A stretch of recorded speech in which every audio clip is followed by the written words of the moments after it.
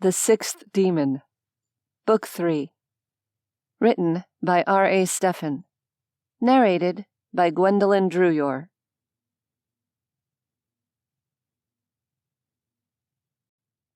1.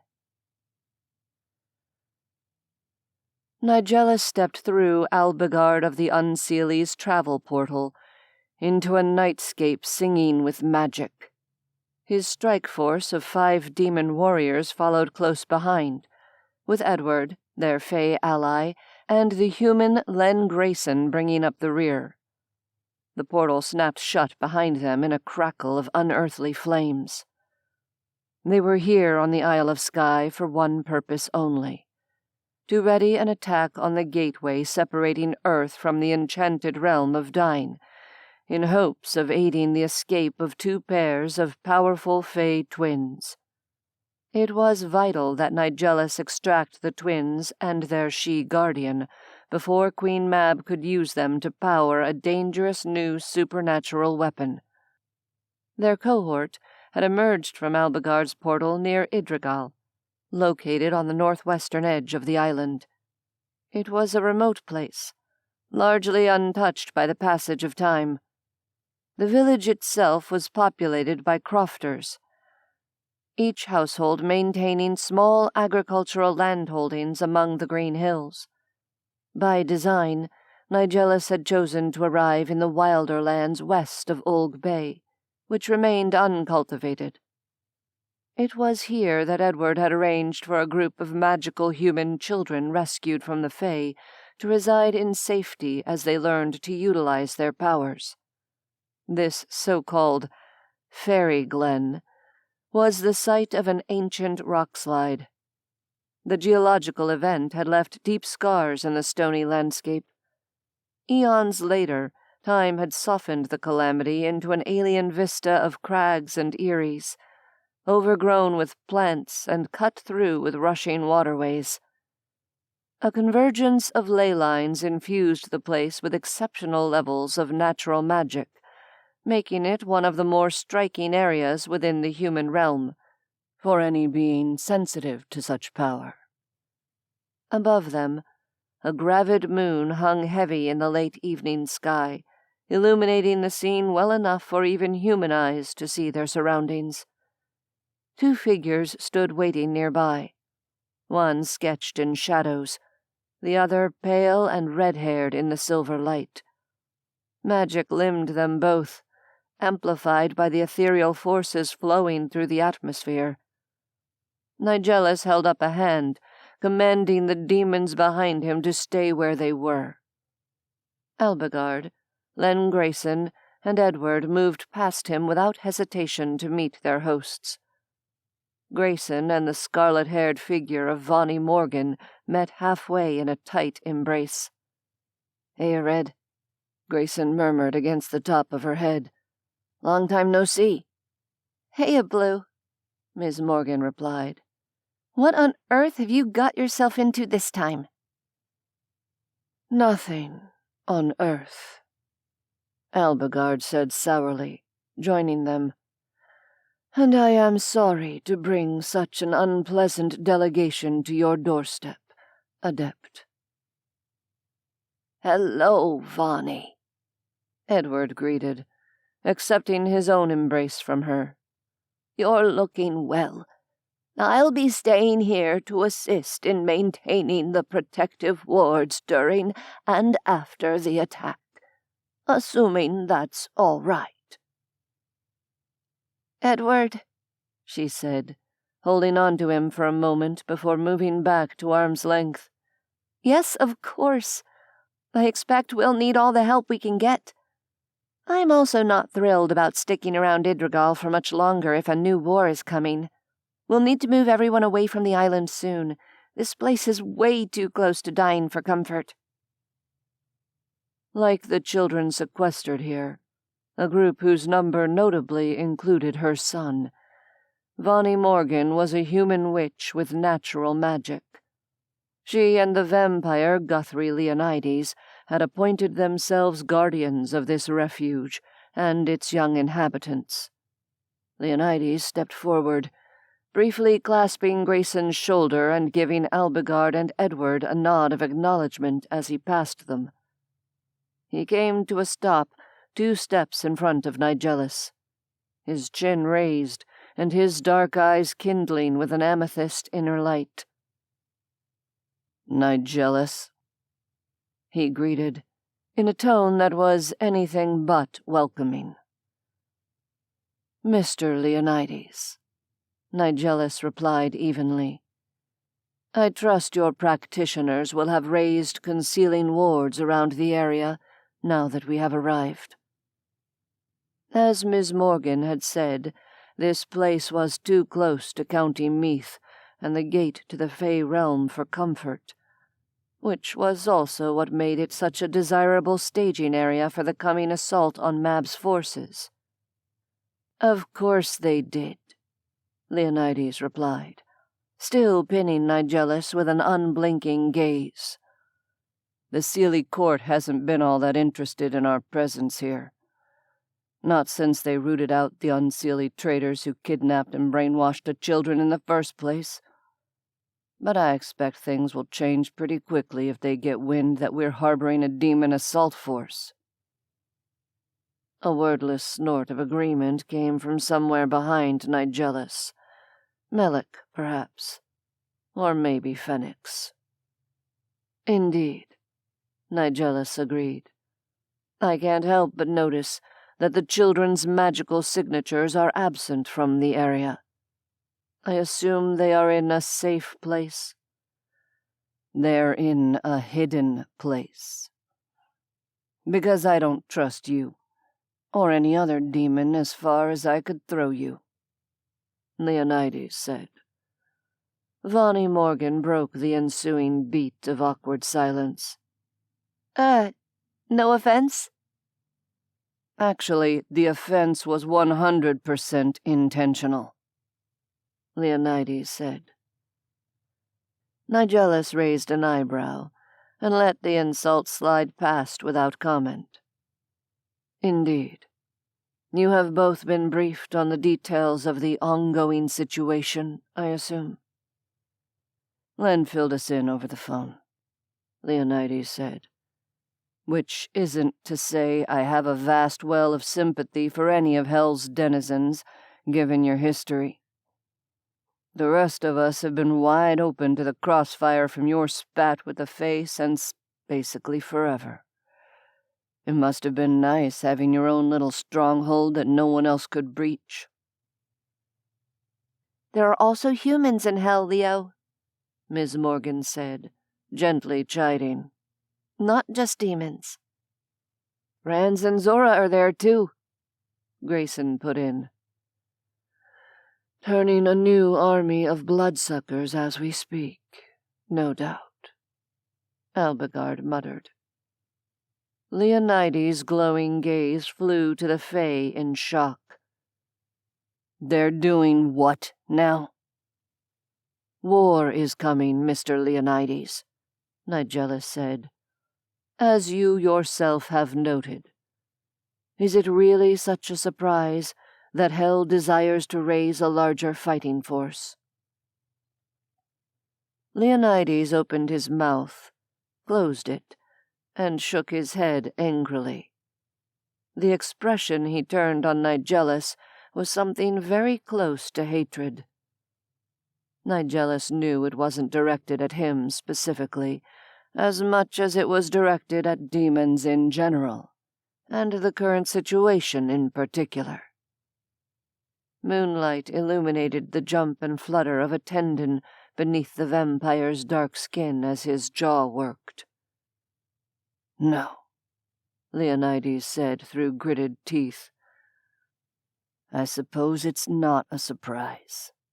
And the only reason I'm telling you this next part is because you've once again succeeded in dragging my granddaughter and her boyfriend into danger with your schemes.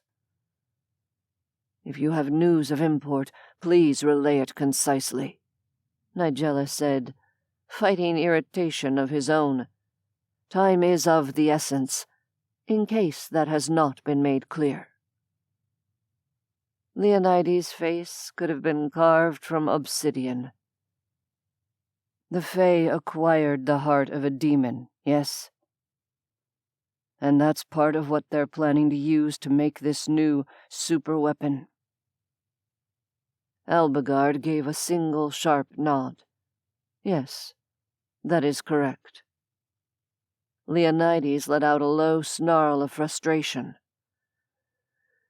Well, in that case, you should be aware that the Fae Court also knows where to find a bunch of other demon body parts, because I told them the locations myself. A chill ran through Nigellus. He could sense the sudden increase in tension behind him as the other demons absorbed the vampire's words. You are speaking of Muriel's body, I assume? He asked. Not that it could really be anyone else. Aside from Layak, Muriel was the only other demon currently out of action. Obviously, Leonides snapped. I used the information as a bargaining chip with the Fae Court, in hopes of getting information about the kidnapped children in return. At the time, it hardly mattered, since I've got no clue where the rest of Muriel's body parts are hidden. Just as Ransley Thorpe and Zora Bright were soul-bound to Nigellus, Guthrie Leonides was enthralled to the demon Muriel. In female form, the succubus had seduced him decades ago. After changing into male incubus form, Muriel had used his stolen genetic material to impregnate Zora's grandmother, making Leonides Zora's biological grandfather. After Muriel had allied herself with a group of unseelie traitors in the Fae Court, Nigellus had assisted the vampires in neutralizing her.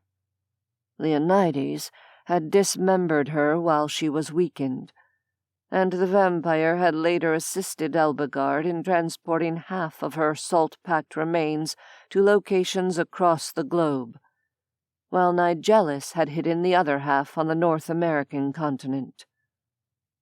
It certainly matters now, Nigellus said, in a tone equally as sharp. Albigard sighed. I assure you, Leonides' indiscretion will not impact the current situation. The Cat-She was present when he conveyed his information to the court.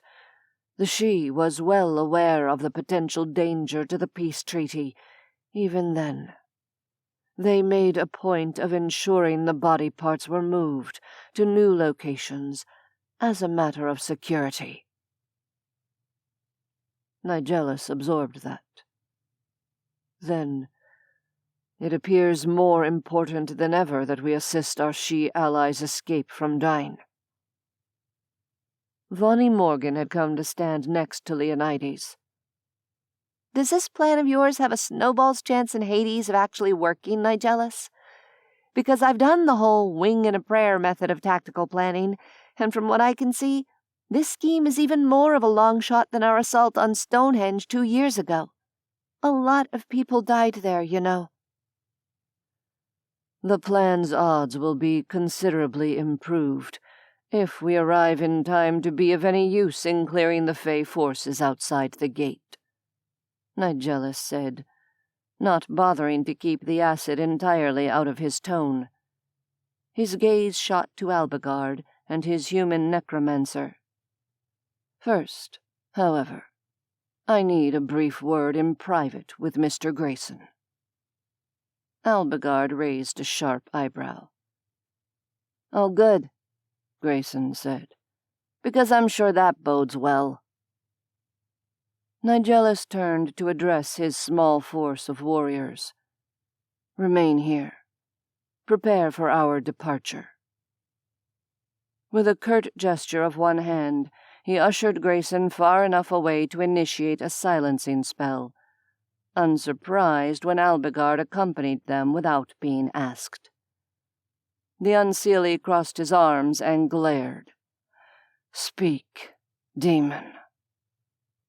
Nigellus kept his attention fixed firmly on the human. "I wish to make a bargain with you." "No," Albigard said without hesitation. Len sighed. "What kind of bargain? And before you answer that, you should know that he already has dibs on my soul." He jerked his chin at the Fae next to him, his metal facial piercings glinting in the moonlight.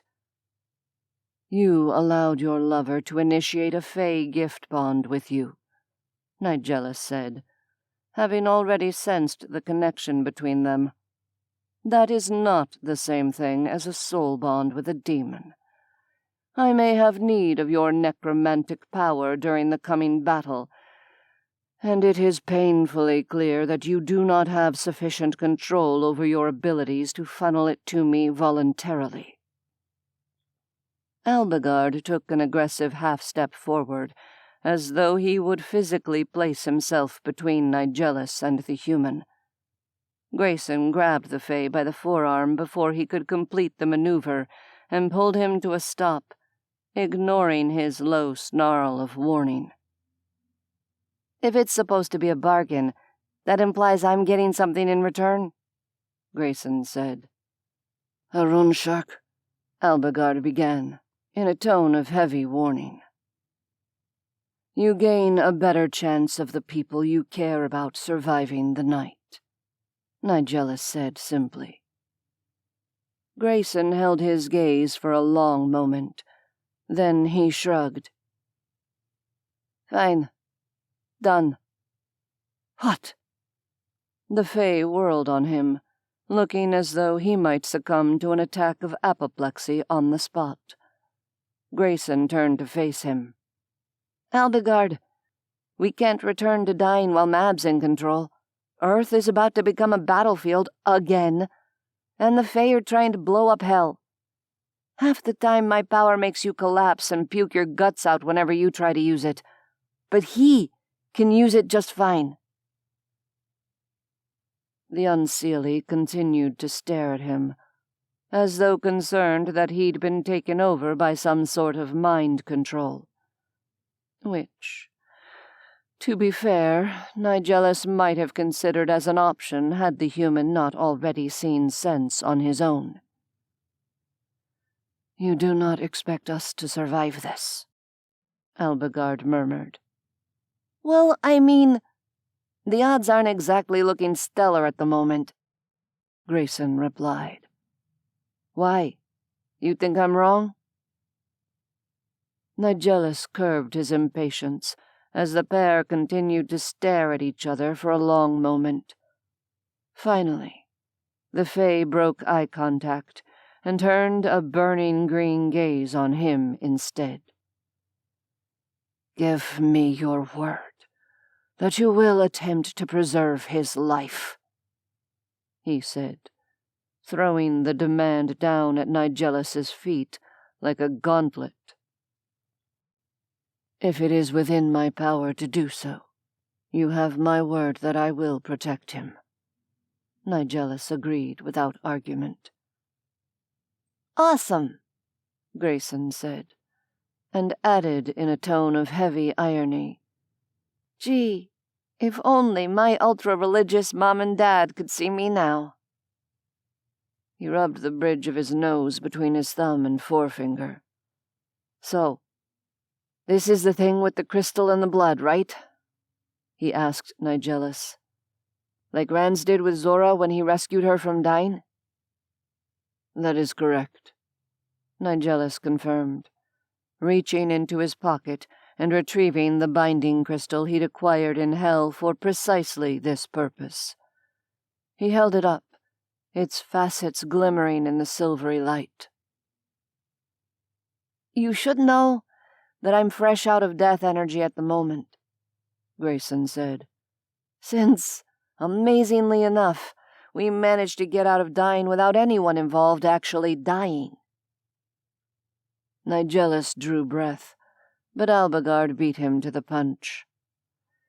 "The daemon anticipates death aplenty once his warriors engage the guardians of the gateway," said the Fae. Grayson looked sickened at the prospect, but he only nodded. And he's probably right about that. Come on, then. We're burning moonlight. Albigard, hand over your dagger. Apparently I've got a blood sacrifice to make to a demon.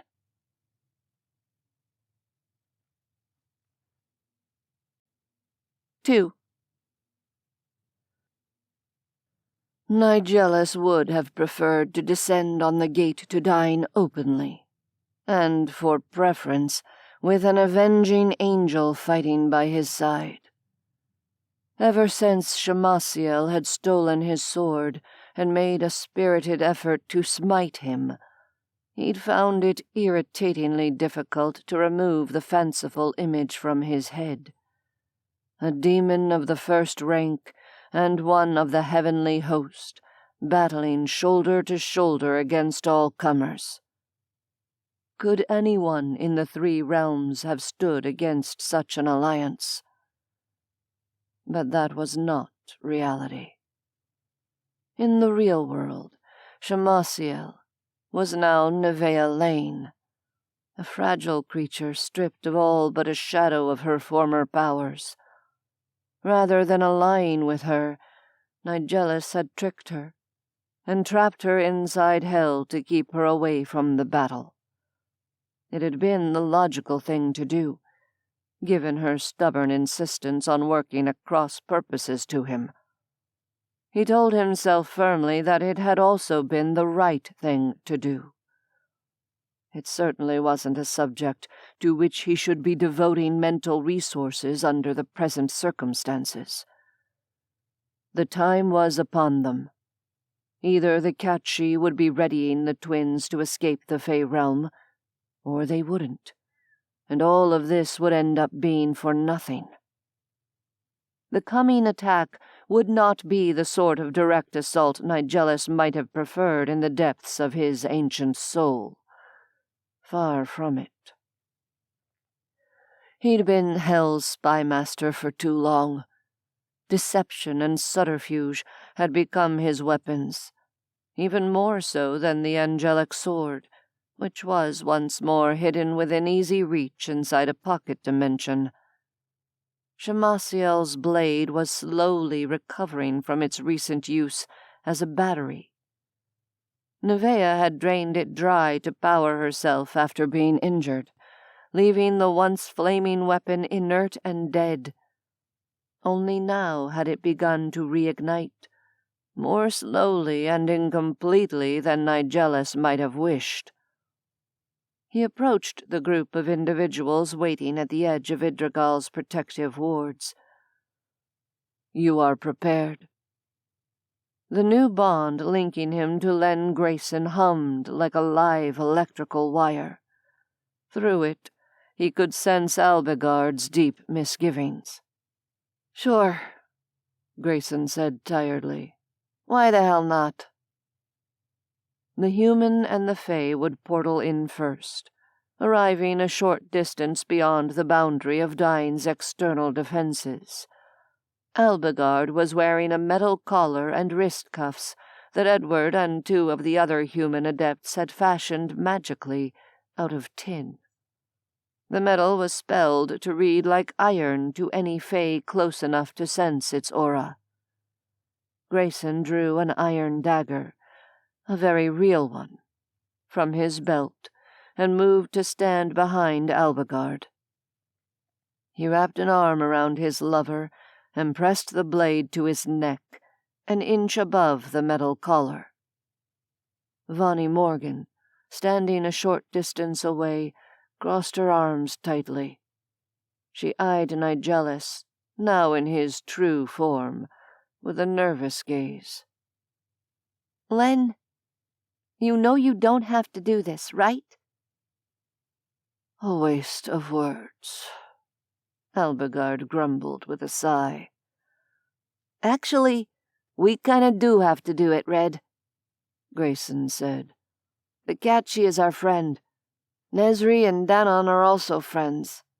If we can't get them out of there, they'll die, either in the fighting or later when Mab hooks them up to a crazy weapon and drains them dry. just like he did to Albigard's sister and brother. Leonides approached them, placing an arm around Ms. Morgan's shoulders as he addressed the necromancer. "Just be careful. You sure you don't want me to come along?" "Yeah, no," Grayson said. "You've got the kids to look after. And besides, I'm guessing the demons aren't going to let you get anywhere near this fight. Your blood's still too valuable." Indeed it was. Ransley and Zora might have already begun the process of turning the tithelings into undead creatures of the night, but there weren't so many vampires that the Council could afford to risk any of them unnecessarily. "Mr. Grayson accurately assesses the situation," Nigellus said. "Now it is time. Let us depart." "Come back safe," Ms. Morgan murmured, worry clear in her tone. "We'll do our best," Len said, squaring his shoulders and pressing the knife more firmly to Albigard's throat. "We will be watching from above," Nigellus told them, gesturing sharply to the other demons to be ready. "No doubt that is meant to be reassuring," Albigard said sourly. Lifting a manacled hand, he cast a portal in the serene, moonlit atmosphere. Grayson frog-marched him through it. "Follow them," Nigellus ordered. Rather than use the portal, he spread his leathery wings and teleported himself across the narrow strait of salt water separating the Isle of Skye from Ireland. Behind him, the other demons did the same. He and his strike force materialized far above the Tarascreen Valley in County Meath. Wings flapped near soundlessly as the 6 of them entered a holding pattern, circling the area like raptors waiting for the kill. One of the disadvantages for races that couldn't fly was that the lack tended to cause a tactical blind spot.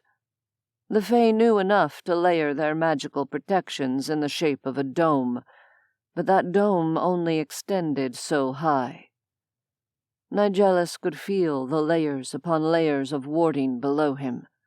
They prickled against his senses like nettles, maintained by the combined power of Mab's forces guarding the gate. The Fae's normal defenses could kill or maim a human, should a human without supernatural protection somehow manage to overcome the repelling magic that urged them to turn around and walk away from the gate. With their race now on a war footing, the dome of defense currently surrounding the area could do far worse things than that.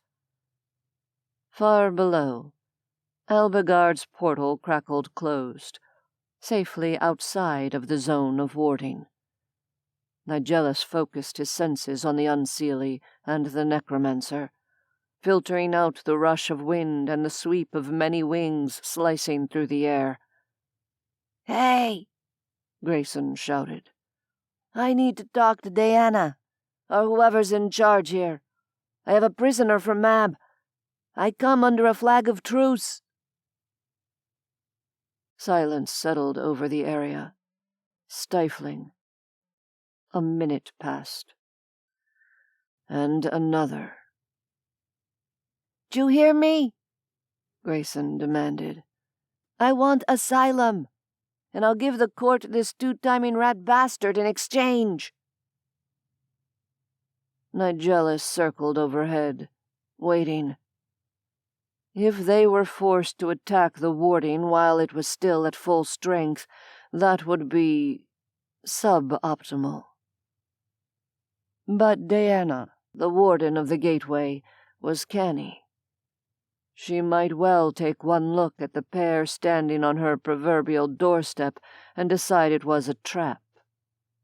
If that was the case, the smooth dome of magic rippled, interrupting him in mid-thought.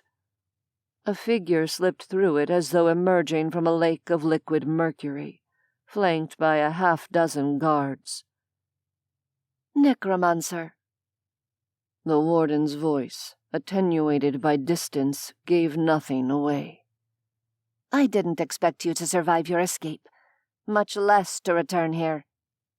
What is the meaning of this charade? Nigellus folded his wings and dropped into a steep dive, teleporting as he did so. He and the others reappeared above the escort of Fey guards, slamming into them with devastating force.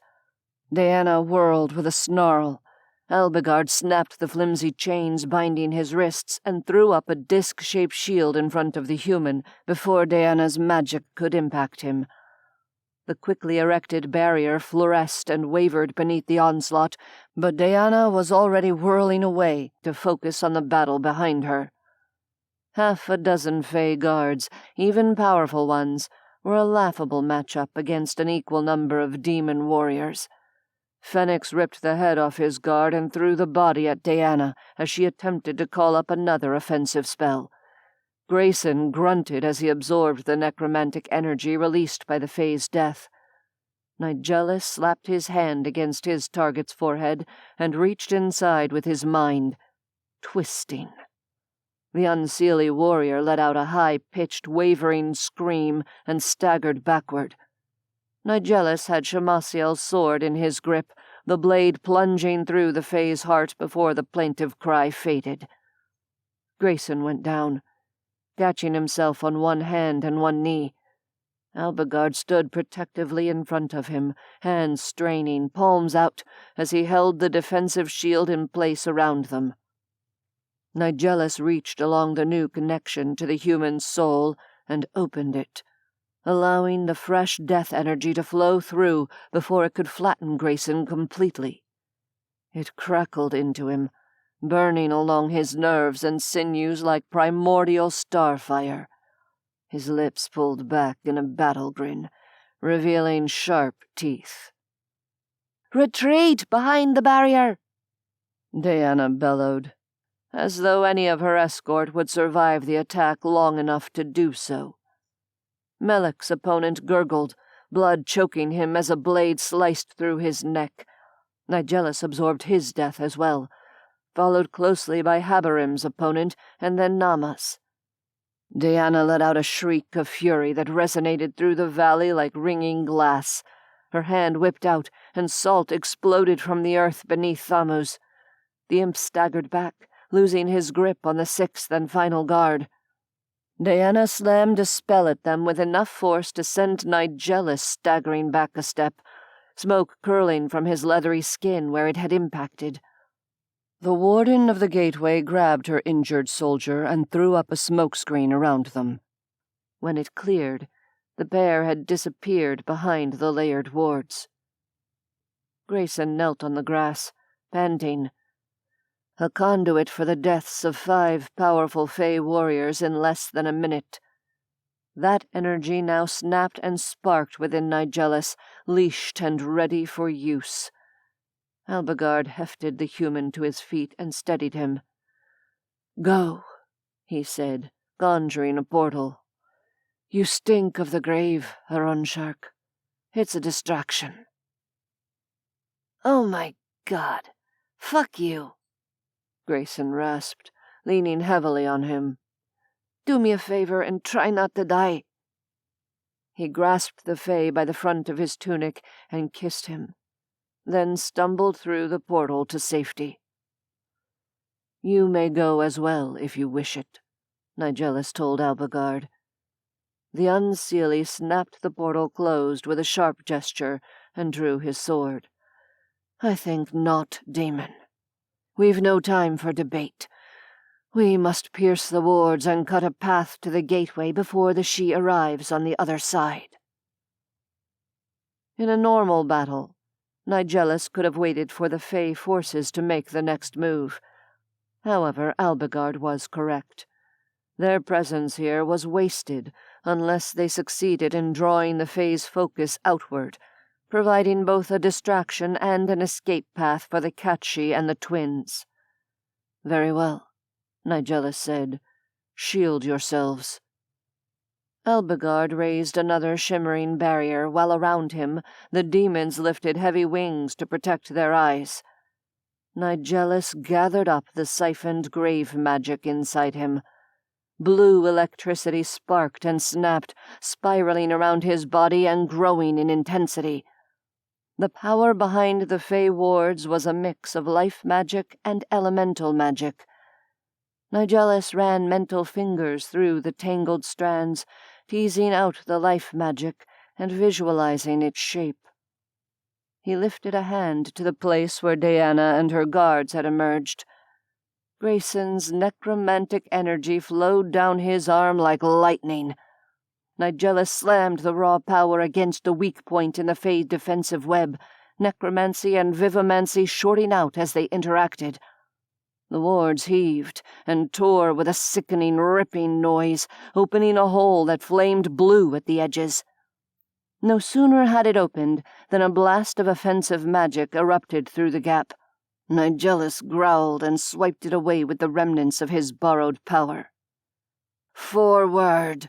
he roared, grasping his angelic sword and charging through the widening gap. 2 steps inside, and he flapped his mighty wings, taking flight. His forces followed him, Melek and Phoenix remaining on the ground to support their earthbound Fey ally.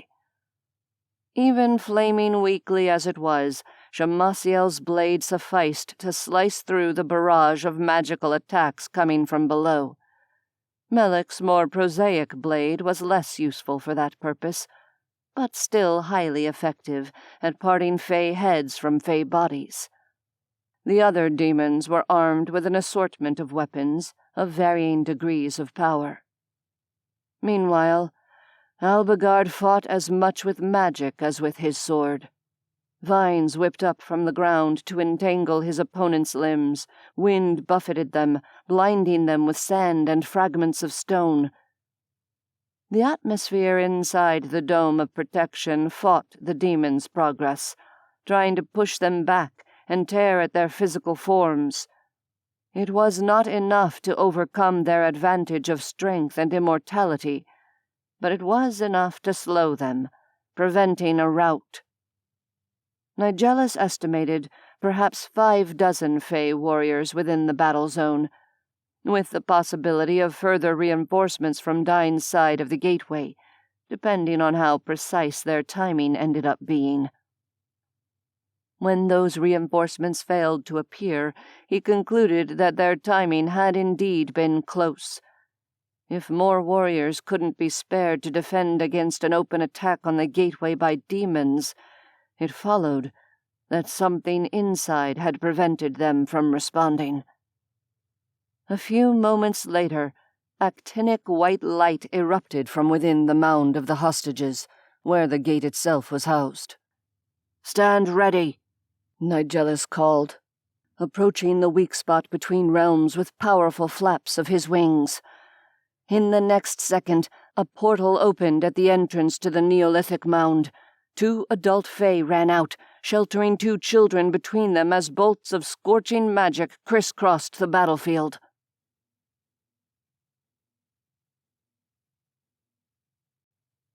"3. The older pair of twins already had a shield in place when the portal through which they'd come snapped shut. The female Fey's right arm hung useless at her side, her shoulder clearly dislocated. A corresponding weakness in the translucent disc protecting the 4 running figures exhibited shimmering rainbow coruscations where the magic wavered. Elbegard ran toward the escapees, battling guards with ice and wind as well as his iron sword. There was no sign of the Catchi, who was likely still on Dhuinne's side of the gate, acting as a rear guard. Nigellus, who had been tracking the Warden Dhuinne's progress in the battle with part of his attention, caught movement and a prickling build-up of power from that quarter. He dove just in time to take a blast that had been intended for Elbegard. The female warrior cursed and formed a second sigil with the hand not holding her sword. Salt blasted upward from the earth. the pellets tearing smoking holes through the membranes of Nigellus's wings and sending him crashing to the ground. He rolled, regaining his feet and pushing aside the burning agony of the wounds. A high-pitched, childish scream of terror pierced the roar of the battleground. Features twisted in an expression of sheer horror at the reality of the battle raging around them, one of the younger twins tore free of the elder twin's grip and fled, trying to head back to the gate.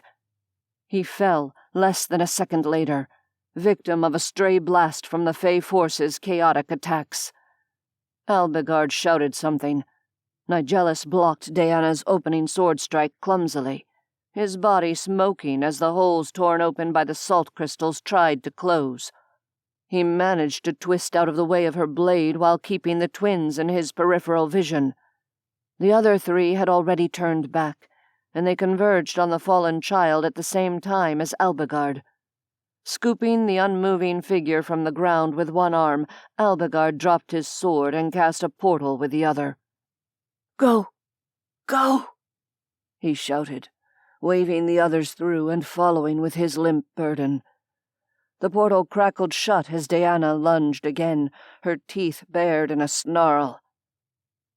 "I should have dismembered and salted you when I had the chance, hellspawn," she spat, casting ice beneath Nigellus's feet as they traded blows. With the twins transported to Idrigal through Albigard's portal, all that remained was to keep the Fey forces distracted long enough for any hint of a magical trail to fade. "This isn't an attack on Dhuinne, Warden," Nigellus said, teleporting behind Dhuinne to disorient her. She spun, parrying his slash. "Spymaster, Prince of Deceit, my dead guards and shredded wards say otherwise." "Mab intends to use twins to power a weapon worse than the vampire killer," Nigellus said, deflecting a blast of flame with Shemasiel's sword. "We are removing some of her pieces from the board to prevent a cataclysm." He wasn't entirely certain why he was attempting to reason with his enemy, beyond the fact that she had always been an honorable opponent in the past.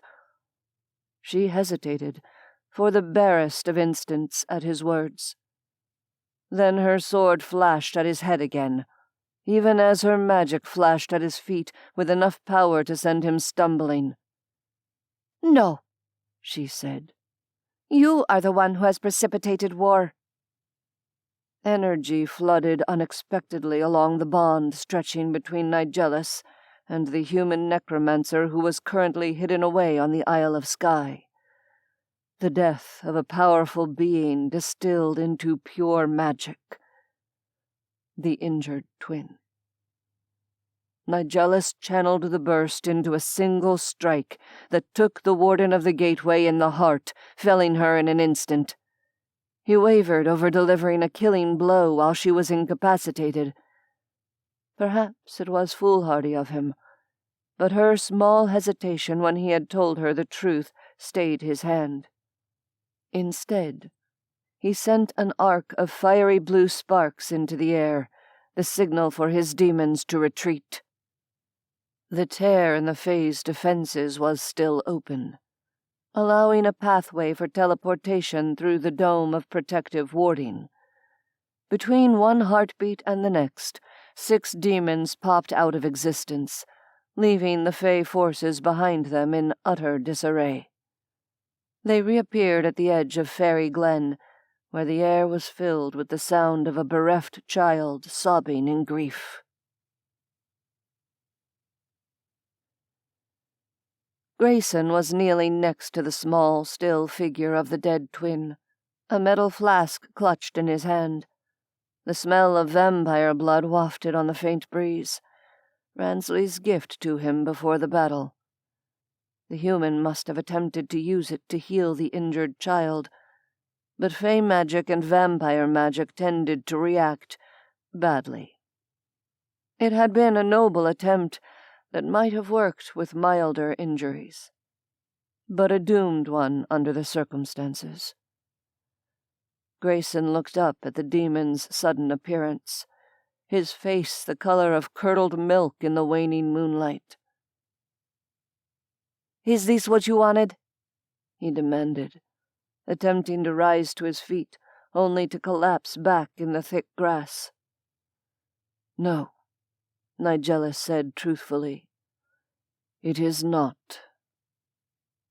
It would not improve the situation to tell Grayson that, for one thing, the boy's death complicated any future attempts at diplomacy. So he left that part unsaid. The bereaved girl-child clung to the older male twin, still sobbing uncontrollably. The older female, Nesri, cradled her dislocated arm and glared at Nigellus with cold green eyes. "The Catchy?" Albigard asked. Blood streaked his cheek from a slash that was doubtless already healed. "The she never appeared on this side of the gate," Nigellus reported. "There is no way to know what became of them, but one assumes they were the reason no further reinforcements appeared from Dhuinne." "We can't just leave them behind," Grayson said quietly. "On the contrary, that is exactly what we must do," Albigard replied. "What other alternative is there?" Grayson had no answer to that. Melek cleared his throat. "Whatever we're going to do next, we should probably do it now. I don't like the idea of staying around here any longer than necessary." "Quite," Nigellus agreed. "A moment, please. I will return shortly." He turned inward and picked up the thread linking Edward's soul to him. It was a connection that cut through most magical protections, particularly ones that Edward himself had a hand in crafting. Willing himself through the barriers that the human adepts had raised as a defense against Fey detection, he reappeared at his servant's side. "Sir," Edward said in surprise, as several people nearby turned in response to his abrupt arrival. Leonides and Ms. Morgan hurried over. "We retrieved both pairs of twins, but one of them did not survive the battle," Nigellus reported succinctly. "The Catchy remains trapped on Dhuinne's side of the gate. It would be prudent to leave this location expeditiously." The vampire and his human witch exchanged a speaking look. Several of the other onlookers began to murmur among themselves. Edward sighed. "Not quite the news we wish to hear, but not completely unexpected. I should stay behind and assist with evacuating the children to a new hideaway, if that's acceptable, sir." Nigellus nodded, having expected no less. "I will return to Vallecito with the survivors. You may contact me there when you complete your task." "Understood." "What about Len and Albigard?" Leonides demanded. "Undamaged," Nigellus assured him. "They will be returning to California as well. No doubt they will wish to act as the twins' guardians in the absence of the she." Ms. Morgan did not appear happy with the situation, but she only said, "Tell them we'll be in contact once we get settled somewhere safe." It was an open question whether anywhere on Earth would remain safe much longer. "I will pass on the message," he told her. He teleported back to the others, confident that the combination of Edward's practicality and Leonides' money would see the little colony of magically adept humans safely away before the Fae thought to probe the wilds of Idrigal. Grayson had roused himself enough to put Nesri's shoulder back in its socket and fashion a sling for her. The surviving child looked at Nigellus and the other demons with wide, frightened green eyes, before once more hiding her face against Danon's broad chest. "I want to go home," she whimpered. "Please, Danon. I don't want to be in this terrible place." The older male shushed her gently, but his eyes were hard when he met Nigellus's gaze. "Well," he demanded, "now what, Damon?" "Now we leave," Nigellus replied evenly. He raised a questioning eyebrow at Albigard, who rose from his crouch next to the other child's body. By design, they were mere steps from the ley line they would use for transport back to California. Albigard walked to a bare patch of ground to open the way for them. "Come," he said. "Let us place more distance between ourselves and Dhuinne's Mad Queen." "They fucking men," Grayson muttered.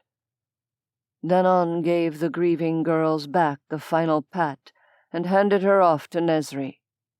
He leaned down and lifted the dead child into his arms.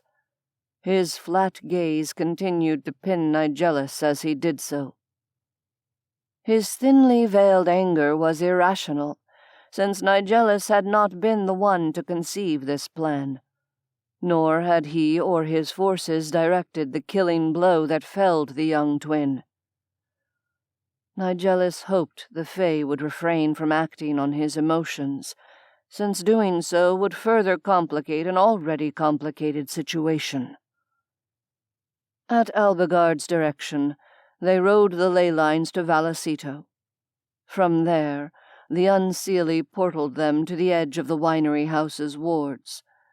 Nigellus opened the protections to the twins, inviting them inside. Danon and Nezri watched with close attention as the invisible house shimmered into visibility, and also as Nigellus entered the locking code for the front door. The pair were powerful enough that it was just possible they might be able to escape any magical shackles Nigellus attempted to place on them. He would have to tread softly when it came to the line between prisoner and asylum seeker. Suddenly, the Catchi's absence seemed distinctly problematic. "Please," he said, opening the door and ushering the group inside. "My home is your home. We will discuss appropriate arrangements for the child's burial, but for now I will take you to a bedroom where the body may be placed in magical stasis." Danon gave a silent, curt nod. Nigellus led them into the house. They approached the living room, where a very familiar angel was unexpectedly sitting on his favorite chair. He came to an abrupt stop, because this was obviously impossible. "Hello," Neveah Lane said, not rising from her seated position. Her legs were crossed primly, her hands folded in her lap. "What?" Nigellus had intended it as a question, and more specifically, a question confined to the privacy of his own thoughts.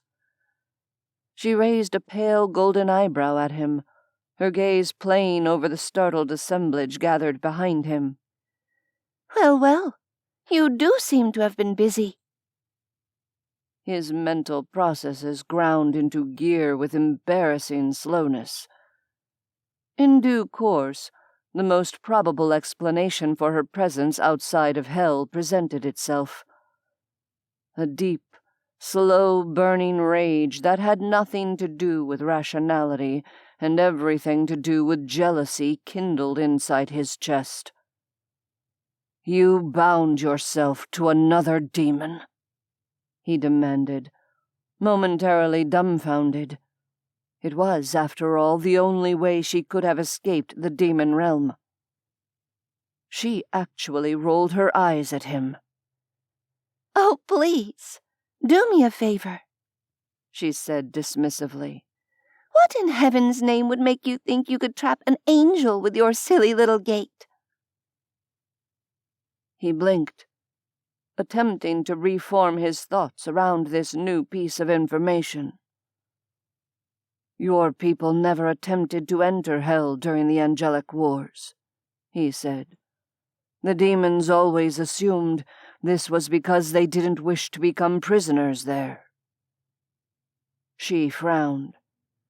Nonsense. We never wanted to conquer Hell itself. Why would we? I suppose it has a certain stark and desolate charm, but honestly, Heaven is much nicer. "I see," he said slowly. He glanced over his shoulder before returning his gaze to her. "I had hoped to continue with this undertaking." Sans serif? She suggested dryly. Her pellucid eyes narrowed. You should be so lucky. She uncrossed her legs and rose, staring up at him unblinkingly. Now, Nigellus of the Demon Council, you and I need to have a very serious talk.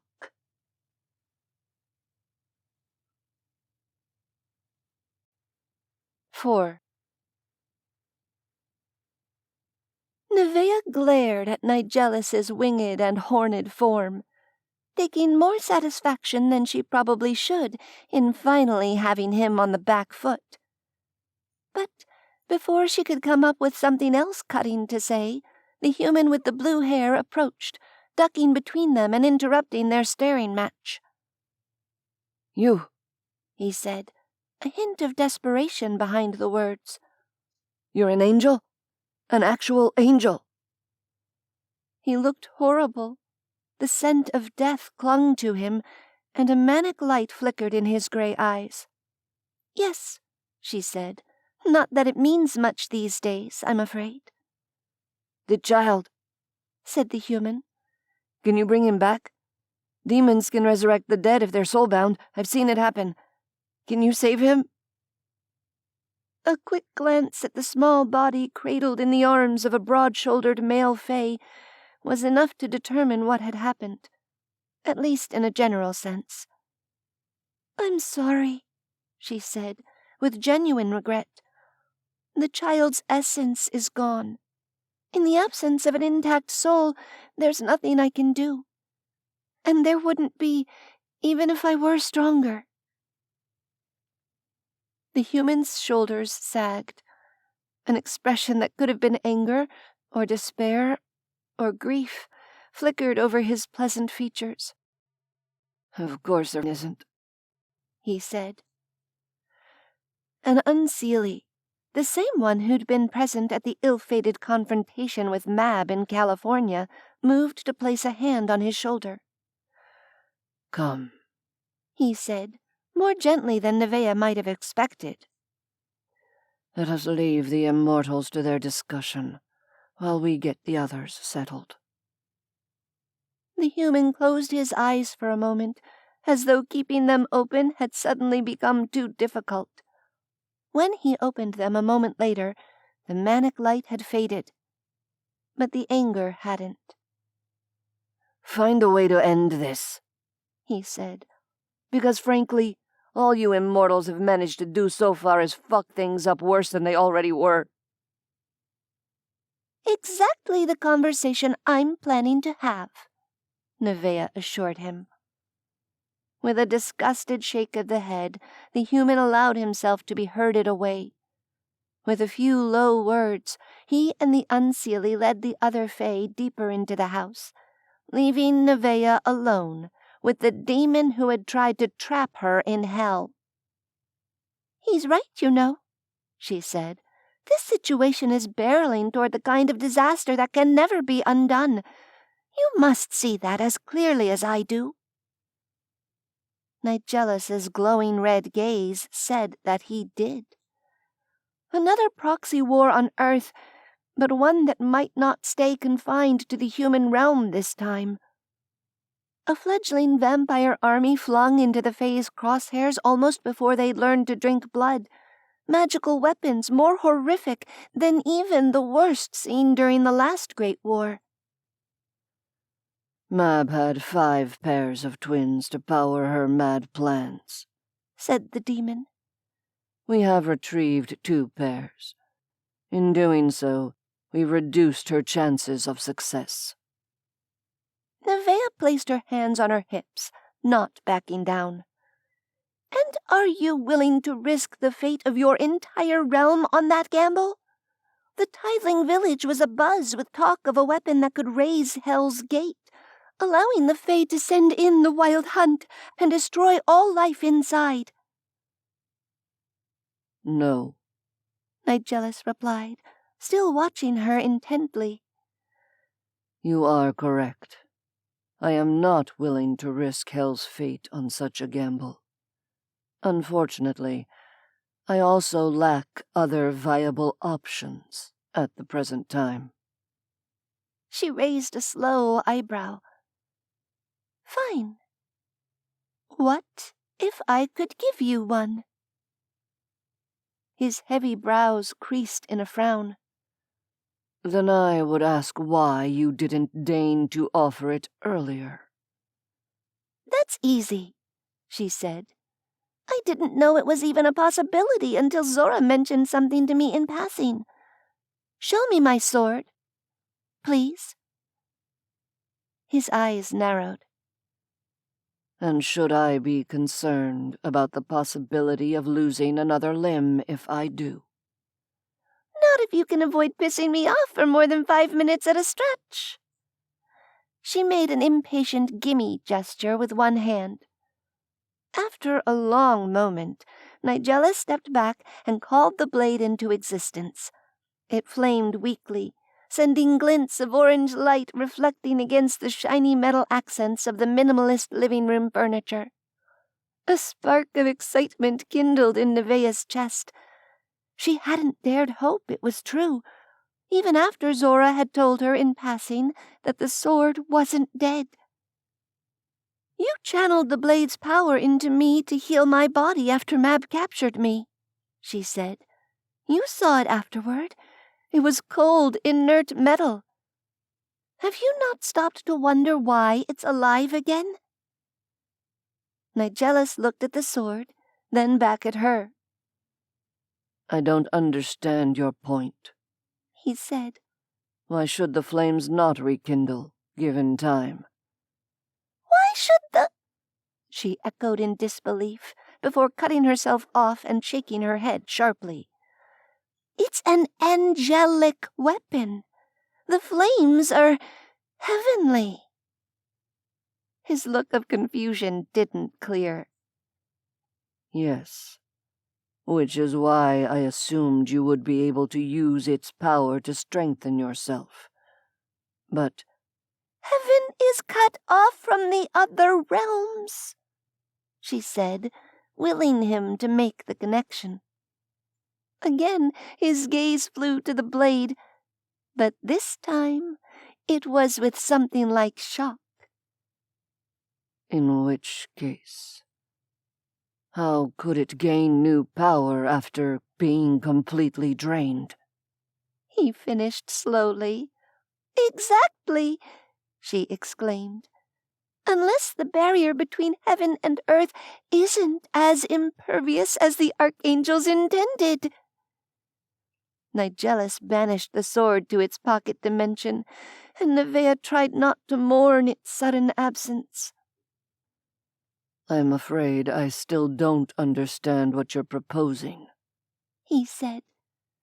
You attempted to reach heaven after discovering you'd been cut off, did you not?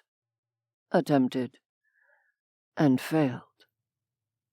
A chill swept over Neveah's body, followed closely by the phantom memory of excruciating pain. She gave herself a harsh mental shake.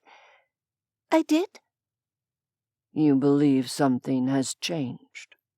Nigellus asked. She lifted her hands helplessly. Hasn't it? When I tried to get in before, the angelic realm was locked down tight. But now...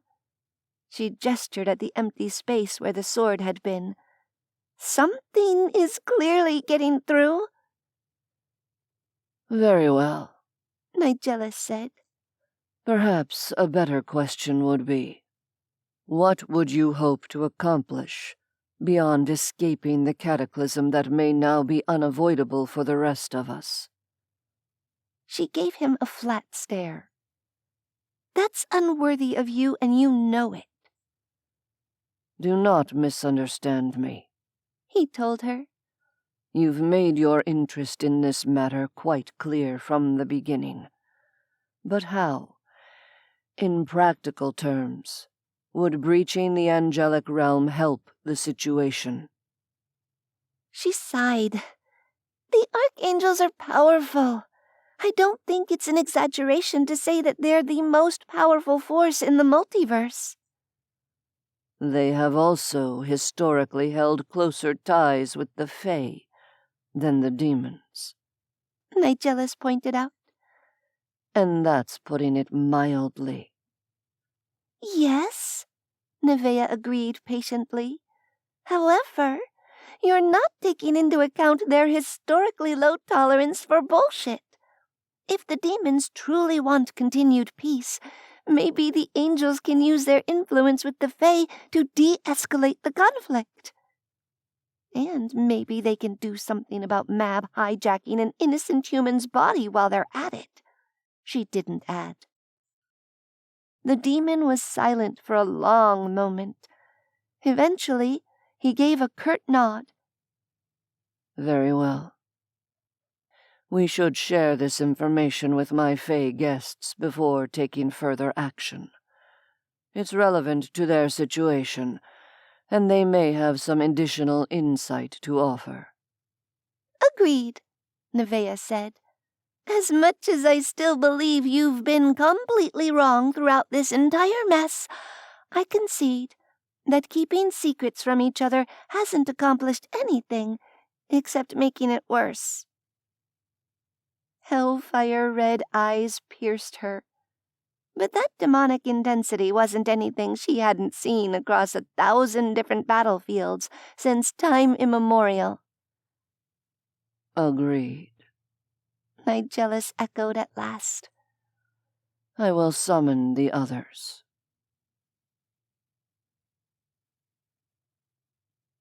Nigellus left her in the living room. When he returned a few minutes later, he was in human form, suave and put together in a way that belied the fact that he'd just come from a vicious supernatural battle. The 4 Fae and the blue-haired human were with him. Neveah nodded gravely as they were introduced. The older twins, Danon and Nesri, crackled with an aura of magical potential stronger than any she had ever felt before from Fae. This was the kind of force Mab would use to power her weapon, once it was ready. Life magic and elemental magic entwined from the womb, feeding off itself and building in power as the twins grew in age and experience. The younger girl, Doriel, was pale and grieving. Neveah could feel the torn roots of the power she had shared with her brother. Such a senseless thing that death had been. Elbegard of the Unseelie listened intently to Neveah's words. Is there any proof that the regeneration of the sword is a new phenomenon? He asked. Neveah gestured to Nigellus, since she hadn't possessed the weapon in eons, long before the angels closed off heaven. Impossible to know, said the demon. The sword has never been drained of power before. The human, Len Grayson, sighed. So, it's possible there's been a hole in heaven's defenses all along, and is just not big enough for an angel to get through. Possible. Yes, Neveah agreed, trying not to think what it would mean if he were right. But I still believe it's an avenue worth pursuing. Nesri and Danon shared a look. We concur, Nesri said. The angels could be a force powerful enough to make even Mab think twice about her course of action. I agree, Elbegard said. Unfortunately, time is of the essence. How soon could you make the attempt? It will take some preparation, Neveah replied, meeting Nigellus's gaze. In fact, I could use your help with that. The demon raised an eyebrow. You have something specific in mind. Oh, yes. She raised an eyebrow back at him. It just so happens that the rave you took me to in Oakland has given me an idea.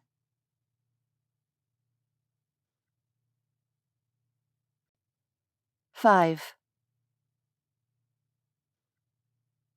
The others left to discuss burial arrangements for the dead boy, since it seemed highly unlikely that his body could be returned to Dhuinne, certainly not while Mab was in control. That left Neveah and Nigellus alone once more. The adoration that you were able to absorb at the rave was barely enough to heal a bullet wound, Nigellus pointed out.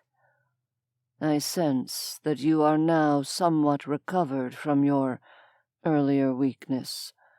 But will that level of power truly make you strong enough for an attempt to breach heaven? Not even remotely, Neveah told him, swallowing her irritation at his directness. It was an irrational response on her part. This was hardly the time for either of them to be pussyfooting around the truth. Powering up to the degree I'll need is going to be a 2-stage process, she continued, and stage 1 is getting these old things back to their former glory. She rolled her shoulders briskly, and her wings immediately snapped into existence. They were functional again, in the sense that she'd been able to use them to slip away from the demon guards at Hell's Gate when she'd escaped. They were also dingy, aching, and singed after her fight with Mab. She'd used much of her gathered strength to cut across dimensions during her escape, transporting herself from the moaning caverns to Nigellus's Vallecito property instantaneously. But to reach Heaven's Gate, she would need to fly. Before she could get the power to do that, she needed not to look like a frazzled pigeon that had fried itself on an electrical line. I'll have to drain the sword's energy again, she told Nigellus. Though, on the positive side, now we know that it will draw more and regenerate itself before long. She half expected him to argue the point. To his credit, he merely gave her a long look and nodded. Making a half-hearted attempt to hide how eager she was, she accepted the sword from him when he summoned it and handed it to her. As before, her body was so desperate for the taste of home that the power it provided poured into her with little prompting. She sucked in a sharp breath as her wings itched and throbbed, accelerated healing banishing the injuries she had sustained at Mab's hands. The sword's flame sputtered and died, the last of its energy siphoning away once more. Lowering the weapon, she glanced over her shoulder to find her wings still looking decidedly unkempt. She wrinkled her nose in distaste.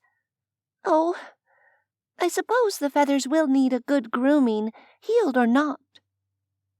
You haven't said why your wings are important to this venture. In an aesthetic sense, that is. Nigellus tilted his head. Of course, the attempt to reach heaven will obviously require the power of flight. For stage 2 to work, I'll need to look the part, Neveah told him. If we can pull it off, this is going to be a lot bigger and a lot more public than an underground party at a warehouse. And nobody likes an unkempt angel. Nigellus looked mildly intrigued. I see. In that case, I suppose you'll need access to the outdoor shower again. She nodded agreement. I do seem to be making a habit of borrowing it. Now, is this you volunteering to help with the grooming? If so, lead the way.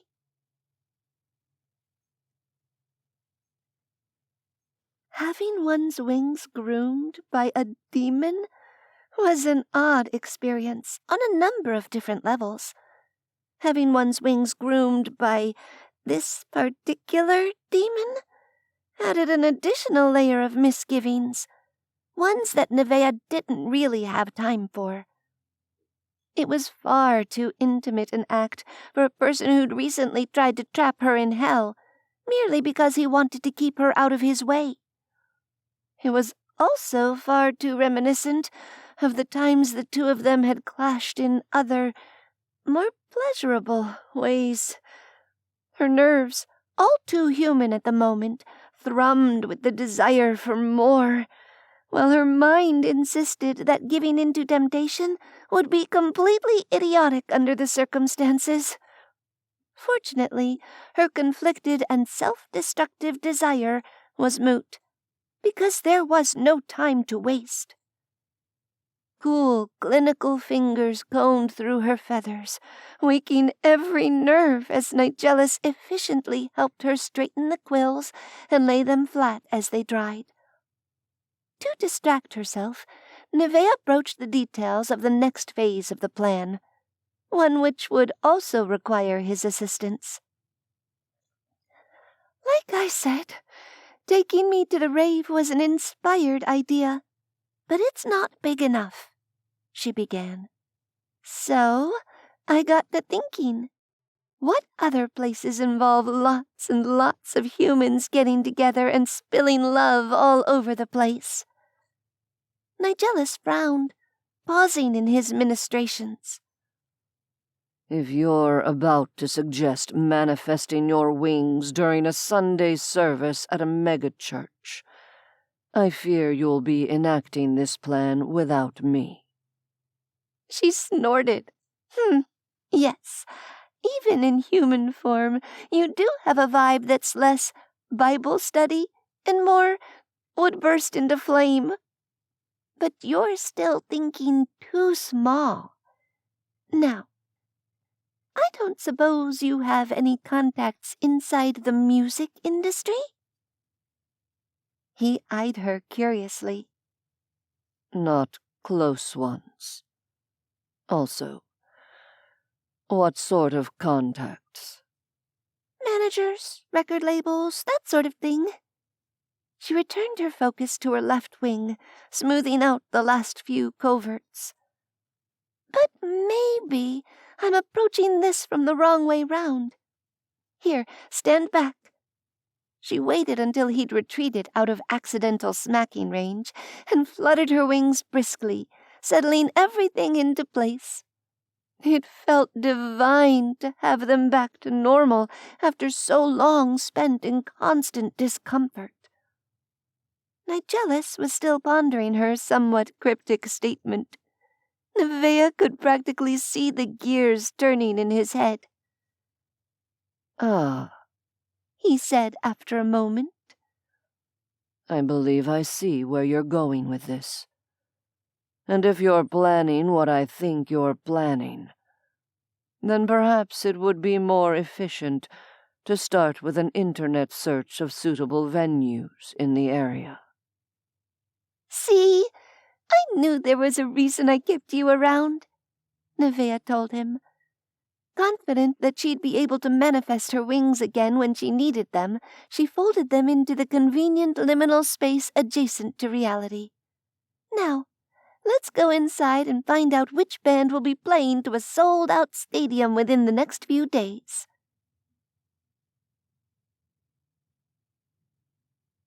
The band Blue Deluge had, the internet assured her, taken the rock scene by storm, with a succession of wildly popular power ballads tailor-made for huge concert venues.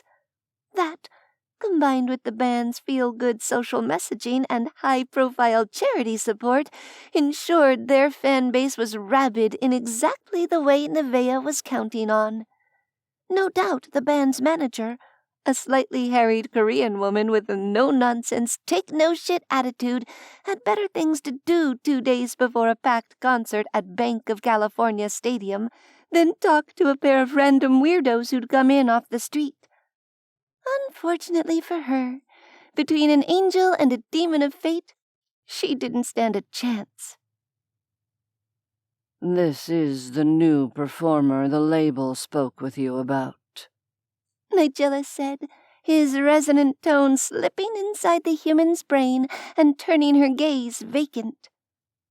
No doubt. You will be able to assist her in liaising with the band and the backstage crew, so the details can be finalized before the performance. The manager's mouth moved, but no words came out. They didn't have time to waste on being subtle. Neveah cleared her throat and called her wings into existence, taking care not to let them bang into anything in the sparsely furnished private office. Her aura unfurled at the same time. Nigellus made a low noise, almost a growl, and oops, that was a bit awkward, actually. In the heat of the moment, she'd forgotten the effect her angelic energy tended to have on him. Thankfully, now that he knew what to expect, the wave of lust she engendered wasn't overpowering. Because there were unexpected demon boner levels of awkward, and then there were unexpected sex over a stranger's office desk levels of awkward. The first could be waved away as unimportant. The second, not so much.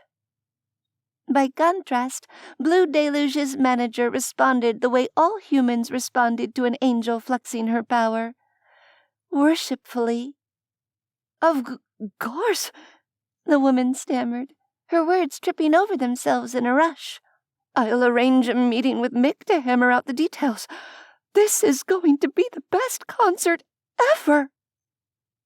And that was how Neveah Lane, part-time investigative reporter and full-time stranded angel, ended up singing backup vocals to a sold-out crowd of 22,000 people 2 days after the official start of a new supernatural war. She told herself it wasn't like fiddling while Rome burned, but that was mostly because they'd only given her a cowbell and a wooden drumstick to bang it with, instead of a fiddle.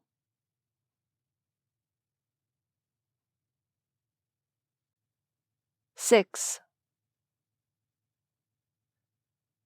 Nigellus stood at the front of the VIP pit in the open-air stadium, wishing rather ardently that demon hearing was a bit less acute.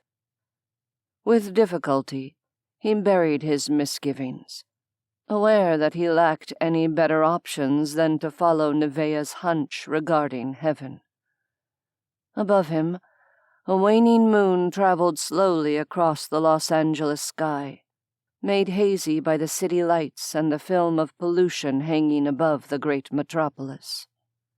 City of angels, indeed. His particular angel was on the stage, situated behind the band. Blue Deluge was currently belting out something that Edward would pretend to enjoy just to irritate him. It's supposed to be romantic, sir, the human would say. You can tell by the minor chords in the guitar solo after the second stanza. In a way, it was a bit daunting to contemplate what effect the unfeigned adoration of 22,000 souls might have on the angel Shamasiel. For her attempt to breach heaven's gate, it would be necessary to have her at, not full strength, perhaps, but as much as was feasible. When it was open, the passage between the two realms had been located some considerable distance above the peak of Mount Olympus in Greece, near the border between Thessaly and Macedonia. In the times before humans had developed mechanical flight, it had been accessible only to winged beings, and the portal had been locked shut long before the advent of the airplane or dirigible. "Is this how you prefer to fall?" He'd asked her that once, during an intimate moment. Too late for that, she'd replied. I've already fallen.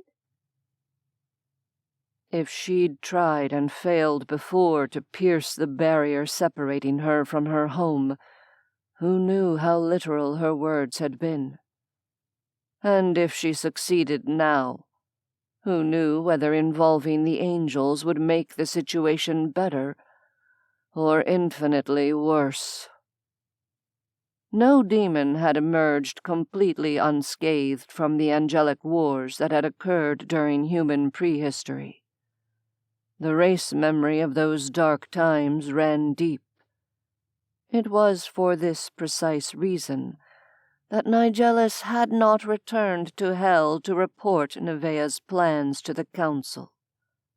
This was definitely a case of discretion being the better part of valor. On stage, the final notes of the insipid love song floated to a close. The lead singer grasped the microphone in one hand, pointing out over the cheering crowd with the other. This song is dedicated to everyone out there who's ever looked up and wondered what's above the blue sky. The capitalization in the final few words was clearly audible in the man's tone, and the cheers erupted into a roar of approval. A moment later, the opening chords of a power ballad crashed through the stadium's sound system. Even Nigellus had been unable to completely avoid this song's ubiquity. The simple melody line was familiar. Less familiar was the unearthly purity of the female vocals rising and falling in the background of the refrain. Let your mind rise above the blue sky, sang the lead singer. Let your heart soar above the blue sky. The humans in the stands were swaying in place, entranced. Neveah's voice rose sweetly in counterpoint to the singer's rough baritone, ensorceling them effortlessly with its ethereal beauty. She wore a simple white dress of diaphanous draped material that fastened at the nape of her neck, leaving her back bare. Her pale platinum hair hung loose, glowing beneath the stage lights as though haloed. She was utterly stunning, as angels always were. The song transitioned into a bridge dominated by a heavy bass beat. Neveah set aside the simple percussion instrument they'd given her and manifested her wings with a roll of her slender shoulders, as though it were a single massive beast. The crowd let out a shocked gasp that echoed around the stadium. If the angel's hair had glowed under the stage lights before, now her wings seemed lit from within by unbearable radiance. It almost hurt to look at them. Or perhaps that was merely an issue for Nigellus. Certainly the humans in the audience appeared to be looking nowhere else. Even a demon would have to be sense-blind to miss the swell of adoration rising up from the masses. A wire harness, invisible from a distance, hoisted Neveah slowly into the air. Her radiant wings flapped lazily, as though she were truly levitating herself off the stage with the power of flight. Nigellus had held those wings in his hands. He had reached into the nether spaces and called them forth when she'd been too weak to do so herself, had run his fingers through the impossibly soft down, straightening and aligning the feathers for her. He realized with a jolt that some of the adoration wafting toward the stage originated with him, and he had to shake his head sharply to regain control of himself. To one attuned to such things, The love emanating from the humans was like a physical force. Nigellus would swear Neveah was glowing brighter still as she hovered above the stage, smiling beatifically.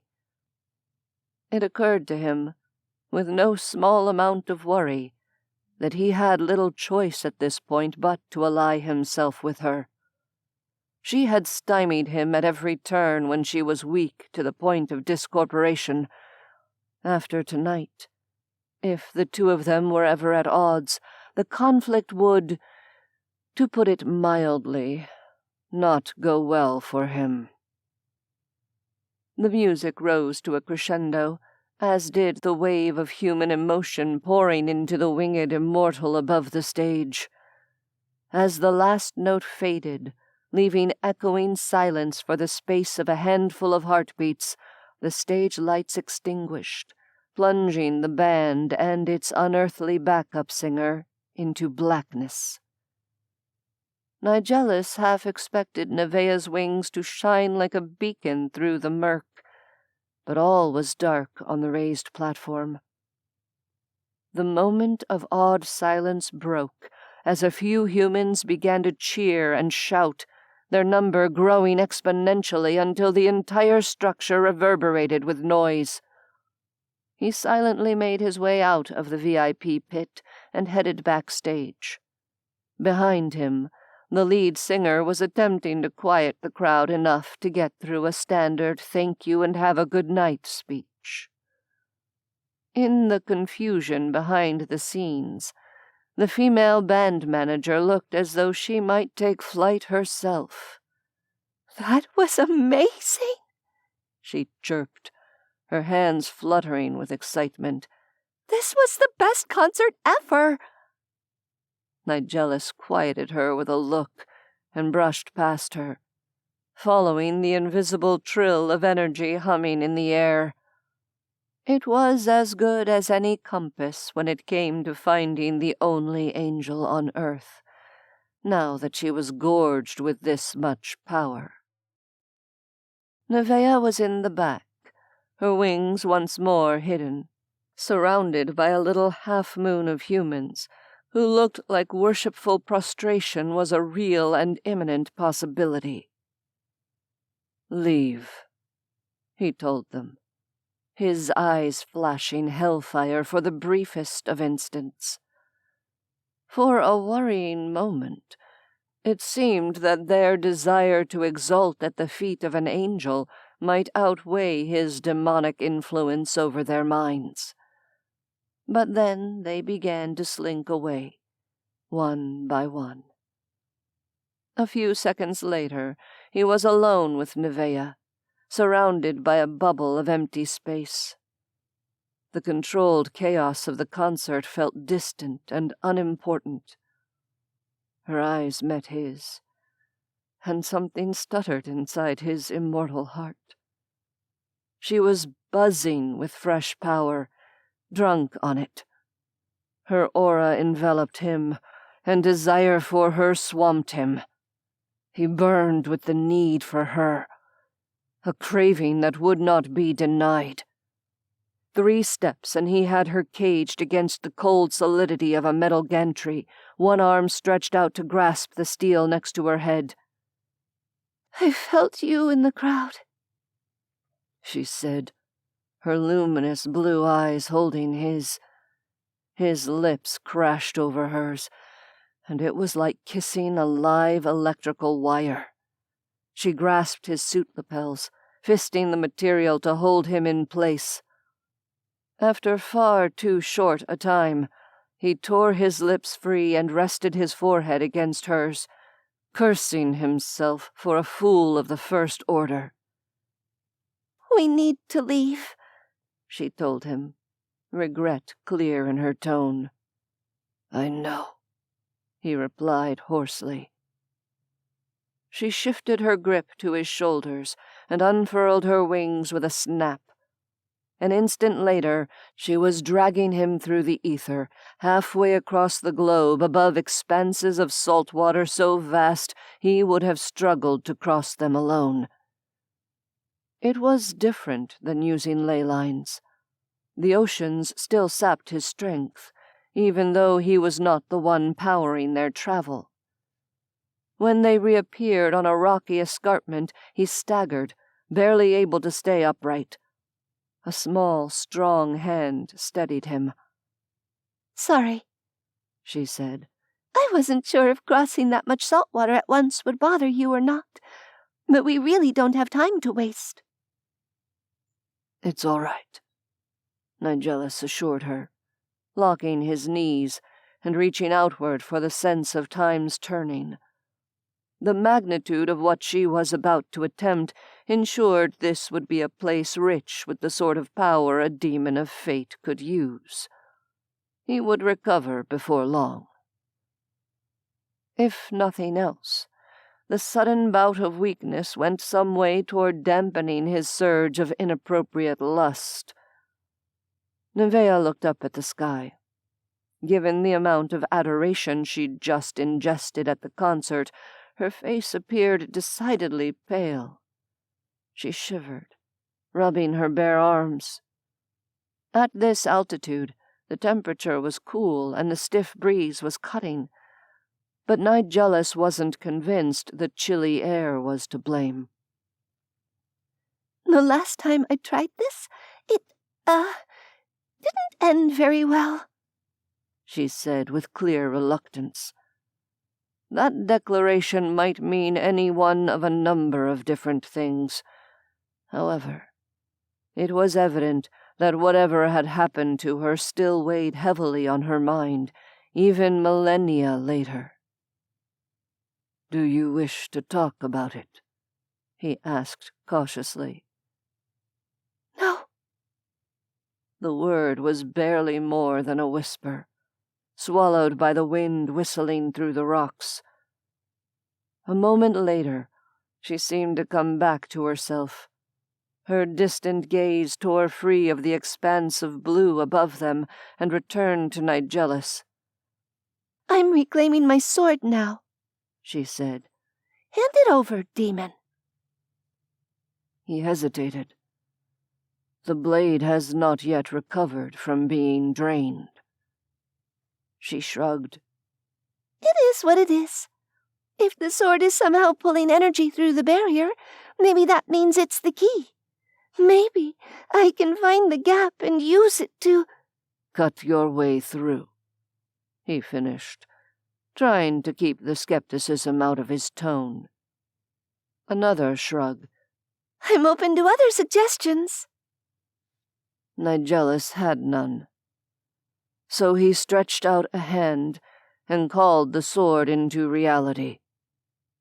The hilt was warm in his grip, but only a few weak flickers of orange played along the dark metal of the blade. Neveah gave him a sour half-smile and took it from him, eyeing the unimpressive display of sparks up and down its length. "Right," she said, and spread her wings to their full span. "Here goes nothing, I guess." With that, she backed up a few steps, turned, ran toward the edge of the escarpment, and flung herself off it, disappearing from view as gravity claimed her.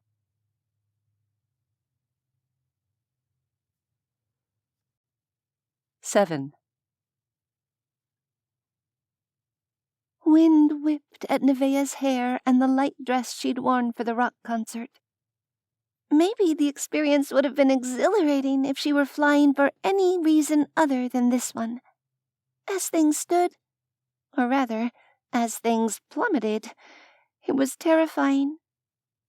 It wasn't the flight itself that had her blood running cold and her humanish heart pounding fast and thready.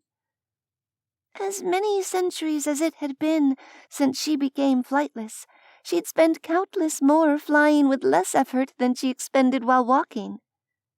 For the first couple of seconds, she harpooned through the air head first, her wings tucked aerodynamically behind her. When she'd built up enough speed, she spread them, catching the air like a swimmer pulling through water with cupped hands. The sudden strain made her long disused flight muscles burn with effort, But now, instead of falling, she was soaring. Obviously, jumping off a mountaintop wasn't the preferred method for takeoff. However, she honestly wasn't sure she was strong enough to launch herself from a standing start these days.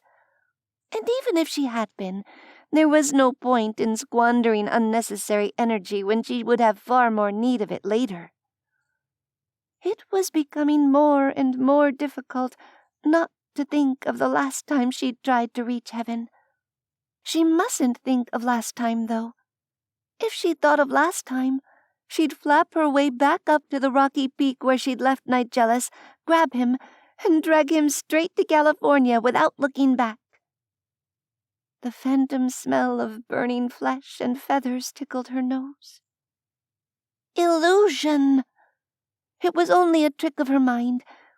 This time would be different. It had to be.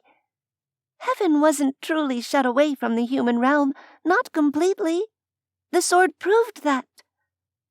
She clutched its familiar hilt in her right hand. Was the blade flaming a bit more brightly, or was that merely the effect of the wind? She tried to feel through the sword, to follow whatever tenuous connection it shared with the angelic realm. Nothing. The side of the mountain loomed in front of her. She banked hard, deciding that right now it might be a better idea to focus on flying, actually. Taking a moment to orient herself, she began a slow upward spiral toward the peak. It wouldn't do to exhaust her reserves merely reaching the place where the gate used to lie. The hard part would start after she got there. As she regained her former altitude, she caught a glimpse of the tiny figure that was Nigellus. He was standing on the edge of the escarpment and shading his eyes with one hand. He'd kissed her. Perhaps more shockingly, he'd adored her, if only for an instant. His distinctive, burning, demonic energy had poured into her, standing out from the background wave of human love like a ghost pepper stirred into an innocuous bowl of fruit salad. But this wasn't the time to be thinking about things like that. She was distracting herself, and she could not afford to be distracted for this venture. Far above, the place that had been the gate curled in on itself like twisted scar tissue. With rhythmic strokes of her wings, she climbed toward it. The atmosphere grew thinner and colder. There was less air to push against, making progress increasingly difficult. It was sobering how much reduced she was now compared to what she'd once been. She'd just consumed the adoration of tens of thousands of people, and even that was barely enough to return her ability to fly. Once, the journey to the gate would have been nothing. A stroll in the park, as the humans said. Things would have been easier if she could cut sideways through the dimensions to reach it, using the same method she'd applied to get herself and Nigellus from Los Angeles to Greece. But even before the archangels had locked heaven away, that would have been impossible. No one could arrive closer than Olympus's peak using interdimensional travel. The place where the two realms pressed together was too badly warped. The humans had crashed 3 separate airliners here across a span of 40 years.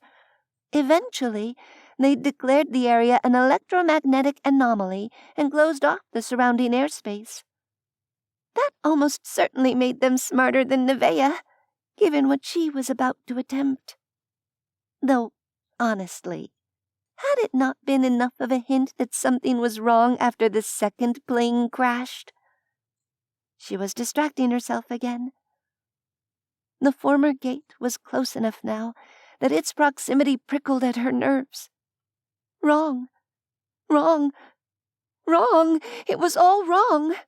This should be a welcoming place, the familiar front door of home. Instead, it felt like a repelling magnet, trying to push her away even as she struggled to reach it. She lifted the sword, holding it in front of her like a lance, as though she could use its point to cut through the resistance. Was it working?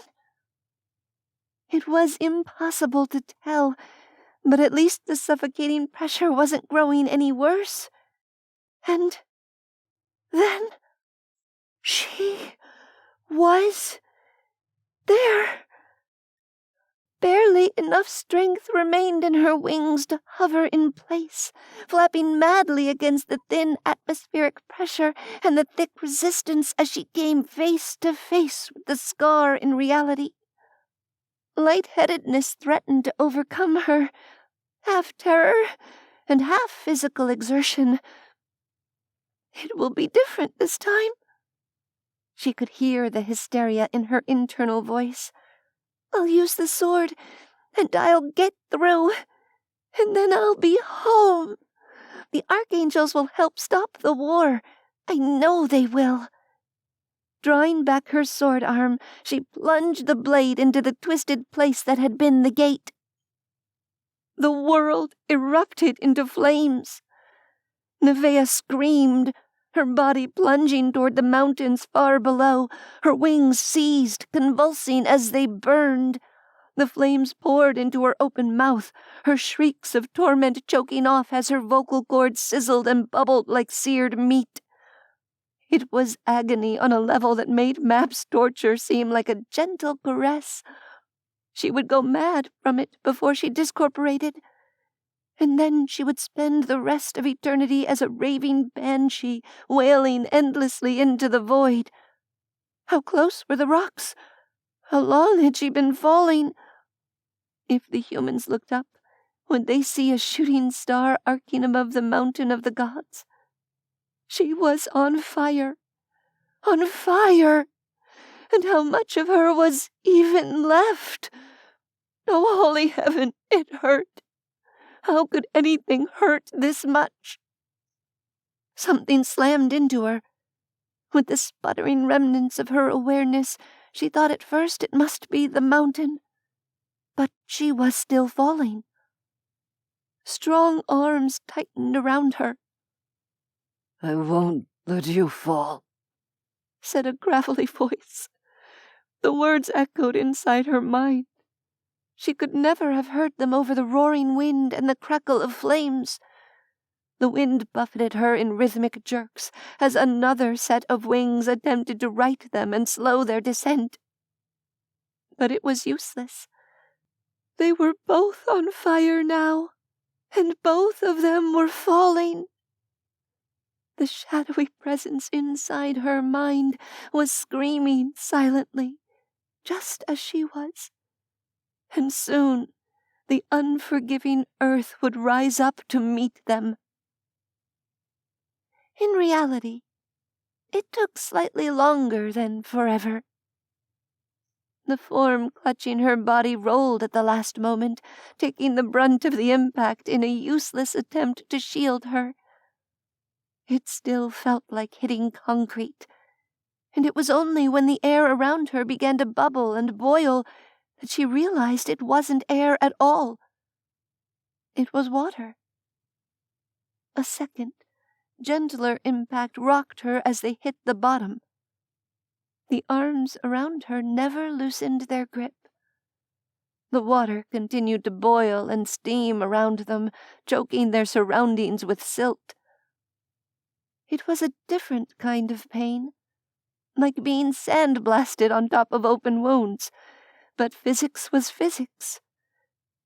Gradually, the water absorbed and transferred the heat away from the inferno that was their bodies. As the physical agony of being on fire faded, fresh, emotional agony replaced it. Heaven. Her home. Once again it had rejected her and attacked her. The sword had made no difference. She had been cut off from the angelic realm and designated one of heaven's enemies. Madness still seemed like a totally valid response to the unbearable pain of it all. But this time, she was not completely on her own. She could barely fathom what Nigellus had done. He'd launched himself after her, heedless of the effect of heavenly flames on a demon's body. "I won't let you fall," he'd said. And of course that was a lie. She'd told him before. It was far too late for that. She'd already fallen. Long ago. That could never be undone. But this time, he hadn't let her fall alone. And now he was clinging to her at the bottom of the murky lake, his sharp-edged, spicy adoration pouring into her even as her immortal constitution attempted to heal the worst of the damage. It was too much. A plume of bubbles erupted from her slowly healing lungs, a cry of grief swallowed by the water around them. Collapsing against Nigellus's chest, Neveah dissolved into bitter, racking sobs.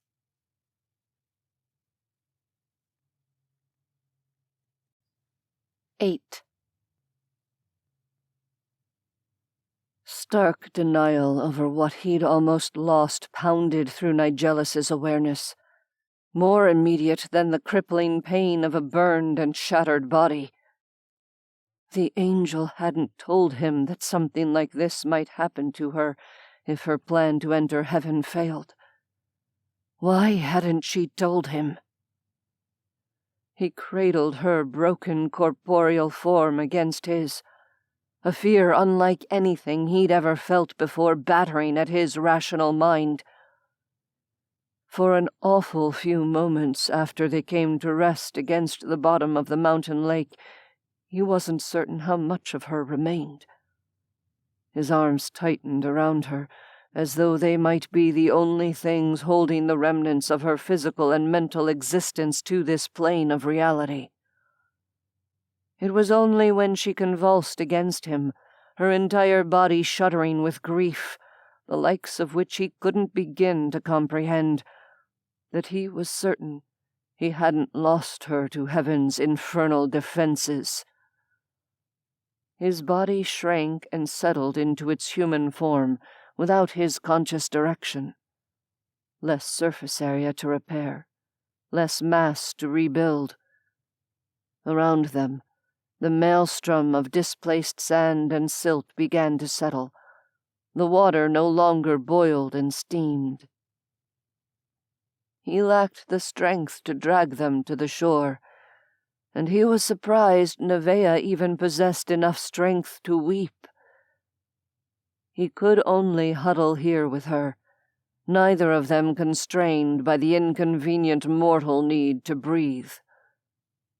Hell's teeth! What had she been thinking? No great shift in fate's turning had materialized to strengthen him as he watched her ascend toward the sky. In fact, that lack of fateful import had been Nigellus's first hint that all was not well. The breaching of Heaven's Gate, after it had been sealed shut for millennia, should have been a banquet for a demon of fate. Yet, as Neveah had approached the boundary of the angelic realm, he'd felt nothing but a vague sense of dread. He'd already been running for the edge of the escarpment, shifting into his true form with his wings outspread, when Neveah thrust her sword into the locked gate and burst into flames. Any ambitions of swooping to her rescue and flying them both to safety on the ground evaporated the instant he touched her.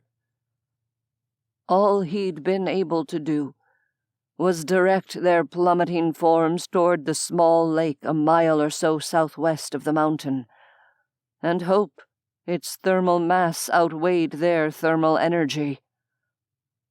He was more familiar than most with the effects of angelic flame on demon flesh. After all, he'd held Shamasiel's sword in his possession for centuries, and during that time it had seen use in battle against rival demons on more than one occasion. Indeed, in his most recent skirmish with the angel in his arms, he'd been the blade's victim rather than its master. Little wonder that being fully engulfed in heaven's flames had rendered them both powerless to do more than burn and scream. The best he could hope for was that no one had observed a flaming, multi-winged meteor crashing down and boiling off half the water in the lake. Human interference before their bodies had a chance to heal enough to be functional was a complication they definitely didn't need. Had the concert provided Neveah enough power that she could heal? The memory of a bullet hole in the angel's chest was an unwelcome reminder of how close to the edge she'd been treading these last few decades. Her body felt too light in his arms, but perhaps that was merely the water's buoyancy. The realization of how unprepared he was to lose her took him by surprise. Even more shocking was the sudden awareness of his own power slipping from his body into hers. Just as it had done at the concert, a sense of adoration to which he couldn't afford to admit poured out of him. Meanwhile, she absorbed it as her angelic nature dictated. This time, he couldn't seem to stem the flow. He told himself it was a practical decision not to fight the drain. She was more damaged than he was.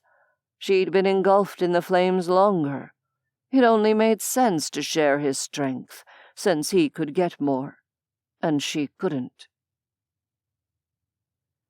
As time ticked by in the muted darkness of the lake bottom, it became clear that his adoration might help to heal her body, but it couldn't heal her terrible grief. She sobbed, violently and uncontrollably, heedless of the murky water that must be flooding her lungs with every wrenching gasp. Nigellus could do nothing but hold her. What would it be like never to see hell again?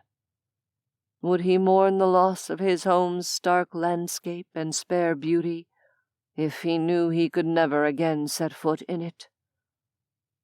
The idea was so unthinkable that he couldn't muster an answer, not even within the privacy of his own thoughts.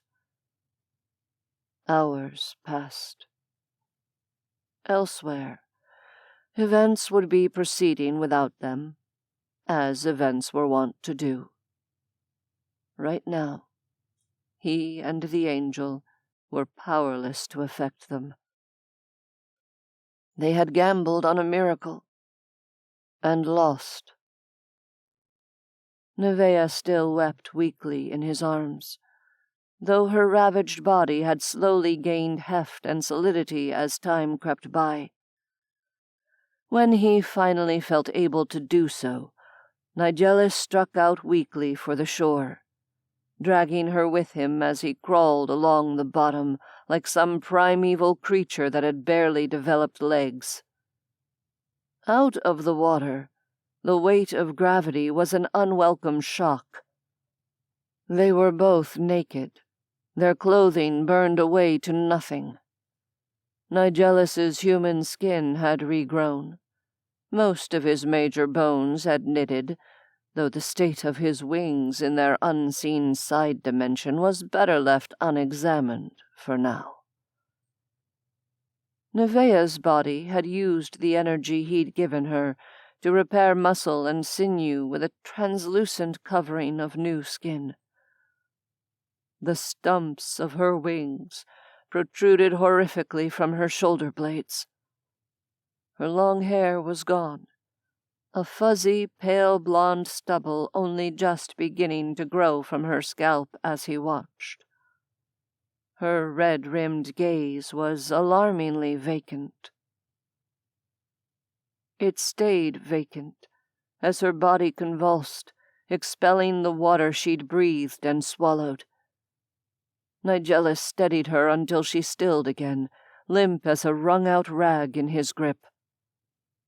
"Neveah," he tried, his voice a raw croak. "Angel." For a long moment, he thought she wouldn't respond to him at all. When her bloodshot eyes rose to meet his, the despair in that summer sky gaze was palpable. He tried to take stock of the situation. Neither of them had enough strength to travel, either on foot or by magical means. Nigellus's hope that the area was deserted had perhaps been short-sighted. There was no sign of any human presence within demon earshot, and demon hearing was notoriously good. They had no means of communication with the outside world. His phone had gone the same way as his clothing, lost to the ravages of an unearthly fireball. Miraculously, Neveah still clutched her sword, the inert metal dragging against the sand of the beach. It was dead, completely inert, and of no practical use to them under the current circumstances. Nigellus could see no possible way forward except to wait until one or both of them recovered enough to travel. Perhaps a human hiker with a phone would stumble across them before that happened. Perhaps he would be strong enough to exert mental influence over them should that unlikely event occur. "I'm sorry." The angel's words were a bare rasp, scraped raw. A sense of his utter powerlessness over the situation assailed him. It was not a feeling with which he'd had much experience. A dozen different responses jostled behind his lips. None of them were adequate. Here, in the solitude of a wilderness untouched by sentient hands, there was no point in pretense. He gathered the angel up in his arms again and lay back on the damp sand, settling her against his chest. "So am I," he murmured. "I'm so terribly sorry, Angel."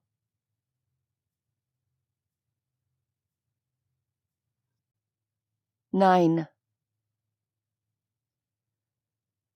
Neveah buried her face in the crook of the demon's neck, as though doing so could somehow hide her away from the rest of the world. "I only wanted to help." She barely recognized the muffled voice as her own. "I didn't know what else to do." If Mab had her way, there would be no safe place in the three realms for those the Fae Queen considered her enemies. The archangels might be the only force in the multiverse able to prevent a cataclysm, let alone undo the damage that had already been done. Neveah had succumbed to a fantasy where she could go home and, at the same time, fix everything else that was so badly broken. All of this was built on the back of wishful thinking, solely because her damned sword had begun to flame again after being dead. A few weak flickers of life drawn from the angelic realm, all gone now. She wanted to fling the blasted weapon back into the lake. Her weakness meant it fell to the sandy beach only a few inches from her limp fingers instead. She could have screamed with frustration and grief. "You should have warned me what might happen," Nigellus rasped against the top of her head. Why didn't you warn me? She'd brought him down with her, hadn't she? And now they were both helpless in the face of an oncoming war. The slow stream of his strength flowing into her, healing her body from the inside out, only made her want to weep again. Nigellus of the Demon Council adored her. At least when he wasn't too busy trying to trap her in hell or undercutting her plans. What was she supposed to do with that? Why had he chosen to fall with her when so much rested on the next few days? I thought it would be different this time, she whispered, a wholly inadequate answer to his question. His long-fingered hand lifted to cradle the back of her head, sliding into the shaggy, half-grown strands sprouting from her scalp. This happened to you once before. It wasn't framed as a question, but she gave a hesitant nod. Not the absolute truth. She'd been stronger the first time she'd plummeted to earth, but there hadn't been a lake to cushion her fall, only jagged stone. She'd burned for nearly a week. Alone. Perhaps, in some ways, she'd been mad ever since then. She'd certainly been mad to try it again, flaming sword or no. Doing the same thing over and over and expecting a different result is the definition of insanity, the human said. Did that mean she would be even madder now than she had been before? I would never have allowed you to attempt this, had I known, Nigellus said. She curled her fingers into the bare human skin of his chest. Her freshly regrown fingernails were too thin and bendable to dig in. You didn't allow me to do it. I told you I was going to do it, and you came along. More fool you. He sighed, but he didn't release his grip or push her away. Strength, not her own, continued to trickle into her body through the connection they shared, and its spicy, comforting warmth almost made her angry. Of course it did. If she was angry, she wouldn't have to think about how desperately, selfishly glad she was for Nigellus's presence here. We have to get back to California, she said, as though he might somehow be unaware of the necessity. As though saying the words aloud would in any way make it possible for them to do so. I am fully open to any suggestions you might have on the matter, he said, with a hint of his customary dryness. A pregnant beat of silence settled over the beach, broken only by the lapping of the water. She sighed. We can't leave. We're both too weak.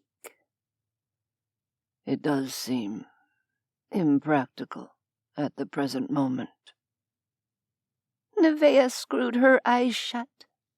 They still burned painfully, whether from tears or the flames, or both. It would take time for Mab to fashion her weapon and deploy it.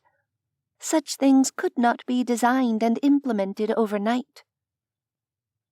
We have no choice but to rest and recover, Nigellus said. Expending unnecessary energy before we have the strength to travel will only prolong our stay here. He was right. And yet, you're prolonging your stay here by feeding me power, she pointed out. It would have made more sense for you to heal yourself as quickly as possible and leave me behind. Another extended pause. Perhaps, he said, sounding a bit uncomfortable. The gentle flow of his energy didn't abate. Wait, she said, her mouth moving before her brain could filter the words. "Can't you control it?" He cut himself off. It's not important.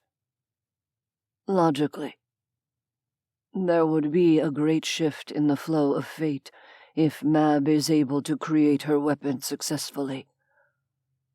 Since there has been no such shift yet, it follows that we still have time.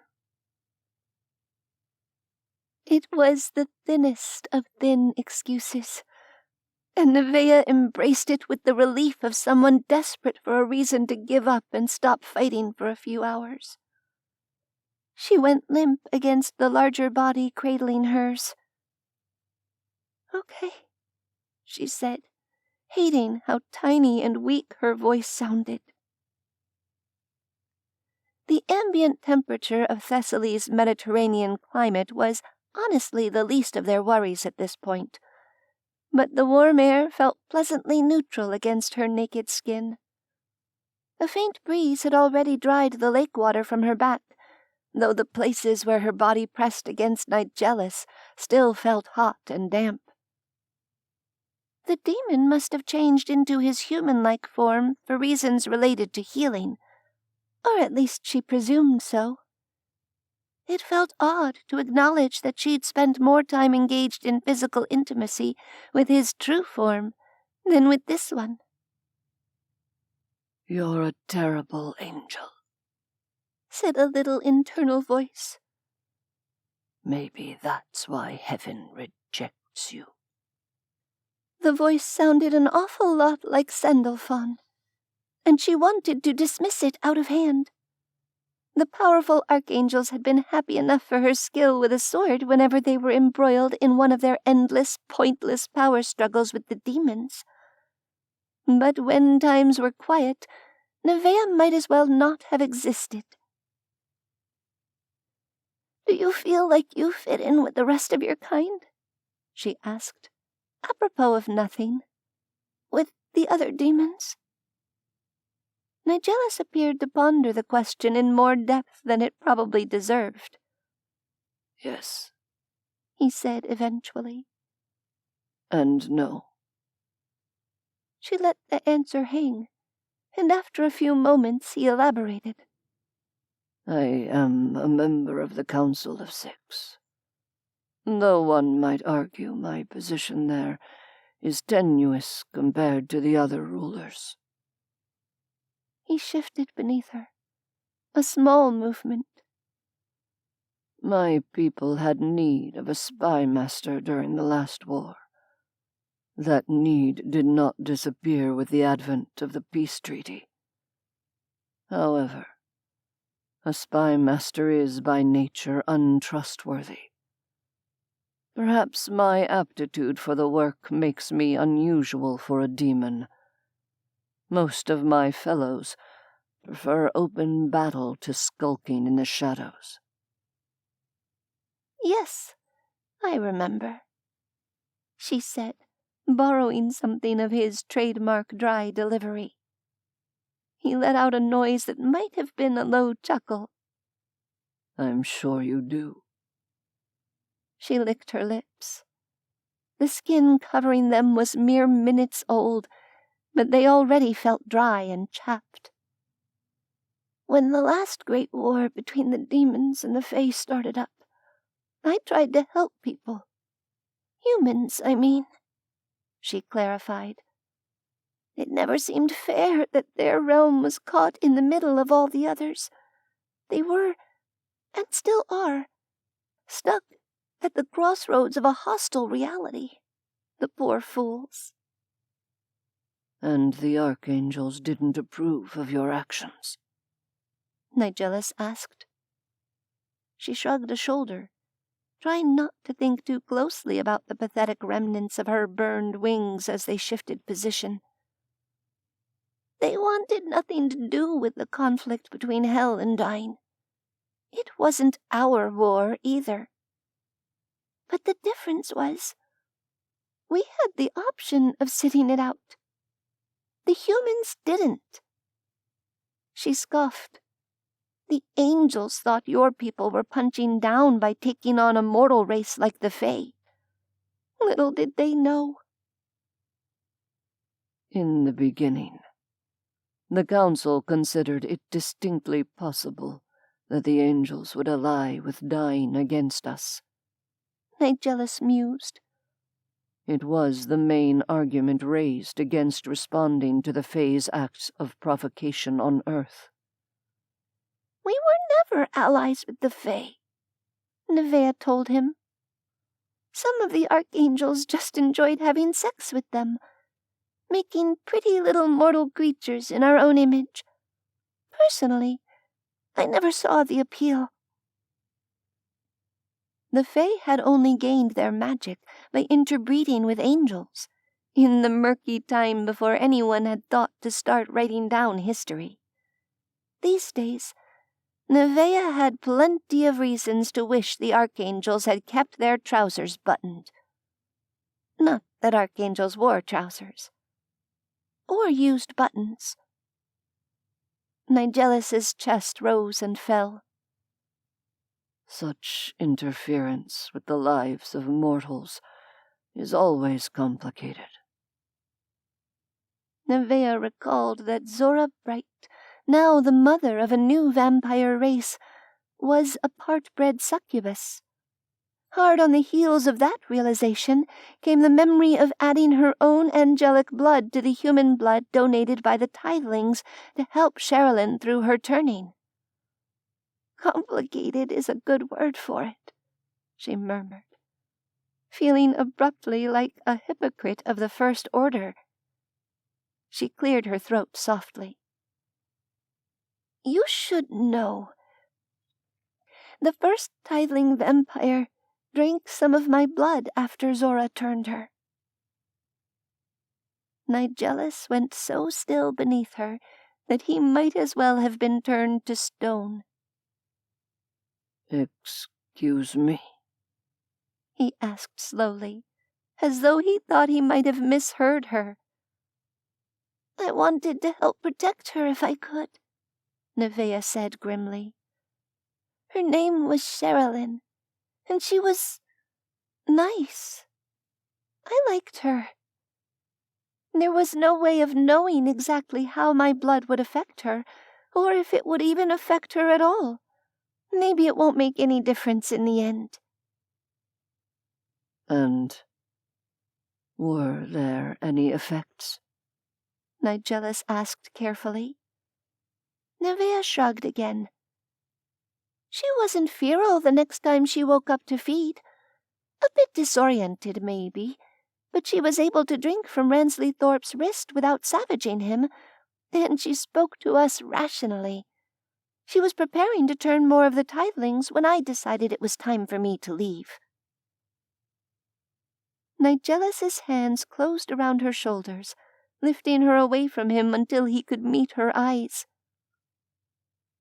You did that after I trapped you in hell against your will. His bourbon-colored gaze bore into hers. She scowled at him. You didn't trap me anywhere, demon. Like I told the guards at the gate, I'm the angel Shemasiel, and I go wherever I damned well please. Except heaven, she thought miserably. Or much of anywhere else at the moment. He was still watching her, unblinkingly.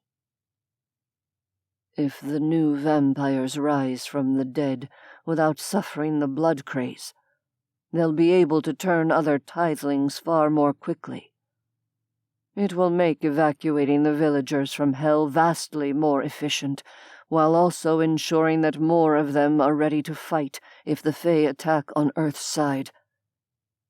It might even help to protect them from Mab's weapons, should she attempt to produce another vampire killer. Yes, Neveah replied. As I said, that's why I did it. His expression was still one of incomprehension, as though he'd expected her anger toward him to encompass every other being residing in hell. She was drawing breath to point out how incredibly egotistical that was when he stretched up and pressed a kiss to her temple. Thank you. He breathed, his breath tickling the shell of her ear. She turned, wanting to see his eyes again. Instead, their lips brushed, and somehow in the next instant they were devouring each other as though nothing else in the universe existed beyond that deep, demanding kiss.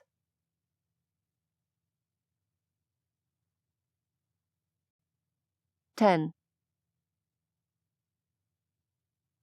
Neveah was fairly certain that a human psychologist would have a field day regarding her love-hate relationship with Nigellus. She was supposed to be angry with him, for all that they'd declared a tentative truce in the face of the current threat. Yet it was all too easy to consider their predicament a sort of time out of time. They couldn't leave. Mab hadn't managed to ready her weapon yet, if the demon's sense of fate's turning was accurate. And he had rescued her from heaven's flames. Or at least he'd tried to.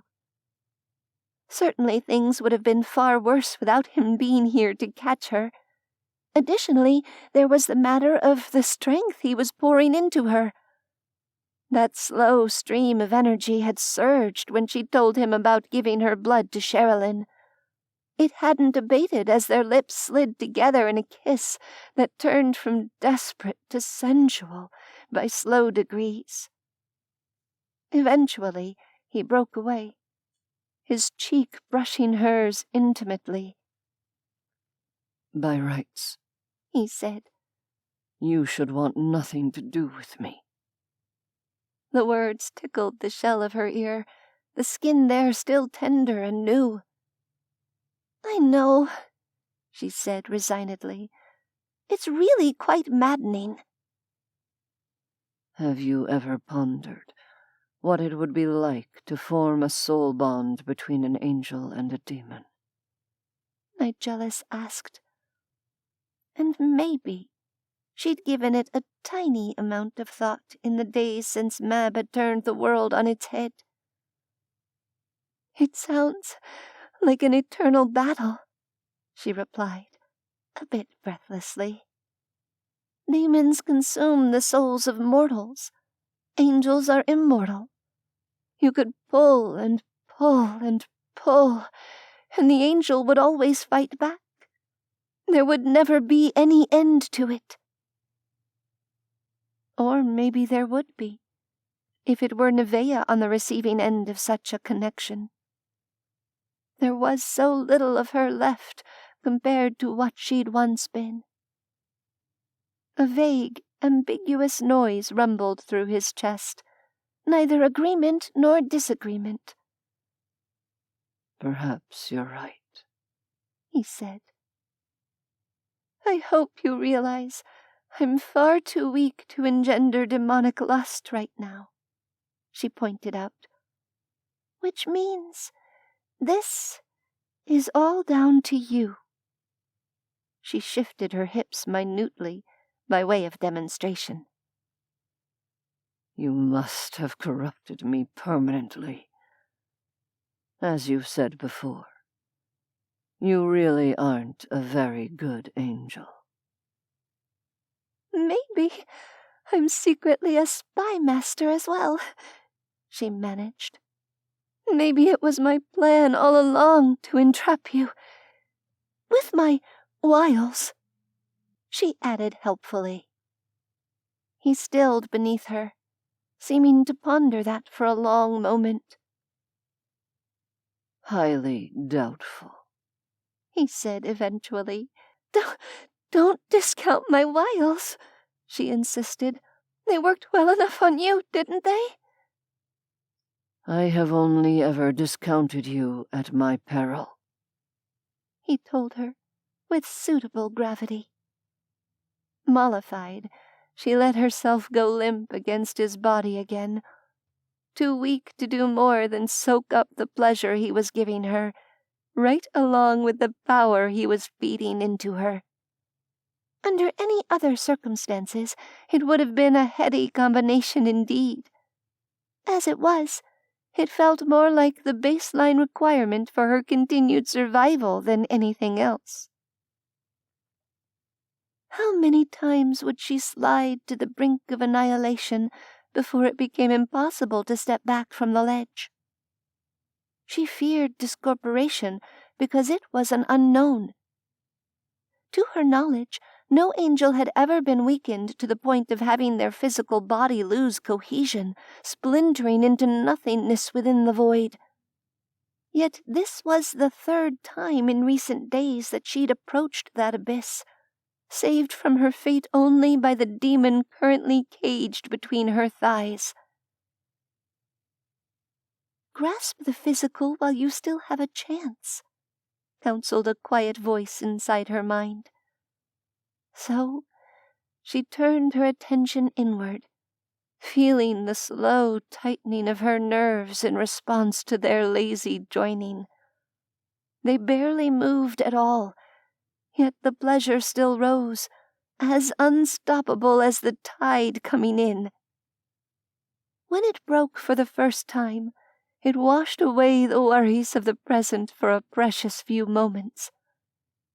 Neveah was no longer a broken and discarded angel, rejected by her home and her people. The world no longer hovered on the brink of untold destruction. For that moment, they were just two disparate beings connecting in a way that she was pretty sure none of their friends would approve of. As the hours slipped by, their strength returning by painfully slow increments, that same tide of pleasure rose and fell in slow, warm waves, each stronger and deeper than the one before. And for this time out of time, Neveah knew peace.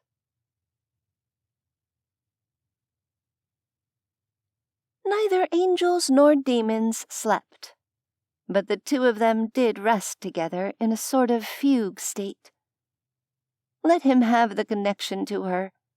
She was as good as powerless anyway, against him or anybody else. Her body had utilized the energy he'd fed her to reassemble itself into something marginally functional. She thought she might be able to stand up if circumstances called for it. Walking was a bit more of a questionable proposition. Flying was a distant dream. Her wings felt as weak and floppy as the legs of a newborn colt, but at least they once again existed after being burned away to nearly nothing. Beneath her, Nigellus inhaled sharply, his body tensing with a sudden jerk. Gently, he rolled them over and lowered Neveah to lie on the sandy ground, being careful of her newly grown feathers. A sinking feeling settled in her stomach as he sat up, his eyes growing distant and unfocused. "Time's up," Neveah suggested, dread sliding through her veins like ice. "It seems likely, I'm afraid," Nigellus replied, a hoarse note behind the words. His eyes slipped closed, and Neveah could practically see him drawing power from the ether, time turning around him. Demon of fate. When he opened his eyes again, hellfire kindled in their depths. "A great shift is coming. We must leave this place and find the nearest humans. It's vitally important that I gain access to a phone as soon as possible." Frustration welled in Neveah's breast. "You'll need to leave me behind," she said. "I'll only slow you down." "You will not," he replied. She watched him breathing in the energy of the universe, soaking up the plethora of power provided by, she assumed, Mab's success in crafting her magical weapon. It seemed to lend him weight and solidity moment by moment, his aura strengthening until it blanketed her like a heavy cloak. He picked up her discarded sword and rose to his feet, drawing his shoulders back. A moment later, his true form burst free. Leathery wings beat the air as though he were testing their strength. Nigellus banished the sword into its pocket dimension, out of the way but still within his reach. For once, Neveah didn't begrudge him. She could barely stand the sight of her treacherous angelic blade right now. He tilted his head to look down at her as she lay crumpled on the ground. Moonlight glinted along the obsidian curve of his horns. "Can you put your wings away?" he asked. "Ugh," she said, dreading the effort it would take. "I'm not sure. Give me a minute." She braced herself and rolled one shoulder, tucking the weakened appendage away in its liminal space. A moment later, she repeated the process with her other wing before flopping back on the sand, spent. "Thank you," Nigellus said. Crouching, he gathered her body into his hard-muscled arms and cradled her against his chest. There was only one reason he would need her wings out of his way. Neveah felt a moment's irrational panic at the idea of flying again so soon after their catastrophic fall. She quashed it with difficulty, closing her eyes and keeping them closed as he teleported them into the sky and dove, his massive wings catching the air and easing them into a glide. She couldn't help the small squeak of alarm that escaped her control as gravity tugged at them.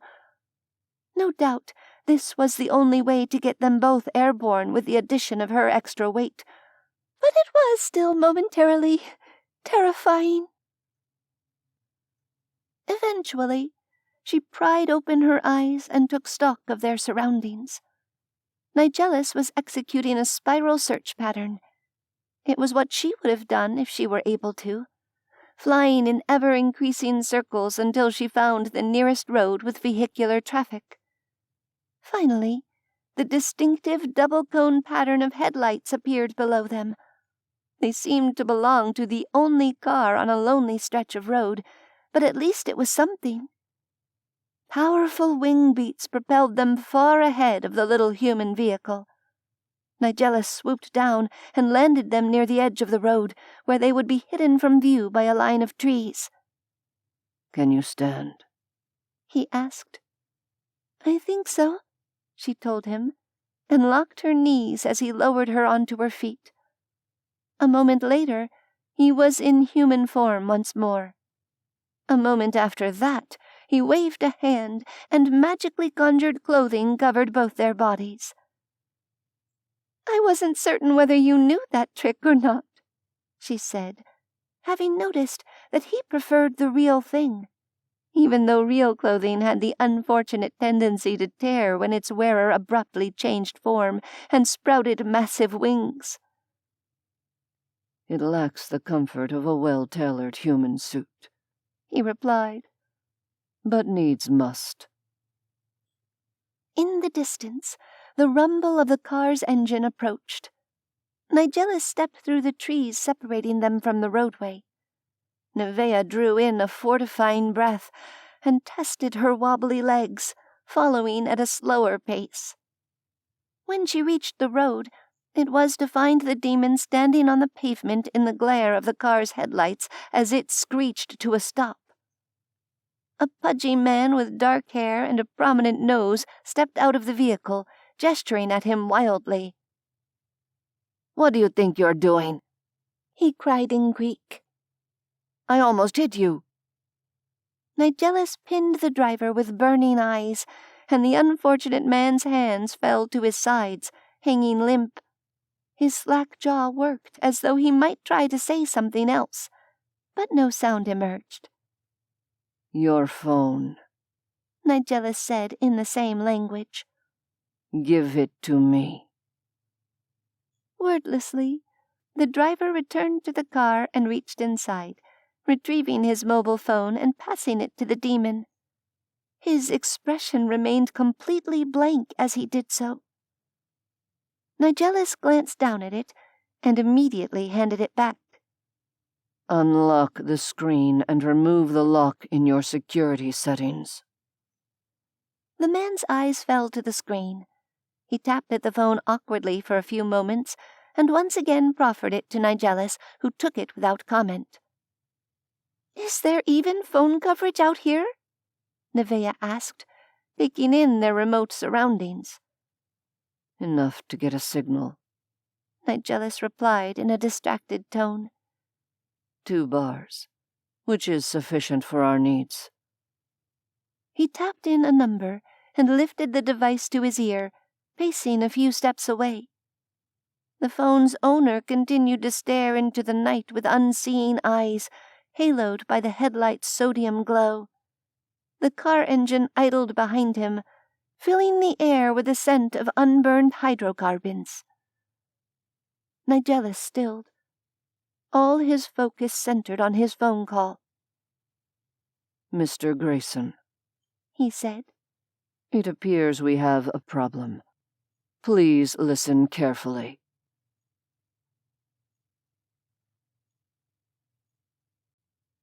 "11. "Call Killian Gallagher next," Neveah said, once Nigellus had finished his grim conversation with Len Grayson. The demon nodded wordlessly and dialed. The phone rang for what seemed like an excessively long time. Eventually, the familiar twitchy voice answered in its heavy Irish accent. "Who is this?" Nigellus had the air of someone with very little patience left. "It is I. And before you ask, the Catchies' favorite drink is mead, assuming they still live." Neveah felt a pang at the reminder of her friend's fate, even if said friend had done a bang-up job of double-crossing her the last time they met. "I have not heard news one way or t'other, sir," Gallagher said, the cellular connection crackling ominously. "Mab is making ready to move."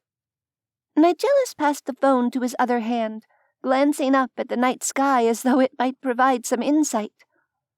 "Is there news from the court?" "None." Killian sounded taken aback. "How could you possibly know such a thing, when there's been no word from within Dhuinne's gate?" Nigellus ignored the question. "I will require you to contact me the moment details of the Queen's plans become known. Use this number." With that, he disconnected the call. Neveah stared at him. "If Mab releases the wild hunt into the human realm, he'll be killed if he stays where he is," she said quietly. "It's possible." Nigellus didn't sound as though he was taking the prospect lightly. However, he also didn't sound as though it was terribly high on his list of priorities. "You could have at least warned him." For the 100th time, the reality of the differences between them rose up to smack Neveah in the face. "He would not have left his post regardless." Nigellus slipped the stolen phone into one of the pockets in his conjured clothing. "He may be an unwitting double agent, but the Fae's hold on him is vastly stronger than mine." His amber gaze met hers in the car's headlights. "Besides, that would leave us with no active sources on the ground in County Meath. Information may be the difference between success and failure during the coming conflict." Neveah's jaw worked as she tried to come up with a counter-argument. The reality of exactly how many humans were likely to die in the coming days and weeks wasn't something she could bring herself to contemplate just yet. Nigellus turned his attention to the car and its unlucky owner, eyeing them speculatively. "You. We require transportation to the nearest airport with international flights." "You can't teleport us?" Neveah asked in dismay. She'd known that transatlantic travel via demon teleportation might have been pushing it, given the challenges demons faced in traveling across wide expanses of salt water. But she'd at least hoped for an easy hop to a major European travel hub. Not for any appreciable distance. He didn't sound any happier than she felt. Not yet. He was recovering far faster than she was, but she supposed that was all relative, given that they'd both been starting pretty much at rock bottom. Since he'd sent Albigard of the Unseelie on a very specific and time-sensitive mission with his blue-haired human companion, that left them with no trustworthy fae who might transport them along the ley lines. True, the adult twins were still in California, but after the death of the fae child, it seemed just as likely that they would try to hack out Nigellus's heart and pack it in salt as that they would help him. That left only one option: human air travel. "Then I suppose we'd better get moving," she said with reluctance. "The nearest international airport is about 100 miles away." Nigellus pulled out the driver's phone again. Thessaloniki Airport. It's less than ideal, but I suppose it will have to suffice. Neveah eyed the catatonic human car owner with misgivings. "You should probably drive. We'll get there faster that way." Yes. Nigellus ordered the man into the back of his own vehicle. Neveah managed to make it into the passenger seat under her own steam, while Nigellus folded himself into the driver's seat and adjusted the mirrors to his liking. He turned the car around and drove northeast, heading toward the highway that would allow them to skirt the edges of the Gulf of Salonika. Demon reflexes meant they made the 3-hour journey in just over 2 hours. They were only pulled over once. The officer left behind on the side of the road mere moments later, after succumbing to Nigellus's demonic will. Neveah had been left in charge of booking flights for them, entering her credit card information from memory on the tiny phone screen as the car careened around curves, its engine whining with strain. "It's not great news," she reported. "The shortest route is about 18 hours to LAX, but the one that actually gets us back to California soonest is 21 hours, landing in Sacramento. There are 3 flight changes involved." Sooner is better, Nigellus said. She nodded, thumb typing frantically. "Done. You'll have to finesse security, obviously." Neveah's passport was sitting in her apartment in Stockton, for one thing. In retrospect, that had been an oversight. Though, she supposed that even if she'd brought it along, it would have burned up with everything else in the flames of her descent from Heaven's Gate. Security won't be an issue. Nigellus sounded unconcerned. It probably wouldn't be. They were fortunate his influence over humans had returned quickly with his strength. While she had the phone, Neveah poked around in their victim's banking app and set up a wire transfer that would hopefully compensate him for all the trouble they were putting him through. Given that he'd originally been driving in the opposite direction, it seemed highly unlikely the poor man had been planning a multi-hour excursion to Thessaloniki tonight. She hoped it didn't cause any serious problems for him. And, also, that the wild hunt didn't end up eating his soul during its rampage across the human realm. With luck, it would chart a more or less direct course from Ireland to the U.S. West Coast and give Southern Europe a miss. Not that the millions of people who lay in its path across the U.S. would consider that particularly lucky, she supposed. They arrived at the airport with worryingly little time to spare, abandoning the car and its owner after Nigellus spun him a story of helping 2 stranded motorists. The tale Nigellus implanted in his mind sounded both unlikely and light on details. Neveah took in the wedding ring on the man's hand and winced with sympathy on his behalf, hoping his spouse was the understanding type. It seemed utterly ridiculous for two immortals to be hurrying along a series of rolling walkways to catch a red-eye flight to Zurich for transfer to New York. And yet, here they were. Neveah was slowly regaining the strength in her legs thanks to the power Nigellus continued to siphon into her, but he still had to steady her with a hand beneath her elbow. The security lines were an added indignity, but Nigellus was hurling his influence around with abandon. Human transportation safety agents were no match for his mental powers, even in a weakened state. The two of them fetched up at the correct gate with 3 minutes to spare. Nigellus pulled out his stolen phone and tapped in a number. It rang, and Neveah could just make out Edward's voice coming through the speaker. "Hello?" "Edward." Nigellus's tone was terse. "There have been developments. Where are you?" A pause. "I'd prefer not to say over an unencrypted phone call, sir. Do you need me back in California?" Nigellus hesitated only briefly. "Yes, I'm afraid so.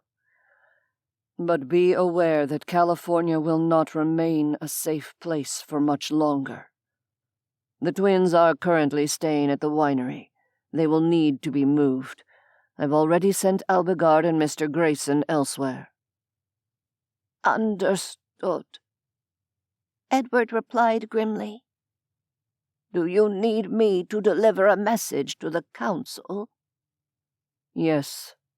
Tell them I am en route and should arrive before Mab's forces do, but that the evacuation must proceed as quickly as possible.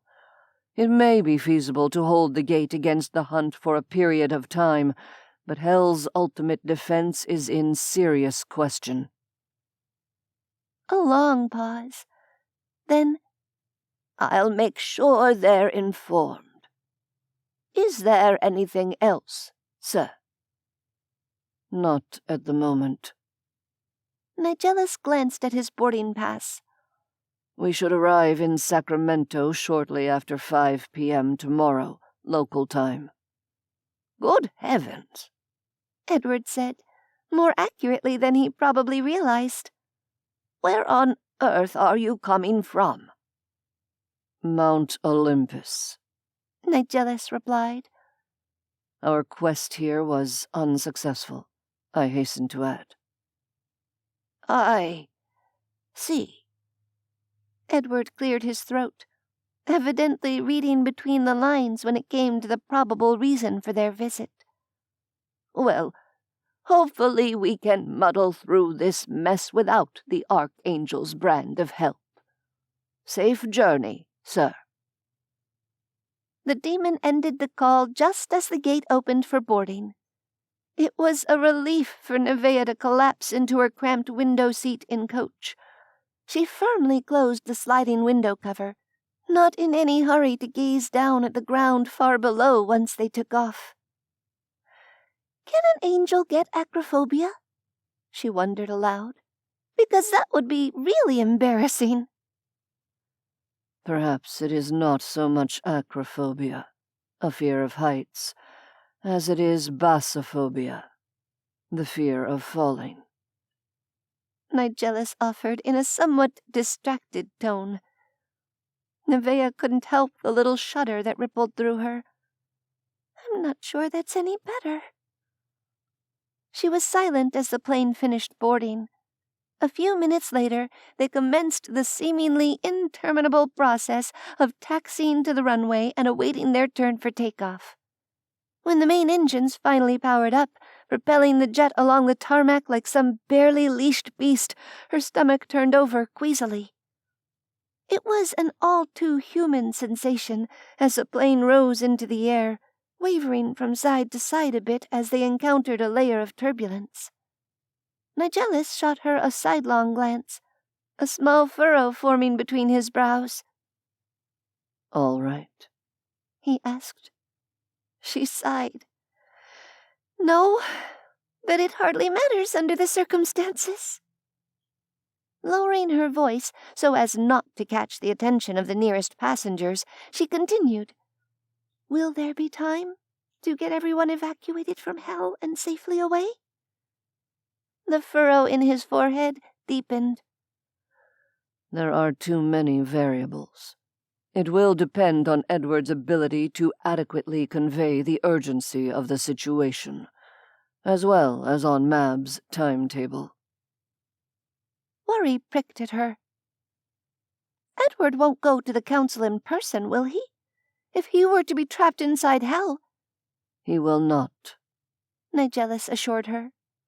There are guards outside the gate who can relay the message to Baalazar. The imp will understand the seriousness of these latest developments, I feel certain. He blew out a slow breath. Additionally, there's the matter of the weapon itself. If the gate is destroyed, it's conceivable that no one will ever again be trapped inside hell. You didn't think Mab's weapon would work when we spoke about it before, Neveah reminded him. You've truly changed your mind, I take it? Nigellus shook his head, a small gesture of irritation rather than negation. Only a fool discounts the opinions of experts. And as much as it pains me, the Fae believe it's plausible. I had hoped that removing 2 pairs of Mab's twins would be enough, but the sudden shift in the fates would seem to indicate it was not. Her queasiness no longer had much to do with the plane's ascent to 30,000 feet.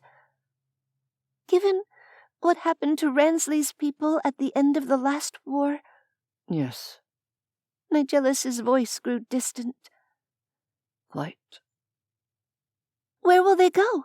She asked. The tidelings, I mean. Vallecito won't be safe from the hunt. No, he agreed. Perhaps Stockton, or the sparsely occupied land around it. Areas west of the gate should be safe, at least until the hunt grows tired of feasting on hell's bones. It occurred to her that they were discussing the utter destruction of his home and any living things unfortunate enough to be left within. Nigellus had roots on Earth to a much greater degree than most of his fellow demons, but he was still a creature of hell, just as she was a creature of heaven. "We'll stop this," she whispered, knowing it wasn't something she could truly promise. The look he gave her said he knew it too.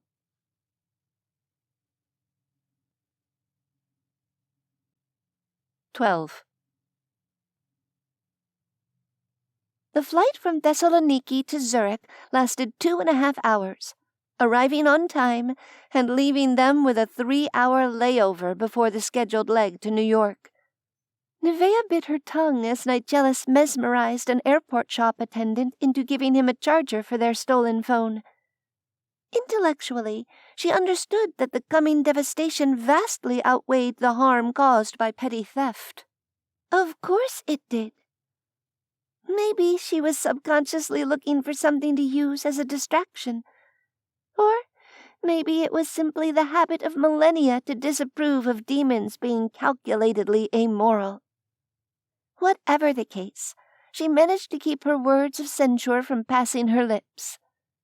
The long-suffering look Nigellus shot her as he plugged the charger into one of the many available outlets in the gate's seating area told her she'd been less successful in keeping the disapproval out of her expression. He raised an eyebrow at her.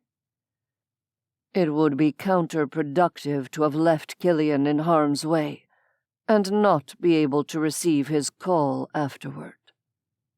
He pointed out. She sighed, deflating into her uncomfortable plastic chair. I know. Don't mind me. I think it's just an angel thing. Or perhaps a form of displacement activity, he offered without rancor. I confess, The urge to take some sort of action, despite the fact that it will not help the situation, is surprisingly strong. You could call Edward? She suggested. He is likely to be traveling, just as we are, Nigellus said. He's already been apprised of the relevant information. Calling him again would be mere self-indulgence on my part, nothing more. Is self-indulgence always so wrong, though? She wanted to ask him, but the question didn't feel like a very angelic one. Then we should rest while we can, she said instead. The phone trilled. Neveah's breath caught, but it was a text in Greek, not a call from Ireland.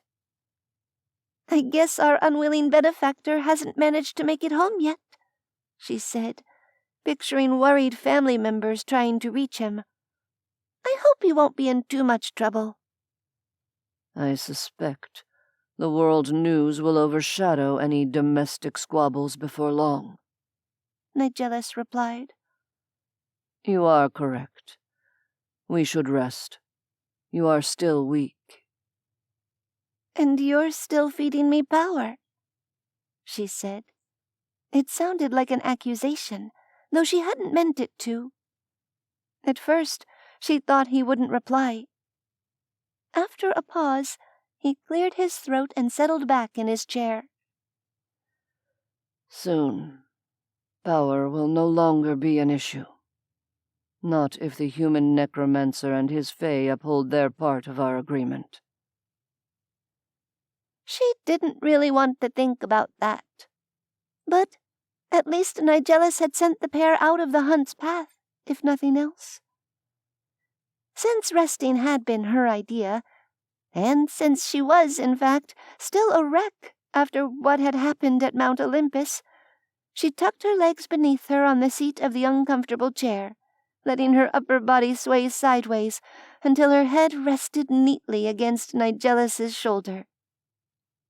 He stilled, as though she'd taken him by surprise, but he could hardly complain when he'd held her entwined in his arms for hours while they healed. After a slightly awkward beat, he shifted position, settling his arm around her shoulders and steadying her against his side. She closed her eyes and let the sounds of the busy airport soak into her awareness. Perhaps the humans were onto something with all their sleeping. While she couldn't really wrap her mind around the idea of being insensible for 8 hours out of every 24, she imagined it must be nice to have access to that kind of an off switch. Still, this was nice in a different way. A bittersweet way, to be sure, since even now she and Nigellus were only tentative allies at best. Not to mention the avalanche about to come crashing down on their heads. But here and now, those concerns seemed far away, out of her control, and therefore a waste of brain power until they were in a position to act. The hours slipped by. Moments after the first calls to prepare for boarding came over the intercom, the stolen phone buzzed again. This had been happening intermittently. More texts from the Greek man's worried family members. But Neveah recognized the phone's text notification sound by now, and this wasn't it. Nigellus swiped the answer button, lifting the device to his ear. Hello? It's the hunt!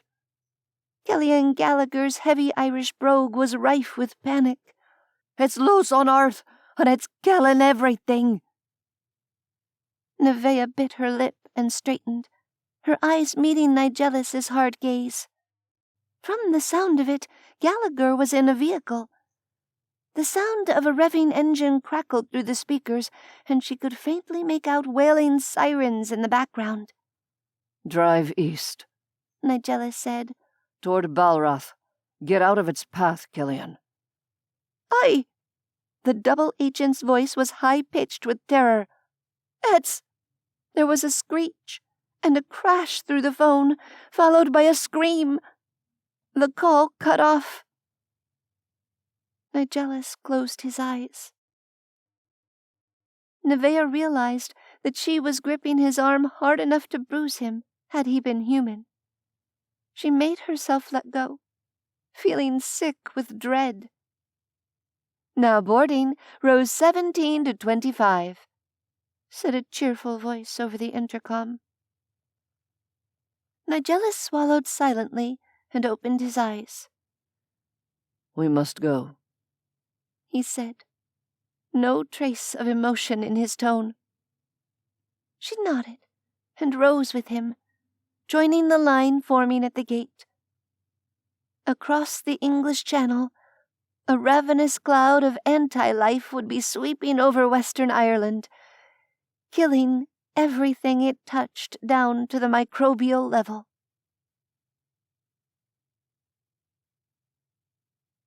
Nigellus was silent and wan as their plane traversed the great salty expanse of the Atlantic, the ocean sapping his demonic strength nearly as fast as fate could replenish it.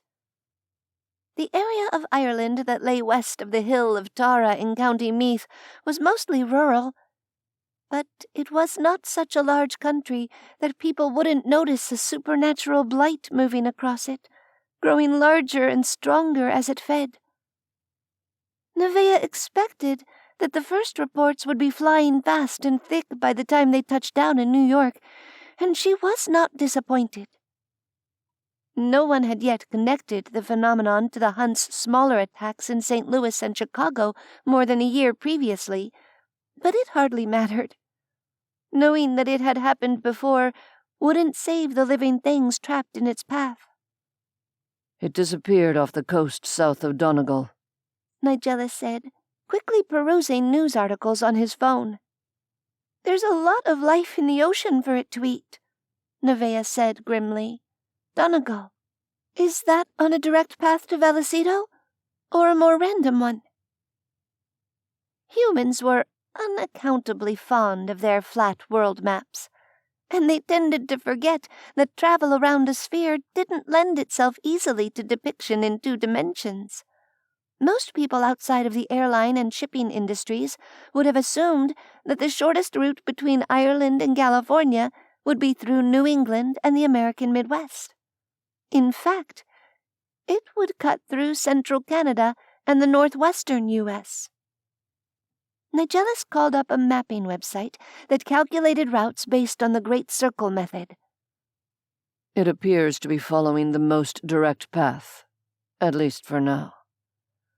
That is one thing in our favor. The human population density along its apparent route is comparatively low." "Unless it decides to detour south for some bigger targets because it's hungry," Neveah said, feeling ill. "Indeed," Nigellus agreed. The layover in New York was only an hour. There was no further word from Killian Gallagher, but neither of them had expected any. It seemed likely that there would be no further word from Gallagher ever again. Nigellus succumbed to Neveah's urging to try Edward, but Edward didn't answer his phone. "He is helping to relocate a group that may become important to the war effort," Nigellus explained. "Humans with natural magic.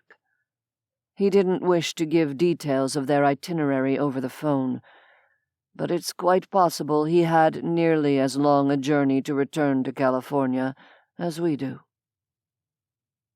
They were in a race against the wild hunt, but winning that race wouldn't put them in the clear. It would only mean there was slightly more time to prepare a defense. Nigellus didn't think such a defense would ultimately be successful, and Neveah silently agreed. Whether Queen Mab's weapon designed to destroy Hell's Gate worked or not, it seemed likely that she was mad enough, or vindictive enough, to send the wild hunt into the demon realm regardless. Getting into hell had never been the problem. It was getting back out that had stymied the Fae's invasion plans throughout history. If Mab cared more about ensuring the demons couldn't have hell than she cared about ruling it herself, there was nothing to prevent her from sending the hunt inside and leaving it there to wreak havoc for all eternity. It only remained to be seen if the demons could get their tithing charges out of harm's way before it was too late. Every human and vampire in hell will have to be bound to a demon in order to leave, Neveah said. That process hadn't even started when I left. With the exception of Ransley Thorpe and Zora Bright, you are correct. Nigellus sounded grim. Zora was a part-bred succubus, and her parentage gave her almost the same level of mastery over the gate as full-blooded demons enjoyed. Ransley was bound to her, so she could get him out as well. All the others would have to commit their souls to a demon and physically accompany that demon through the gate. Given the hunt's appearance on Earth, the timeline for completing that process now appeared daunting. To top it all off, the flight from New York to Sacramento was delayed by nearly an hour. Nigellus chafed, but there wasn't a better option, so they waited.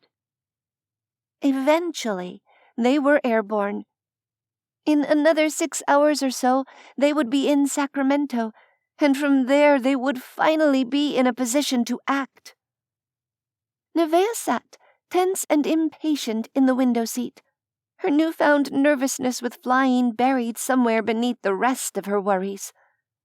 She politely declined the flight attendant's offers of food and drink, wishing that her strength would return faster, and knowing that for an angel, eating and drinking wouldn't help with that.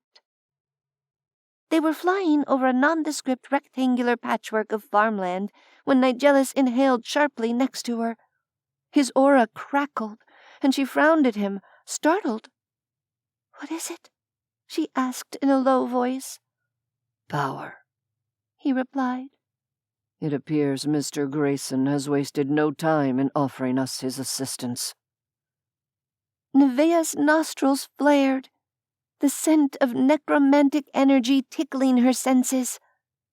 It was rank with the sickly sweetness of death, but welcome nonetheless. "Can you spare some of it for traveling?" I think I must, since time is short and there is still much to be done, he said. With no more warning than that, he took her arm and wrenched them sideways into the ether, heedless of the fact that they would be vanishing in full view of dozens of witnesses.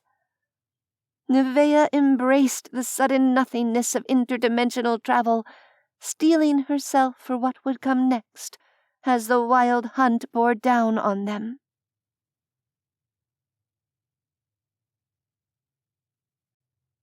13. Nigellus propelled them sideways through reality, steadying Neveah when they arrived at the winery house in Vallecito. The angel was still dangerously weak, but she shrugged him off once she got her feet underneath her, looking around the empty living room. "Is Edward here?" she asked. He is. A general sense of his soul-bound servant's whereabouts was always at the back of Nigellus's awareness, and it shone like a beacon now that they were within the house's wards. He arrived only a short time ago, and is no doubt busying himself with plans to transport the twins to safety. There was no need to call out. Edward would have sensed the wards letting them into the house, since he'd had a hand in crafting the magical protections. Nor did Nigellus care to teleport directly to his side. If Edward was with the Fae, they might take exception to the sudden appearance of a demon in their midst. Within moments, Edward bustled in to meet them. "Oh, good. You're back. I sent Melek with a message for the Demon Council. I'm just dealing with the Fae. Where are Albigard and Len Grayson? You said over the phone that you'd send them elsewhere. Nigellus didn't waste time on niceties. Mr. Grayson is lending his medical skills to the relief efforts in northern Venezuela. The country had been in the throes of a vicious civil war for months, the effects of which had been further exacerbated by a direct hit from a Category 4 hurricane mere days ago. With no power or fresh water, people in the overcrowded capital were dying by the thousands. Edward winced. I see, sir. I trust you sent Albigard along with him to make sure the poor lad stays alive and sane for the duration. Yes, Nigellus replied. The necromancer's unseelie companion would be able to procure necessary supplies of food and water for them, using either magic or fast travel.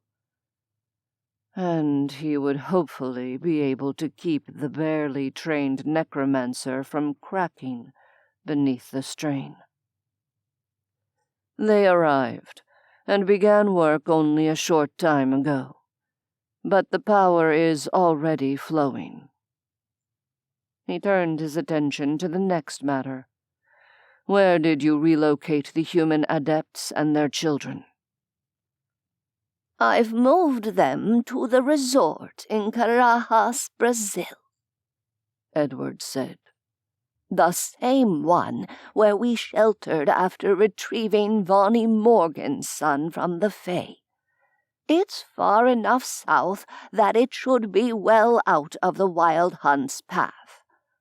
And the iron deposits beneath the town will discourage Mab's forces from getting too close. I hope. You should take the twins there as well, Neveah said. She was steadying herself against the back of a chair, but her expression appeared sharp and focused. It's absolutely vital that Mab doesn't get them back. They're too powerful. Edward frowned. They may not be all that keen on the idea of hiding on top of several million tons of iron ore. It would be magically debilitating for them, not to mention physically and psychically painful. Then it will be necessary for you to convince them, Nigellus said. Neveah is correct. That is the safest place for them right now. Edward sighed. Very well, sir. He glanced at the interior of the house with clear misgivings, adding, This ought to be interesting. Under his breath. The angel roused herself. I'll come with you and add my voice to yours. Angels and Fae have a history together. They might listen to me. Thank you, Neveah, Edward said. Will there be anything else, sir? Selfishly, Nigellus wished for his servant's steady presence during the coming confrontation. It was not a wish he was prepared to indulge, however.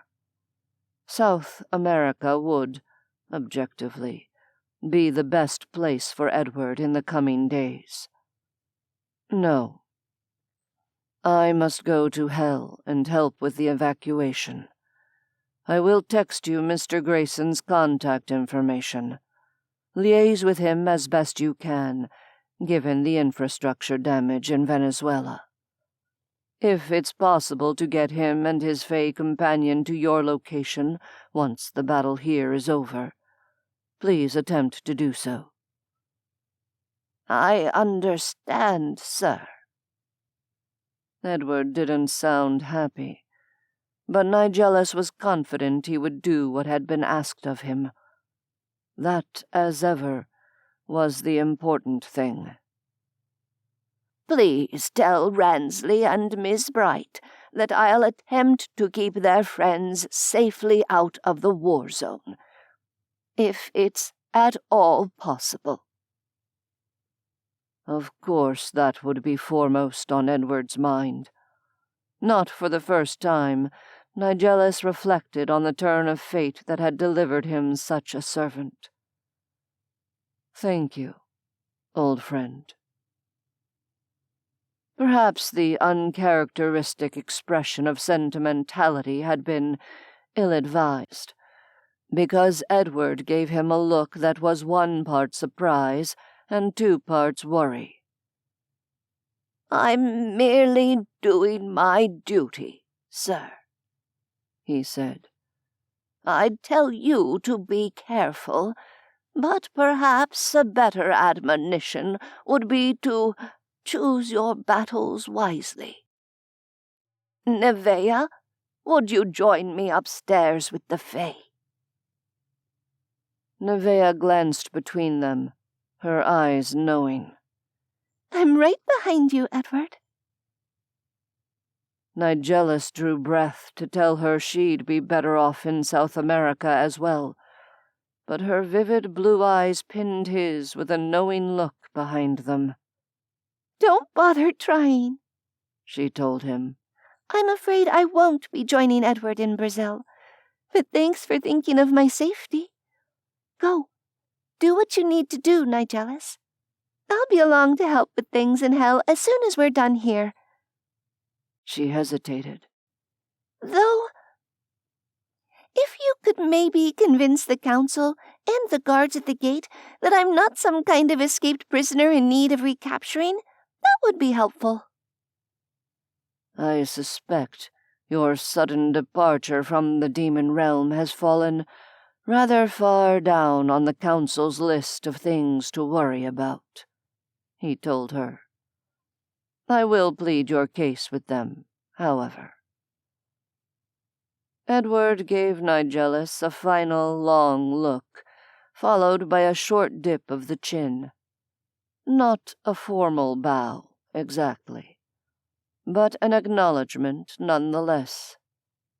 Nigellus held his gaze and gave him a single nod in return. With that, he consciously drew his focus away from what, and whom, he would be leaving behind before teleporting himself directly to Hell's Gate. It was a scene much changed from the last time he'd been here. Humans were absent from the moaning caverns, their park and gift shop lying silent and abandoned above him. Torches blazed in the rocky underground tunnel that ran past the weak spot in the veil connecting the human and demon realms. What was normally impenetrable darkness to humans, and the dimmest of gray shadows even to demon or angel eyes, stood illuminated now in flickering orange firelight.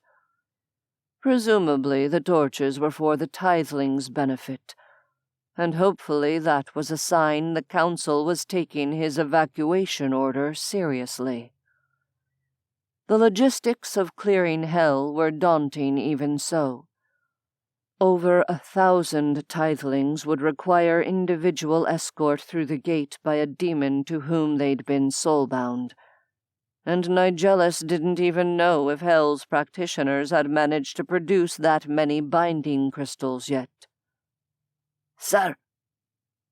The hulking guards snapped to attention at his arrival. Nigellus noted that Melek was not among them, probably still engaged with the council after delivering Edward's message. "Guards," Nigellus acknowledged. "A report, please. What new security is in place at the gate?" "All entrants to Hell must prove they can also leave without aid," said the lead guard stiffly. After Mab's ruse to escape Hell while wearing the guise of a high-ranking demon, that seemed the bare minimum of acceptable safeguards. Very well, Nigellus replied, climbing the steep path of boulders to the gate itself. The closest guard led the way through, alerting the warriors on Hell's side to Nigellus's imminent arrival. Thus announced, he stepped into the demon realm and immediately stepped back out, proving his demonic credentials, so to speak.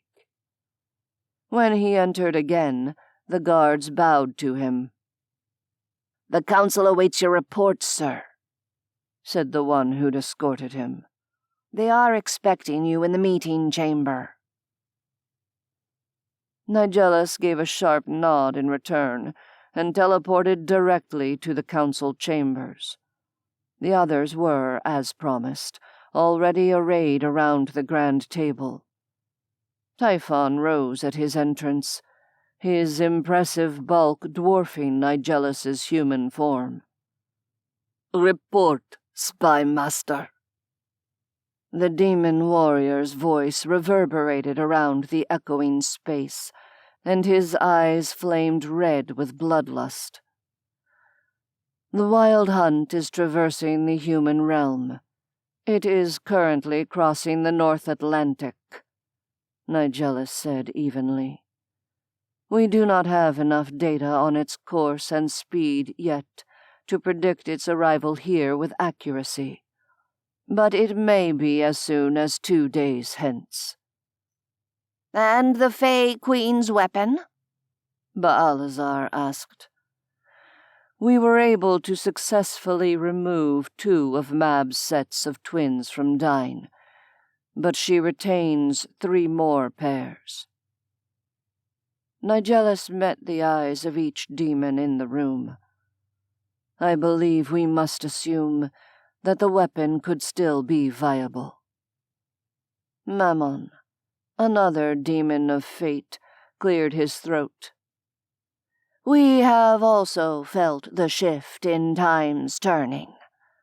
I concur that it may indicate the Fey weapon is ready to be used." Nigellus nodded. Agreed. What of the tithelings? "More have been turned into vampires since you left," Astaroth replied. "At this point, it will make more sense to focus on getting the tithelings away to safety.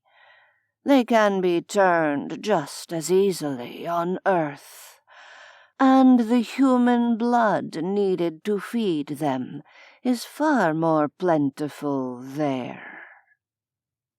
It was a sound strategy. What of the soul-binding process? Nigellus pressed. Baalazar sighed unhappily. "It's proceeding as quickly as feasible. We still don't have enough crystals for all of Hell's human and vampire denizens to be bound to demons. The magic smiths are working on it." It is time to speak of the wild hunt. Typhon's deep voice cut across the exchange. We must discuss military strategy. Removing the vampire army as a precaution is a sound tactic. However, I have no intention of ceding Hell to the Fae without a battle. Necromancy is the only viable defense against the wild hunt, Nigellus replied. So you have told us.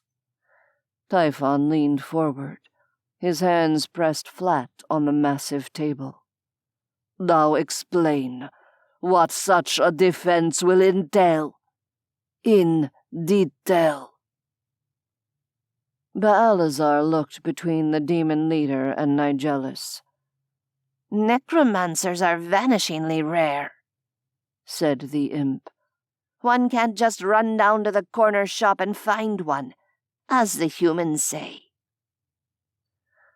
I have already bound a human necromancer, Nigellus informed the council, and received several looks of surprise in return. He is currently installed in an area of Earth where a large number of deaths are occurring, and he is feeding the power to me as he accrues it. As such, I am best positioned to attempt to hold the gate against the hunt when it arrives." Typhon gave him a long, piercing look. They had never seen eye to eye in matters of warfare, and Nigellus had no difficulty translating the sentiment behind that speculative gaze. Given a choice, Typhon would have much preferred to be the one standing as Hell's last defense, and he doubtless resented Nigellus taking that role for himself. On the other hand, this so-called defense was only a couple of steps removed from being a suicide mission. Demons couldn't die, but Len Grayson would only be able to channel necromantic energy to Nigellus for so long before the Wild Hunt's power outstripped his. At that point, the hunt would drain Nigellus, leaving him at the mercy of a Fey army that would have no compunctions about dismembering him. When all was said and done, Typhon might well be rid of the spy master he barely tolerated. He would have his all-out war with the Fey, and there would be no question of cooler heads prevailing on either side. That unspoken knowledge was visible in the line of Typhon's slowly raised eyebrow. "So, the spy master wishes to become a warrior at last. Very well, Nigellus. When the time comes, you shall stand in defense of Hell's Gate with your flaming angelic sword. Perhaps that is apt." It was probably a bit less apt, since the flaming sword in question barely possessed a spark at the moment. "Thank you, Typhon," Nigellus said graciously. "Speaking of all things angelic," Baalazar began. "Ah, yes." Nigellus cleared his throat. "Apparently, Hell's Gate is no barrier to the heavenly host. However, the angel Shamasiel has offered her help during the coming battle. She will be joining us later, and I trust she will be treated as an ally and a guest, rather than a prisoner." Astaroth made a disgruntled noise. "Align with angels. What makes you so sure she's not a double agent?" Baalazar turned a beady eye on the incubus. "There's the small matter that she allowed the first of the tithling vampires to drink her blood. The entire village is abuzz with it. They're saying it's why the new vampires don't go mad with bloodlust for days after they rise from the dead." Typhon slapped a meaty palm on the tabletop. "The spy master's pet angel may come and go as she pleases. We've enough enemies already, without searching in the shadows for new ones."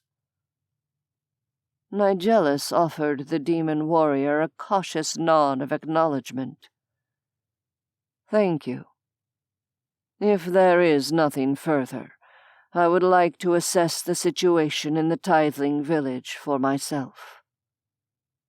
"I'll send Melek back to Earth to monitor human news reports about the progress of the hunt," Baalazar said.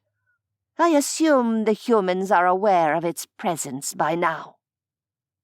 "They are," Nigellus replied.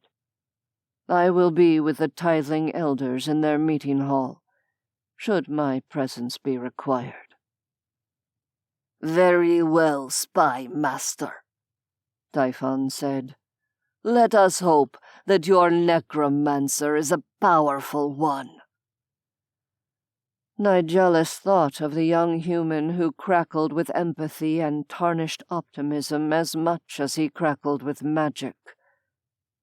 He is more powerful than he knows, I dare say. In his heart, though, he knew it still might not be enough to save Hell. They all knew it.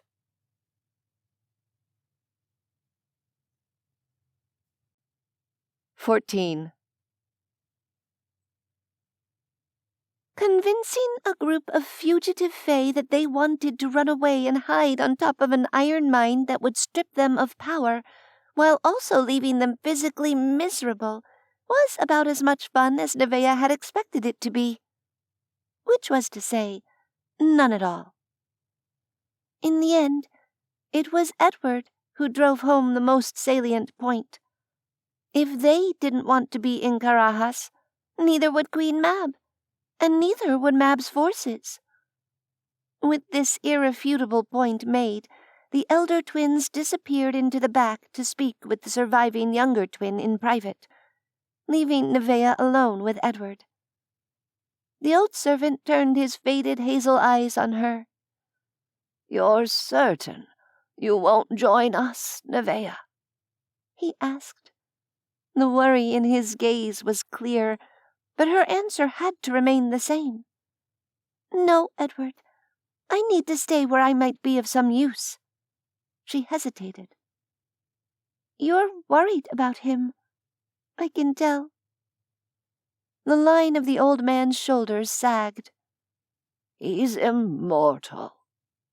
"He might be immortal, but that doesn't mean he won't end up taking on more than he can handle," she said, hating the sense of pooling dread that had been sneaking up on her ever since Killian Gallagher made his frantic final call to them. "Ask me how I know." "You tried to contact heaven," Edward said softly. She turned and walked a few steps away, fighting to escape the phantom sensation of burning heat as she stared at a blank stretch of white-painted wall. "It should have worked," she whispered. "I'm so sorry, my dear." The worst part was, he truly sounded as though he meant it. Clearing her throat, she turned back to him. "It was a gamble. Unfortunately, it didn't pay off. But what of these magical children? Tell me more about them." Edward accepted the change of subject easily enough. "They're the same ones that an unseelie splinter group tried to use to seize power openly on Earth. You'll remember the death of all the world's political leaders during the coup attempt, I'm certain."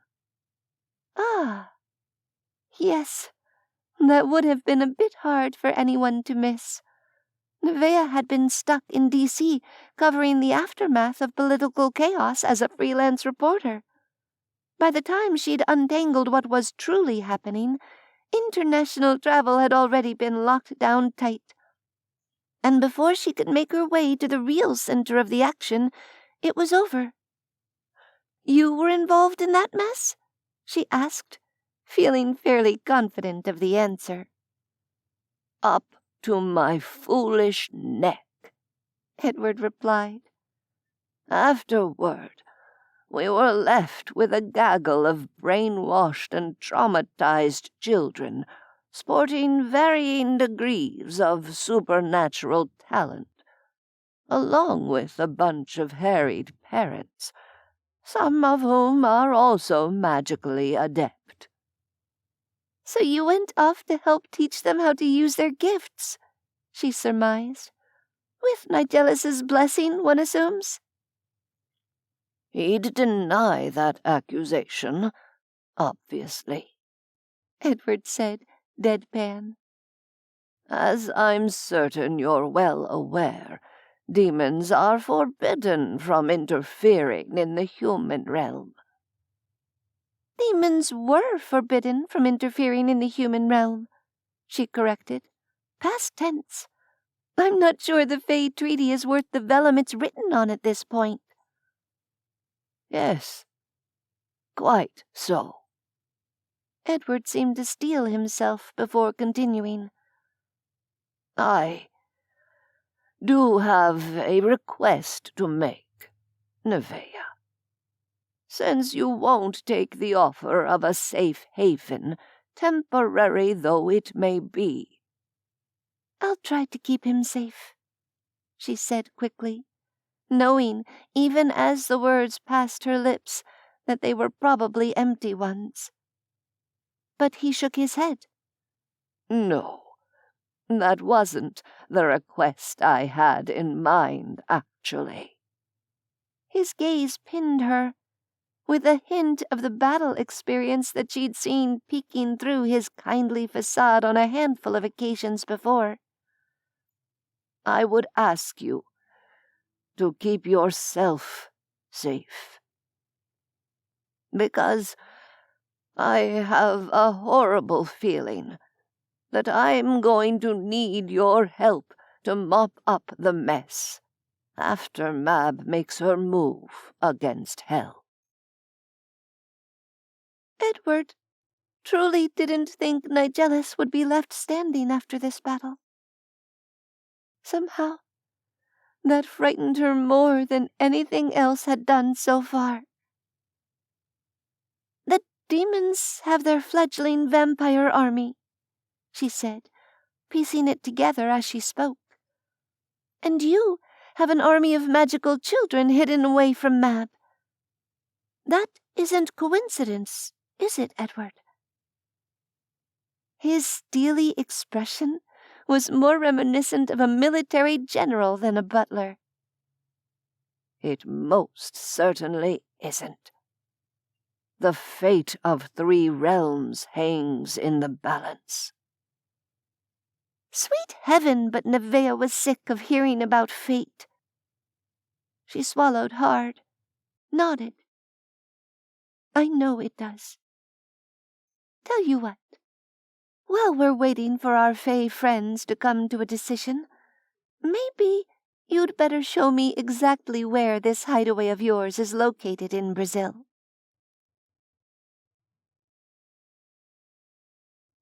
After extensive private discussion, the Fey twins agreed to accompany Edward to his haven in the South American jungle. Nigellus' human servant locked down the house wards, leaving Neveah with access, but also extending an admonition that the wild hunt was likely to roll right over the top of this place as it bore down on Hell's Gate.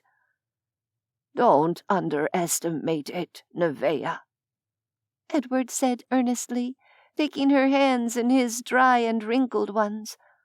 It might not be able to kill an immortal outright, but never doubt that it could discorporate you, given enough time. His bones felt like a bird's bones beneath her light grip, hollow and brittle. She squeezed his fingers carefully with her own. I've no intention of disappearing into the void before I get Alice back from Mab. Be safe, Edward. I'll contact you when I can. It was only after he'd nodded and departed with his Fey charges that she realized exactly what she'd implied with her words. Like it or not, she was working on the assumption that Nigellus wouldn't be able to contact Edward himself after the battle. Neveah looked around the pristine, minimalist interior of the winery house one final time. A new burner phone nestled in the pocket of the practical clothing Nigellus had magicked up for her in Greece. It was loaded with contact information for Edward, Len Grayson, Guthrie Leonidas, Ransley, Zora, and a few other miscellaneous numbers that Edward had thought might be useful. She'd memorized the important ones, along with the GPS coordinates of the hidden resort tucked away in the Brazilian rainforest. Grabbing the keys Edward had given her, she headed for the garage housing Nigellus's Maserati. It was time for a return trip to hell.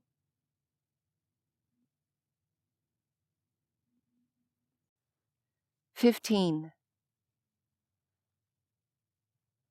The moaning caverns were in a state of controlled chaos when Neveah arrived. That chaos had nothing to do with the unsuspecting humans who normally inhabited the place. No tourists roamed the area, blissfully ignorant of the infernal gate that lay beneath them. No employees manned the park. The buildings and cave attractions were deserted. Or almost deserted, anyway. A familiar demon stood sentry on the steps leading up to the gift shop. It was one of the guards she'd insulted when she'd barged out of hell mere days ago. She didn't know his name. "Hello," she greeted, walking up to him with a tiny wave. "Are we going to have to fight, or can I go down to the gate?" It was pure bluff. She could at least walk in a straight line now, but one cuff from the demon's meaty fist would leave her sprawled on the ground in a heap. He gave her a sour look.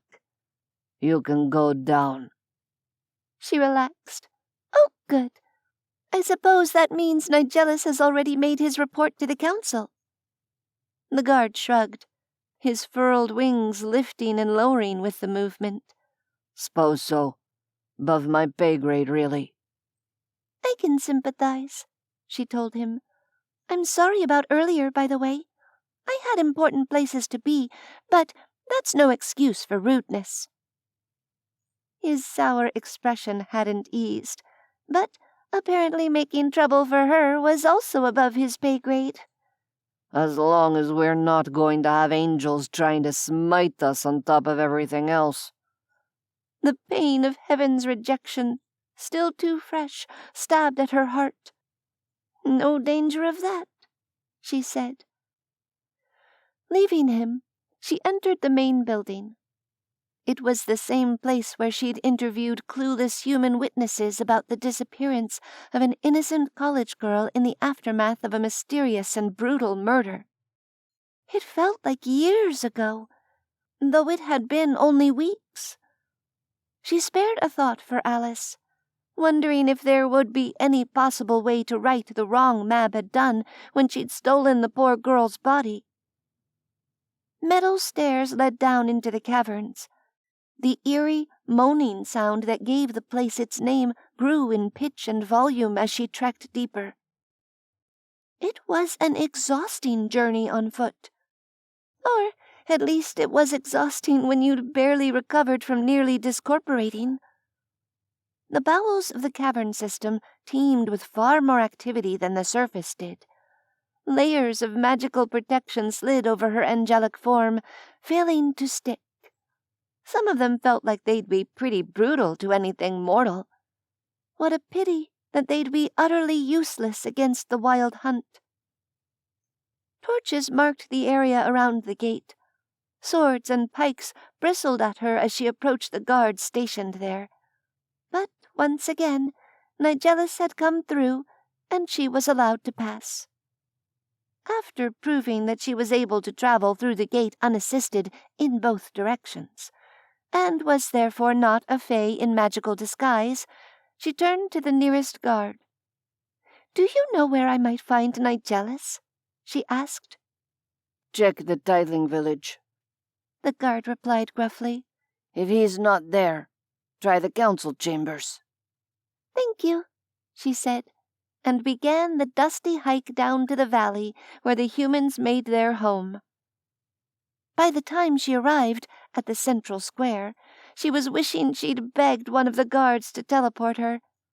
She was also wishing rather vehemently that she'd never gone within 1,000 miles of Mount Olympus. What had seemed a few days ago like such an obvious solution to their problems now felt profoundly stupid, since it had left her weakened to the point of near uselessness. As she approached the meeting hall in the center of the Tideling village, people began to take notice of her arrival. Several of them greeted her warmly, and a trickle of power buoyed her flagging energy. Evidently, her contribution of blood during her previous visit hadn't been forgotten. People here still held affection and goodwill toward her. Beneath it all ran a sense of barely controlled panic, however. The meeting hall was packed solid, and raised voices cut across the general murmur of the gathered crowd. "Well, they can't stay here, can they? The demons say it's too dangerous." "I'll stay if I want to. This is my home, and I don't want to bind myself to a demon." There aren't going to be enough binding crystals anyway, so all of this is moot. Let the ones who want to stay behind do so. What choice is there? Her heart sinking, Neveah tried to ease her way through the tightly packed mass of people without shoving anyone, or tripping due to her own weakness and ending up underfoot. The evacuation was clearly already underway, but equally clearly, it wasn't going very well. As more people recognized her face, a path opened for her. She approached the front of the crowd as a familiar voice, resonant with authority, cut across the escalating argument. The only logical approach is to begin by binding the vampires, so they may escape to safety, Nigellus said. Then those who have agreed to be turned will be bound, followed by those who do not wish to be turned, but still desire to escape to Earth. Once all those who wish to leave have done so, we will address those who wish to stay behind. As you say, if there are no binding crystals remaining, the discussion becomes moot. "And will there be enough crystals for everyone who wants to leave?" a voice called from the crowd. The smiths are working to produce new ones as quickly as possible, Nigellus replied, answering the question without answering the question.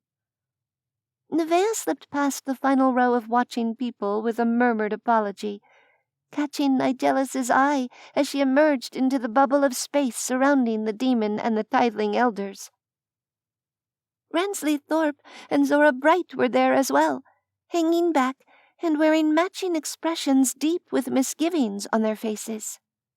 Neveah stayed quiet while the elders regained control of the meeting, assigning the villagers various tasks to make the Tideling's departure as smooth as possible under these less-than-ideal circumstances.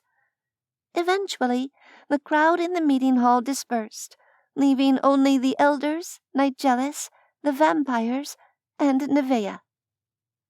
Angel, Nigellus greeted. "Hi, Neveah," Zora said. "Wish I could say you came at a great time, but it's actually a bit of a clusterfuck at the moment."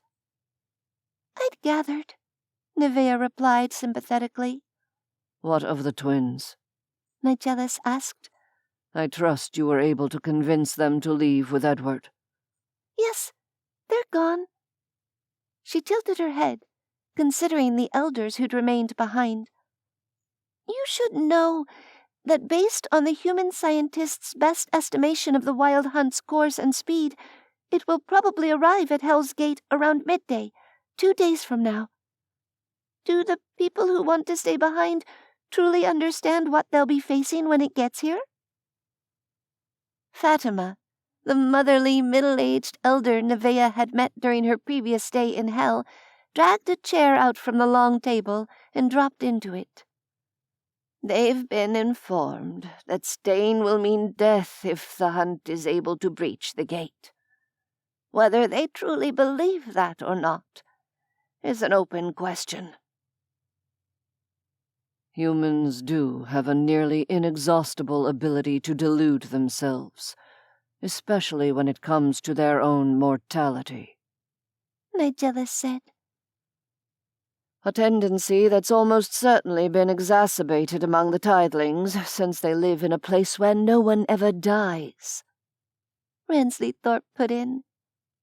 "Speaking of humans," Zora said, pinning Neveah with glowing copper-colored eyes. Tell me something, since I'm not sure I can trust it coming from him.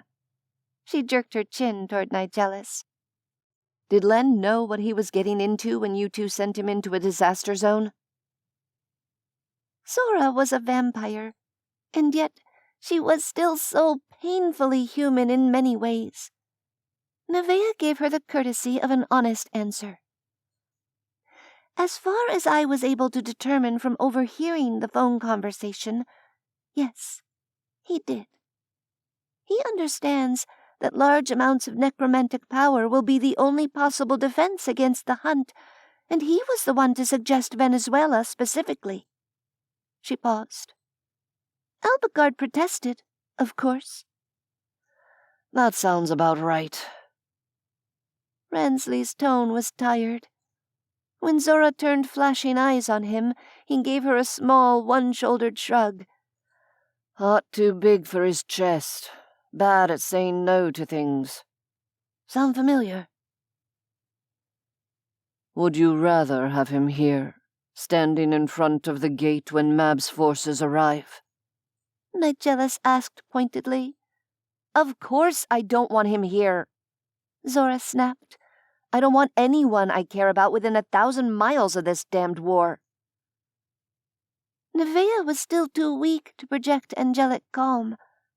Instead, she said, Edward is in hiding with Vonnie Morgan, Guthrie Leonides, and the children you rescued from the Fae. He'll try to reach Len and Albigard once the battle here is over, so they can join him as well. He had a message for you both, if Nigellus hasn't delivered it already. He says he'll do his best to keep your friends out of the Fae's line of fire. Zora seemed to deflate. She turned her head away, hiding her face in shadow. Ransley laid a gentle hand on her shoulder, his thumb rubbing soothing circles. Thank you, he said. Edward is a man of his word, so that means something, coming from him. Neveah nodded agreement. I have no doubt that he'll protect them from harm, if it's at all possible. Where are they hiding? Zora asked in a small voice. Neveah glanced at Nigellus, unsure if he'd want the location revealed in front of the tithing elders. He didn't hesitate, though. They have returned to the resort above the Karajas iron mine. Mab's forces will hesitate to approach the area, should they manage to learn of its existence in the first place. Okay. Zora took a deep breath, visibly trying to center herself. Okay. That's good. Mab would have to be nuts to get close to that much iron ore. There was no point in reminding her that Mab was very much out of her mind already. So far, at least, it had been a canny kind of madness, and a canny Fae would indeed give Karajas a wide berth. Fatima exchanged a look with Li Wei, another of the village elders. What of this magical Fae weapon? She asked. If the hunt is on its way here, surely that means they intend to deploy it soon? You speak of mounting a defense against the hunt with necromantic power. But how are we to mount a defense against something we cannot see? Ransley's expression was set in lines of stone. If the weapon functions as it's intended, he said flatly, you don't. You merely arrange to be elsewhere when it goes off.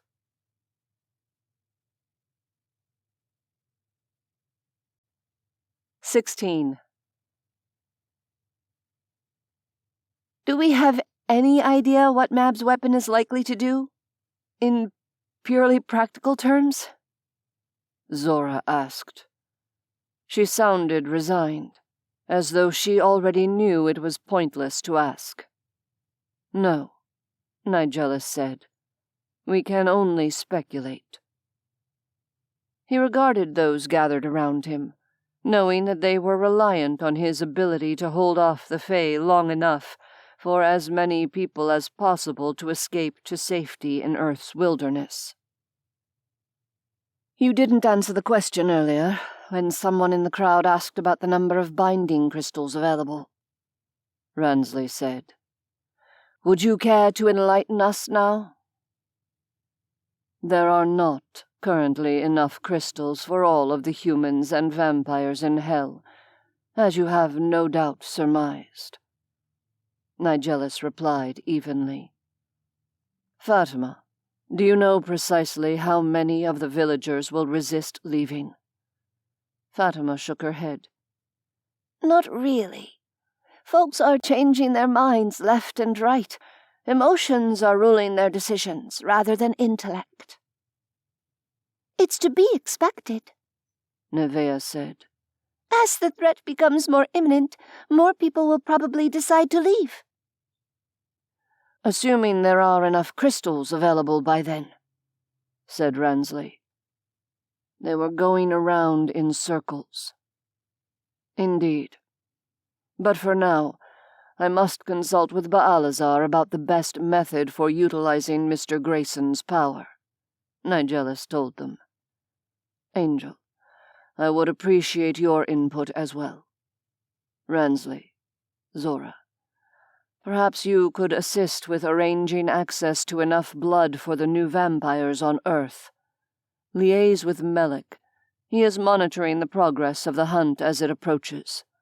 I want you both safely away before it arrives. And when the Fey army gets here, hot on the hunt's heels? Ransley asked, his voice tight. Nigellus should tell them to take their orders from Typhon if he became incapacitated. He should tell them to assist with organizing the new tithling vampires during the coming war. That was his duty as a member of Hell's Council of Six. His duty to his people. Find Edward in Brazil, he said softly. Help him protect the Fey twins and the magical human children. Assist Albigard and Mr. Grayson in joining you there, if possible. Protect your family of choice. Look after each other, if you can. Neveah was eyeing him with a knowing expression on her lovely face. Ransley raised an eyebrow. Not the answer I was expecting, I will admit. Nigellus had no reply for him. If word of this conversation got back to Typhon, it would spark a serious conflict within the council. And with good reason. Li Wei folded his hands. The lines around the tithling elder's eyes and mouth had deepened noticeably over the past weeks, despite the magic-infused blood wine that kept him from aging. You believe this battle is hopeless, he said. No. Nigellus shook his head slowly. Not hopeless. Merely requiring lateral thinking, along with an appreciation for the unexpected challenges that will doubtless need to be overcome.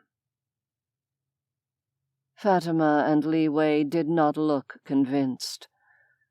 Nigellus couldn't really blame them. Neveah offered them a sad smile. The vampires and tithlings form one army. They are Hell's army, along with the demons themselves. The magical children and their parents are a second fighting force, Earth's protectors. Humanity will be your ally, if the Fae move to consolidate their control in the human realm as well as in Hell. You stand a better chance working together. Her words eased some of the strain on the elders' faces, and Nigellus sent her a grateful look. Precisely so, he said. I suppose we're about to reunite with our long-lost human cousins, either way.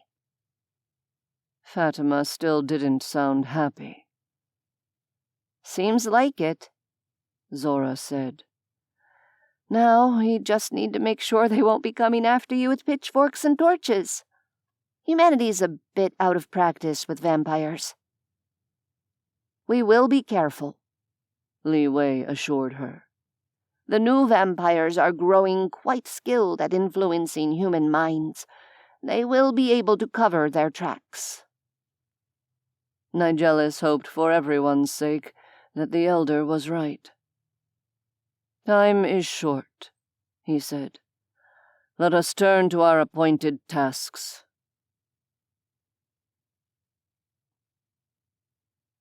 Neveah accompanied him to find Baalazar.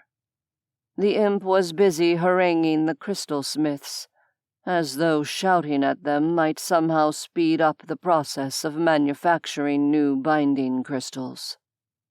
I need a word with you, my friend, Nigellus said, interrupting his tirade about useless journeyman practitioners. Baalazar huffed in annoyance. Yes? What is it? Nothing good, I'm sure. I require your assistance with a different sort of magical craft, Nigellus said. Comprehension dawned on his fellow council member's face almost immediately. Ah, yes. I was wondering when you'd ask. Baalazar raised an eyebrow. I should warn you. It's been a millennium or 5 since I dabbled in necromancy directly. As an imp, Baalazar related to magic in a different way than a demon of fate like Nigellus did. Imps derived power directly from an area's ambient magic, giving them a more linear form of insight into its practical use.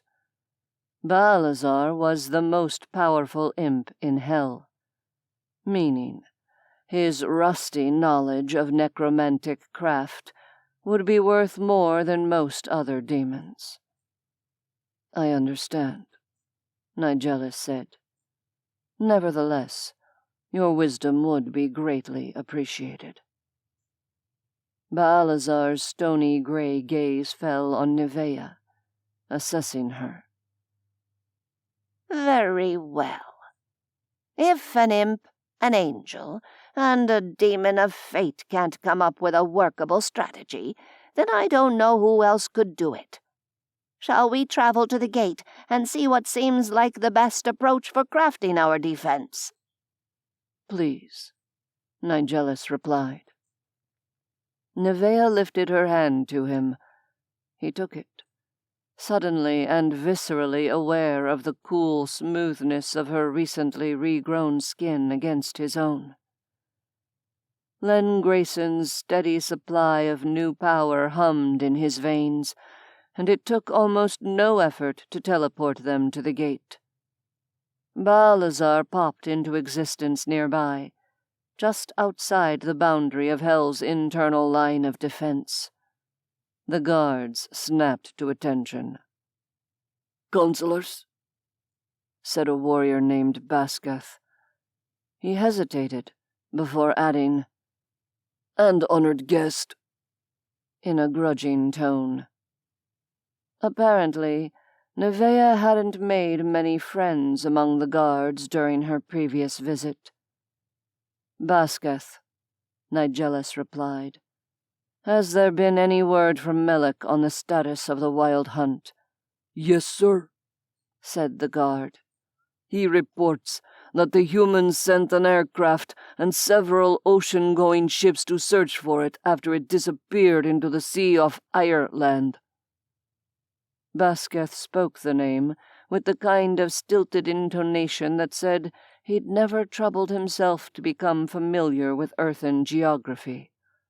"All of the vessels lost contact and are presumed destroyed. The humans believe it will reach a place called Greenland before long. There is talk of organizing evacuations, though no action had yet been taken as of his most recent report." The humans would debate and argue until the first city was wiped out. But there was nothing Nigellus could do about it from here in hell. He could practically feel the distress rolling off Neveah in waves. "Thank you," he told Basketh. "We will require access to the other side of the gate, and we may need to briefly alter the protective warding while we craft a strategic defense against the hunt's arrival." A look of cynicism twisted Basketh's fearsome features. "Is there a defense, sirs?" Nigellus wondered with mild alarm if all of Hell's defenders considered the situation hopeless. A moment later, he was struck with a sense of hypocrisy, since he, too, assumed that any defense he might mount with the necromancy he was funneling from Grayson would ultimately be unequal to the task at hand. "There is," he said firmly. "We must utilize the tools at our disposal and hope for the best. But our defense will be better the more time we have to mount it." The unspoken rebuke hit home, and Basketh snapped straight, coming to attention once more. "Of course, counselors," he said. "Allow me to accompany you." The four of them navigated the security arrangements necessitated by Hell's war footing. Basketh acquainted the guards on Earth's side of the gate with Nigellus's requirements, allowing him to finally get to work. The tunnel system leading to the surface was in many ways as familiar to Nigellus as his preferred house in Atlantic City, though he had seldom seen it illuminated by countless torches, as it currently was. On the uphill side, a sinkhole spanned roughly half the width of the tunnel, extending for a few meters only. On the downhill side, a much deeper 75-foot drop led to a third chamber that ultimately formed a dead end, defining the deepest extent of the moaning caverns. "First question," Baalazar said, eyeing their surroundings. "How certain are you that this fey monstrosity can't travel through solid rock?"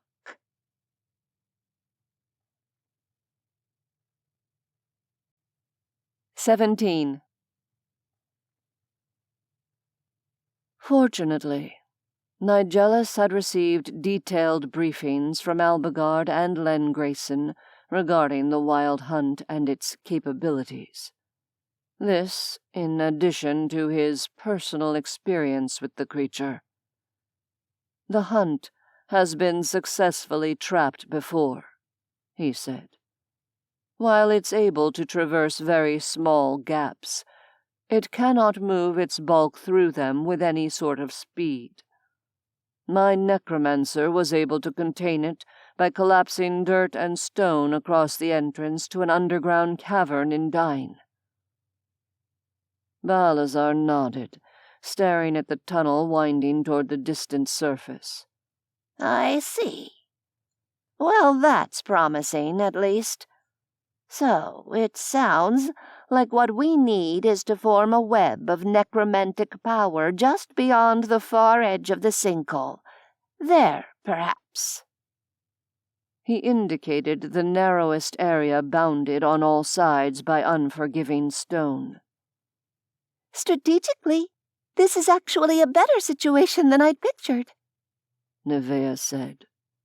"If you could craft a series of magical anchors at regular intervals around the edges of the tunnel, it might reduce the amount of power needed to hold the defensive barrier steady." Baalazar tapped his chin with one granite-colored talon. "Yes, I see what you mean. Well spotted, Shemasiel." It was strangely jolting to hear another demon address Neveah by her true name. Even more unexpected was the flash of jealousy Nigellus felt in response to the brilliant smile his angel bestowed on the imp. Ridiculous. He was behaving like a fool, and there was no time for such self-indulgence. Neveah gave the tunnel another piercing look. I wish I could say I'd be any kind of practical help with this. But even if I weren't worn down to nearly nothing, angelic magic doesn't mesh well with necromancy. Baalazar let out a grim little laugh. That's putting it mildly. Not to worry. I think we have it covered, my dear. Believe it or not, I used to be rather good at this sort of thing. Neveah nodded. In that case, maybe I should go back and see how things are progressing with the new vampires. Has anyone thought to test whether Sherilyn is able to travel through Hell's Gate on her own? Because of the angelic blood you gifted her? Baalazar asked. Yes, we tried that already. I'm afraid drinking your blood wasn't enough to convey that particular ability to her, though we're still in your debt for your generosity toward old enemies. The titlings aren't my enemies, Baalazar. Neveah dismissed the imp's words with a wave of her hand, but she did preen a little under his praise. Nigellus felt his irrational jealousy burn hotter, and he cursed himself for it. Perhaps, should he somehow manage to remain standing after the Fae's opening salvo, he would be wise to devote a bit more energy to worrying about what, exactly, this impossible creature had done to him. It hadn't even occurred to him that ingesting angelic blood might have imbued the new vampires with the ability to leave hell unaided. That was worrying, since it made him wonder how many other things he was failing to properly consider. Neveah's brilliant cerulean gaze rested on him. How about it, Nigellus? Need me to pass on any messages for you? What he needed was to keep his focus where it belonged. No, not at this time. But thank you again for your assistance. Her expression turned sad and wistful, and he knew she was thinking of her failed attempt to reach heaven. Don't mention it, she said. I'll find you later. If nothing else, we should probably discuss contingency plans in more depth. She left, returning through the gate. Once Nigellus and Baalazar were alone, the imp turned a beady eye on him. There's more to her story than you've told us, my friend. Is there anything else you'd care to share in confidence? Nigellus closed his eyes. After a silent moment, he squared his shoulders and opened them again. He still hesitated to speak his mind, but Baalazar had been his ally for longer than humans had been walking upright.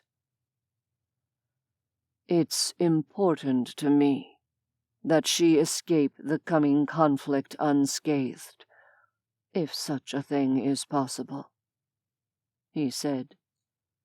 She is severely weakened, and I would not see her harmed while attempting to fight in our battles. Baalazar stared at him for an uncomfortably long time, unblinking in the flickering torchlight. I see, he replied eventually. It seems not even the Grand Logician and Strategist is totally immune to matters of the heart, eh? There was no answer to that, so Nigellus did not attempt one. Baalazar gave him a single nod of understanding and acceptance. I'm not certain anything in the three realms will remain completely unscathed if Mab has her way. But should it fall to me, I will treat her as a valued ally, and as someone who is important to my old friend. Nigellus could only mirror the imp's nod of acknowledgement, confident that Baalazar had understood at least some of the things he wasn't saying. "We should begin work on crafting the anchor points," he said, in lieu of a direct answer. Yes. Baalazar huffed out a sharp breath, and the two of them went to examine the narrowest point of the tunnel in more detail. We definitely should.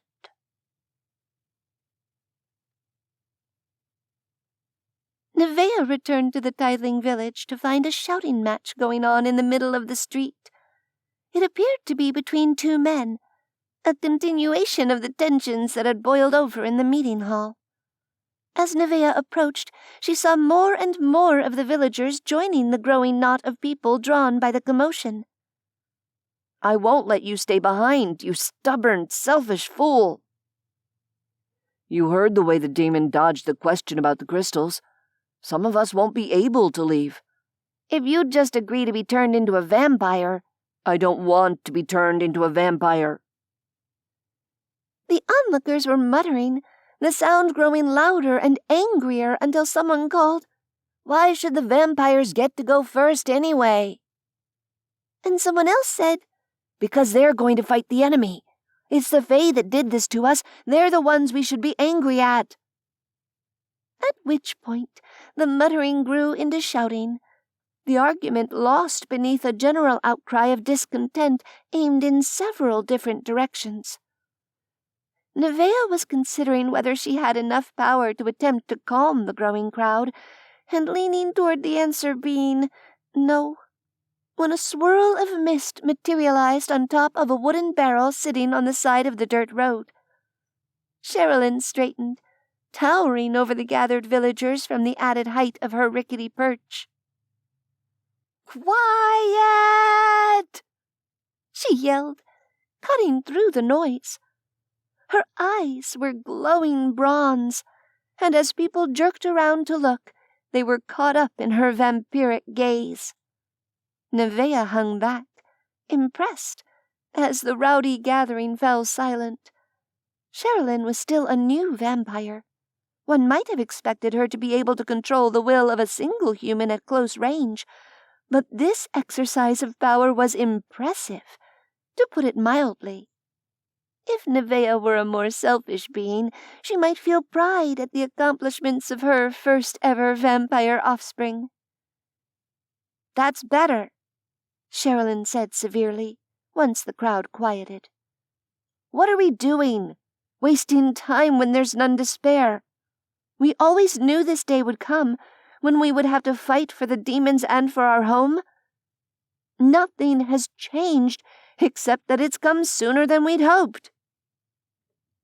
The muttering started again, quieter than before, with less anger and more sheepishness. A second voice cut across it. "We've got work to do." It was Finn, Sherilyn's partner. He didn't have a barrel to stand on, but his voice rang with authority. "This is hell. No one's going to force you to do anything you don't agree to. But danger is coming, and we need to prepare, not waste our time brawling in the street." Several people at the edges of the group began to slink away, chastened.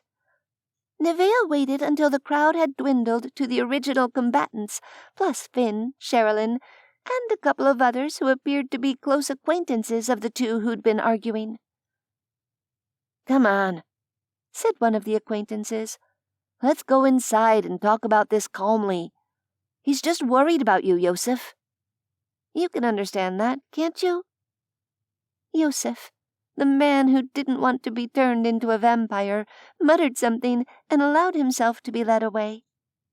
A few moments later, Neveah found herself alone in the road with Sherilyn and Finn. Finn's aura had gained a new darkness, but also a new lightness. "You're a vampire now as well?" Neveah said. "I turned him myself," Sherilyn replied, hopping down from the barrel. Things are getting worse in the village. Finn gestured toward the thatched cottage where the four had disappeared to continue their disagreement in private.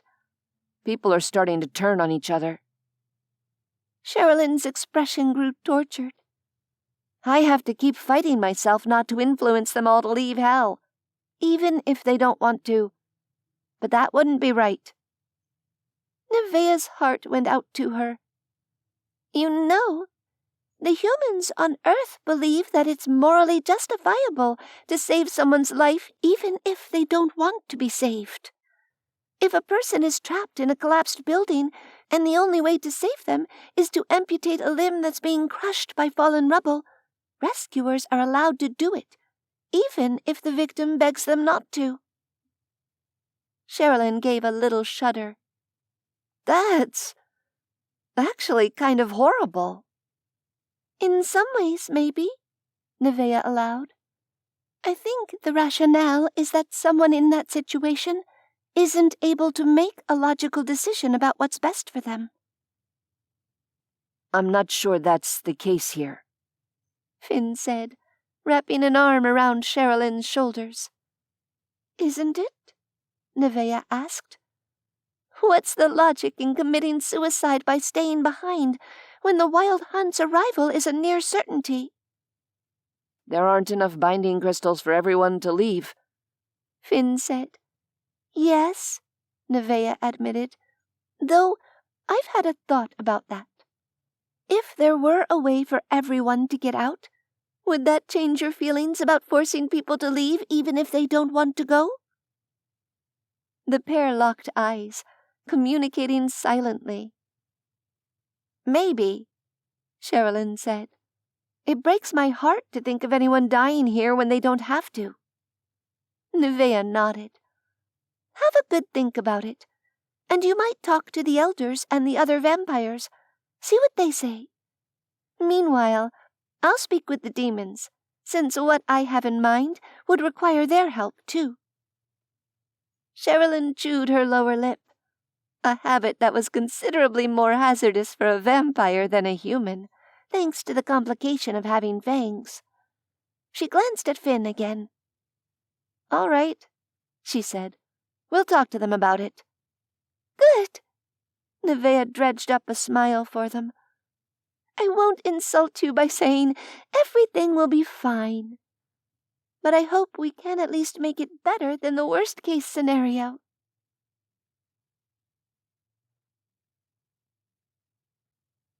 "18. Neveah got the impression that Typhon, head of the Council of Six, was not really her biggest fan.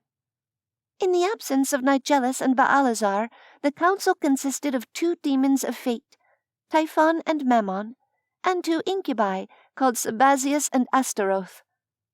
Incubi were, by their very natures, difficult to pin down, but Typhon certainly had no problem making his opinion known.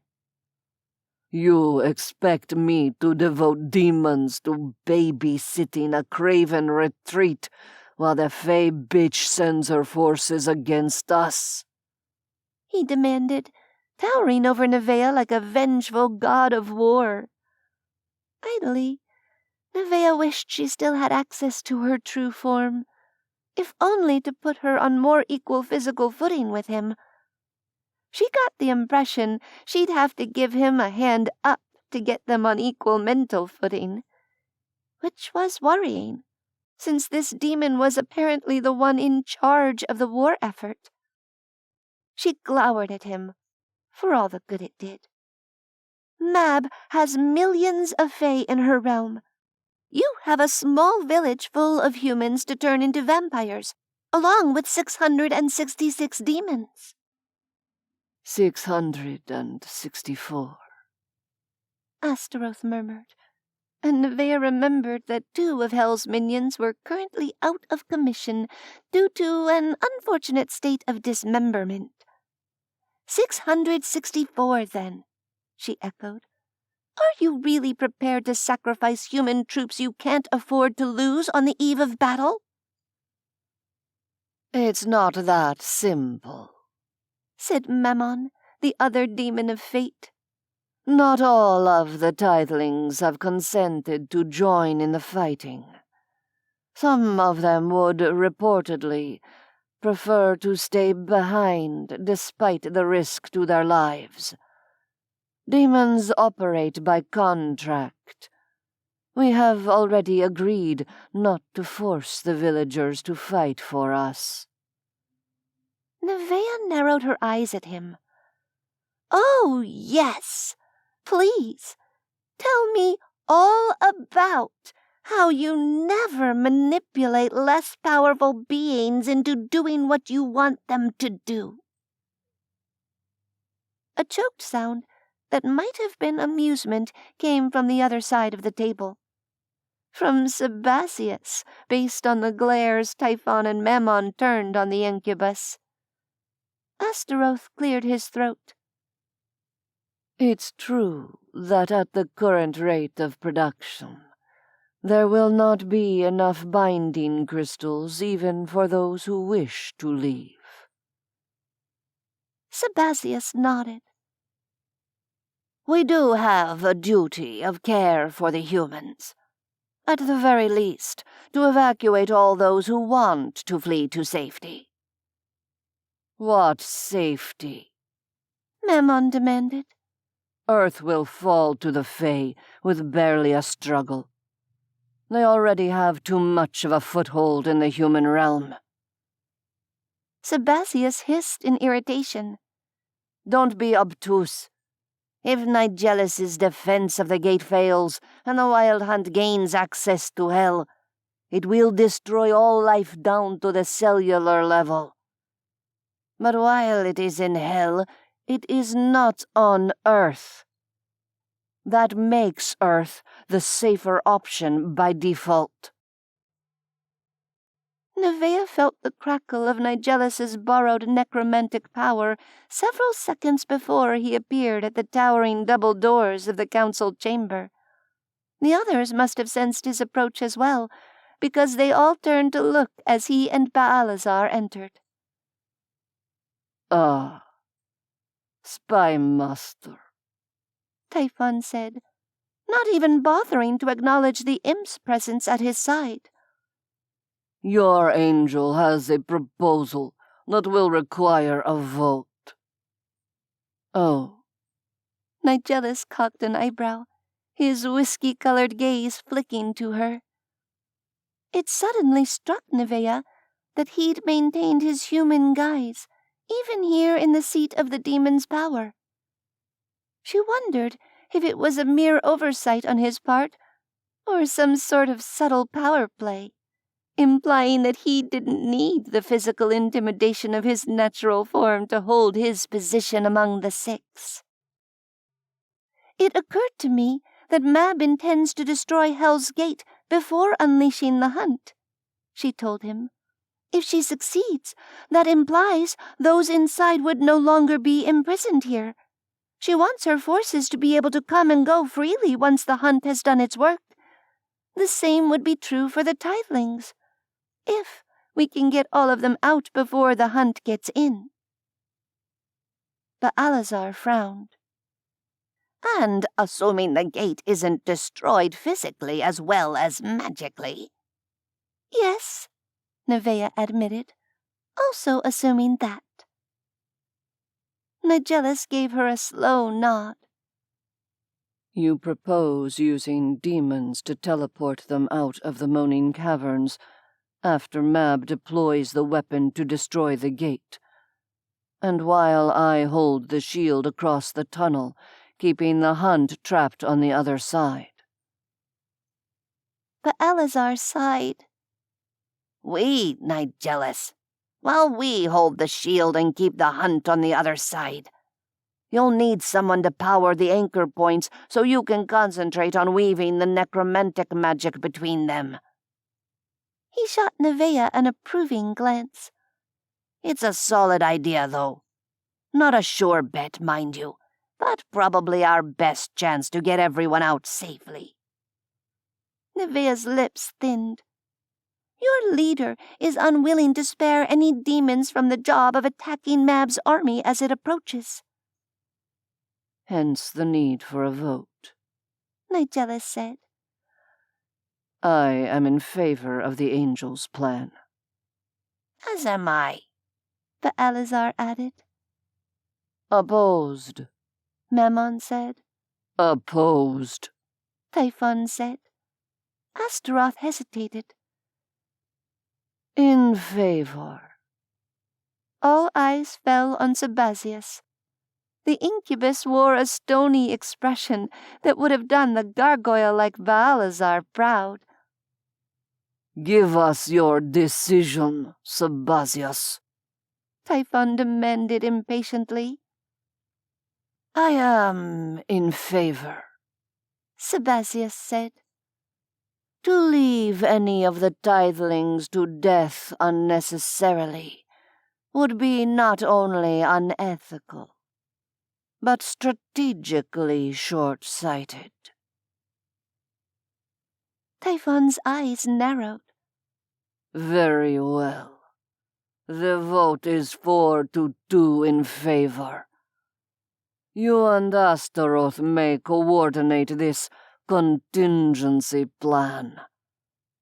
Though I find it fascinating that 4 of the Council seem to have no problem with allowing Mab's army uncontested access to Hell. If Hell is a dead husk occupied by the Wild Hunt, Nigellus said, what would be the point of defending it? Typhon's smile was tight and unpleasant. Good to know you have such confidence in your plan to defend the gate, Spy Master. Neveah made a frustrated noise. The point of defending the gate is to ensure that everyone can get out safely. Do you think Nigellus will be able to hold the hunt off forever, using power drained from a single human necromancer? Mab is coming for your home, Typhon, and she has the means to take it. You'd best decide whether you care more about a place or the people who live there. Typhon's heavy gaze came to rest on her, its intensity making the hair on the back of her neck prickle. Beside her, she felt Nigellus tense. Well now, little angel, Typhon said. It appears you still retain your bark, if not necessarily your bite. As you are an honored guest of the Council, I will ignore your impertinence. You have what you wanted. Perhaps it would be best if you left here and focused your attention on implementing your plan. She glared at him. Perhaps it would be, she said, and stalked out of the chamber without a backward glance.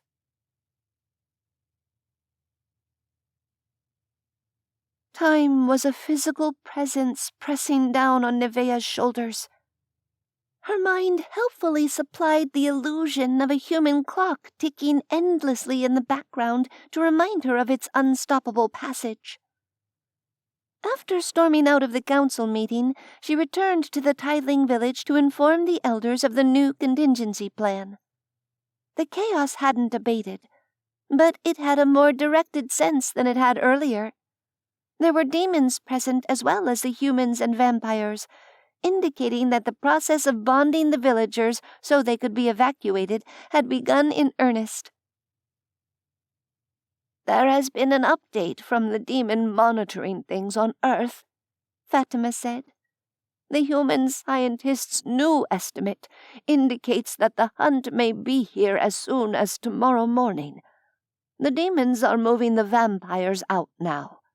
Once that's done, they'll start with the rest of us." Neveah filled the elder in on her theory about the gate, and Fatima's brown eyes lit up. "Really?" The elder's gaze turned inward as she integrated this new idea into her plans. "That sounds dangerous. But perhaps it will change some people's minds about leaving." "Astaroth and Sabazius will be coordinating things," Neveah told her. "If I'm right, and if we're fast enough, there's no reason for anyone to die in the Wild Hunt's attack." She hesitated. "You might want to speak to Sherilyn before she and Finn are evacuated. They and the other vampires could convince everyone to leave." "By taking away their free will, you mean?" Fatima's expression grew troubled. "I will speak to her, Neveah. Thank you."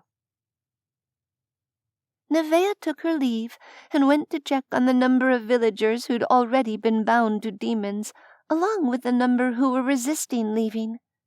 She spent the rest of the day spreading the word about the possibility of last-minute evacuations, trying to convince the most skeptical to change their minds, and ironing out the details of implementation with Sabazius and Astaroth. Hell's brutal red sun sunk below the horizon with the demons still working through their supply of binding crystals, taking the villagers out of Hell one by one. Neveah gathered from overheard conversations that the new vampires were being relocated to Stockton, where Ransley and Zora were arranging for accommodations under the guise of a phlebotomist's convention. At any other time, she might have appreciated the joke. Meanwhile, the unturned humans would be hiding in the wilderness along the Diablo mountain range north of Fremont, because apparently the demons were also closet comedians. There was at least fresh water and game to hunt, but it was still a precarious situation for people who'd spent their lives engaging in subsistence agriculture within a protected village.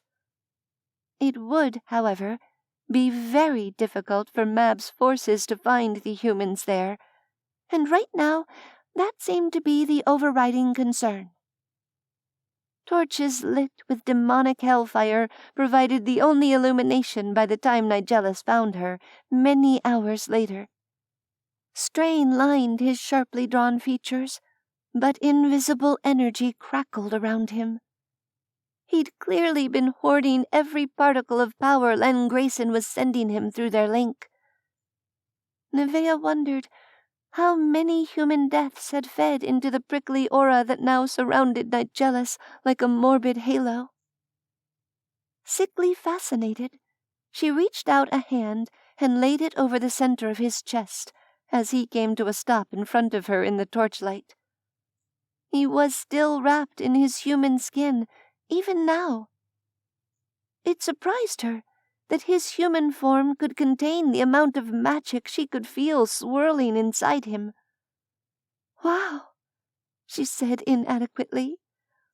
"I feel like I'm standing in a plutonium mine. How are you doing that?" He covered her hand, wrapping it in one of his as though he might pull it away from his chest. After a moment's hesitation, he pressed it closer instead. "It needs to be done," he replied simply. After a brief pause, he continued. "How are things progressing here?" She shook her head. "Too slowly. Also, I think the demons are scraping the bottom of the binding crystal barrel. I forgot to ask earlier, will you be binding any of the tithlings yourself? If so, you'd better do it now before they run out." "No," he said, letting her hand drop with every appearance of reluctance. "I will not. Doing so would be unwise, given the circumstances.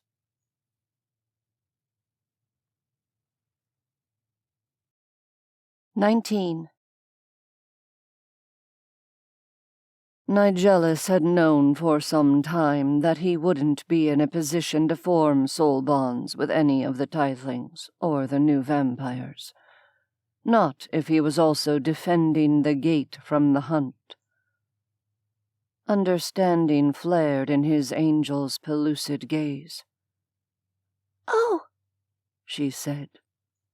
"you'd have to fight the urge to reap them if you run out of power. Right." As it was, he would need to lock down his connections to Edward, Ransley, Zora, and Len Grayson, no matter how desperate his need for more animus became. Once Grayson's reserve of necromancy was depleted, reaping his bound humans and vampires would not provide the sort of magic that would make any difference against the wild hunt. The animus gleaned from the mortal souls could only strengthen Nigellus's body, not Hell's defenses.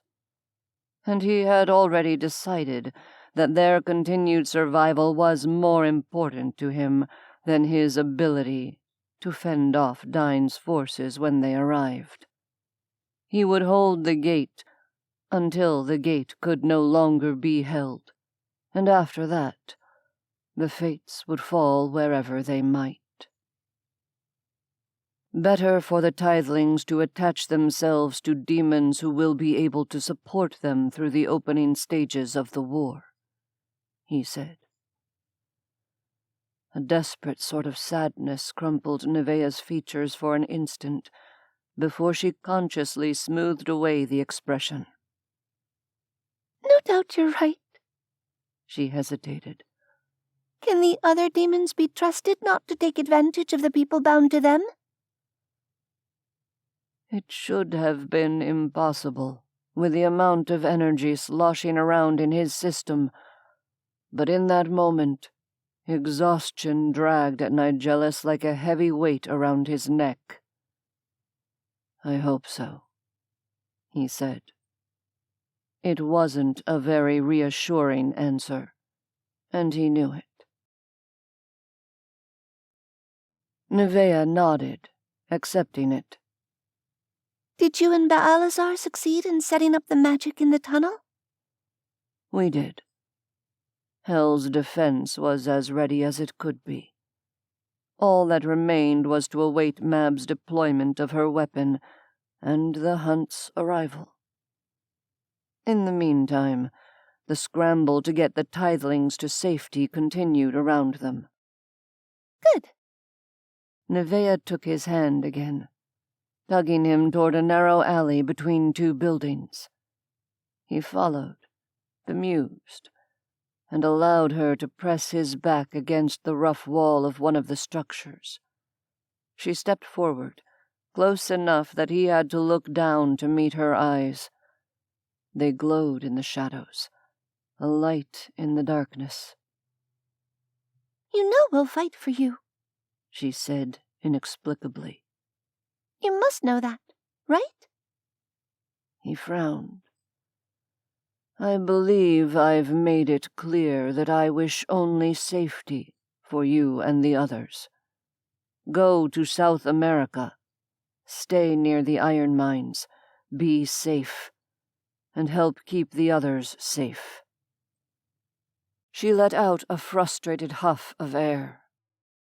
"Nigellus, perhaps you still don't truly know me, even after everything we've been through together.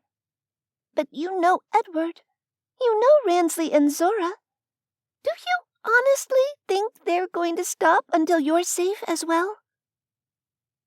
He took her by the shoulders, appalled by how fragile her corporeal form felt beneath his hands. "You must promise me, Neveah.